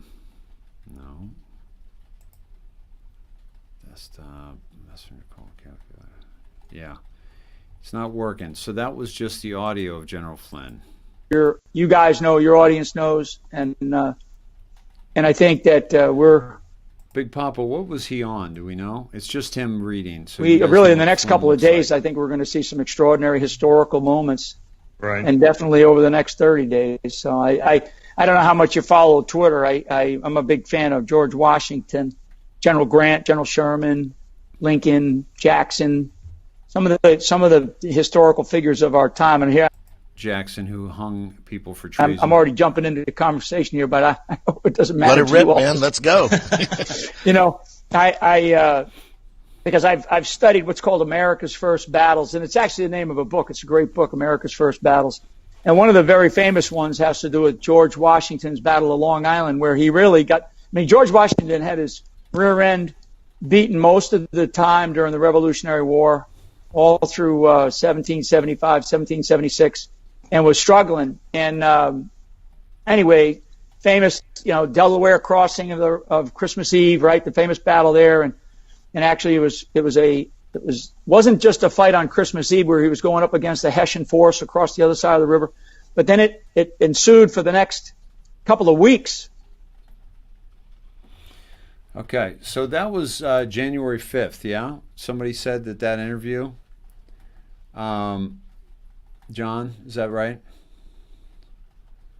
No, I haven't gone to Scott McKay. They were saying earlier he had a really great show tonight. I'll have to check that out, but I'm not gonna play it tonight. I've played him on here before, though, as you know. Yeah, so there's not. What do we want to pick up from that, guys? Big Papa said this was from today. Okay, so and then. So what's the story? I want to know. But he said it was from today. But the key to take away from that, guys, is that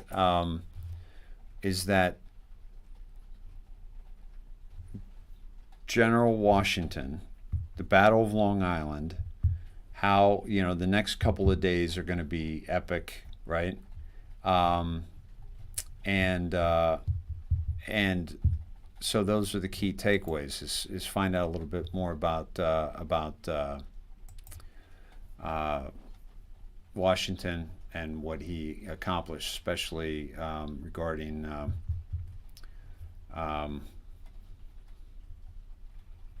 yeah. So I need to look at some more stuff, guys. Let's see. So I need to call it tonight because I'm exhausted.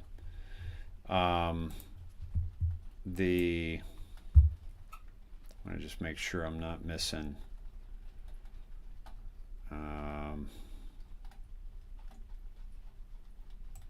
Okay. Let me see. All right, guys. Let's wrap it up with a prayer. I'm wasted. I need to crash. So Dear Lord, thanks for bringing us together this evening.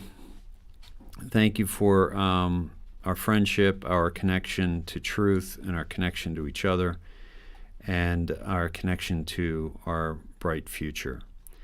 We ask you to watch over so many people that are really in this battle. General Flynn, who we just heard of, Lynn Wood, who is speaking to you tonight and expecting to be getting a message from you about which direction he should go coming out of this. I know this journey is a very trying journey, and one can grow very weary fighting the dark forces that we are up against. And so I'd like to ask you to reach out and embrace Lynn Wood and his family and support him and strengthen him and give him the peace and the clarity that he seeks. And thy will be done. And we ask you to do the same for President Trump and his family and all the team, the Q team, the Patriots, the Anons, the autists, the keyboard warriors, the snedheads, and all those who are sharing truth and sharing the light and bringing light to darkness. And please watch over all those who are struggling right now. Please turn the hearts of darkness of those who mean to do us harm to light, so that they might see the light themselves and see the harm that they have committed and created on this planet. And we ask you, Lord, to brace this civilization, brace us all, strengthen us all for what we are about to witness, and help us to find forgiveness for ourselves, forgiveness for each other, love for each other, and finally see justice for those who harmed the innocent. Thank you for the Holy Spirit. Thank you for the Lord Jesus Christ. In your name we pray. Amen.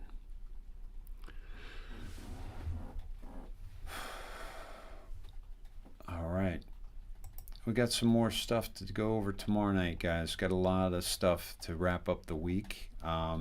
So I look forward to seeing you tomorrow night.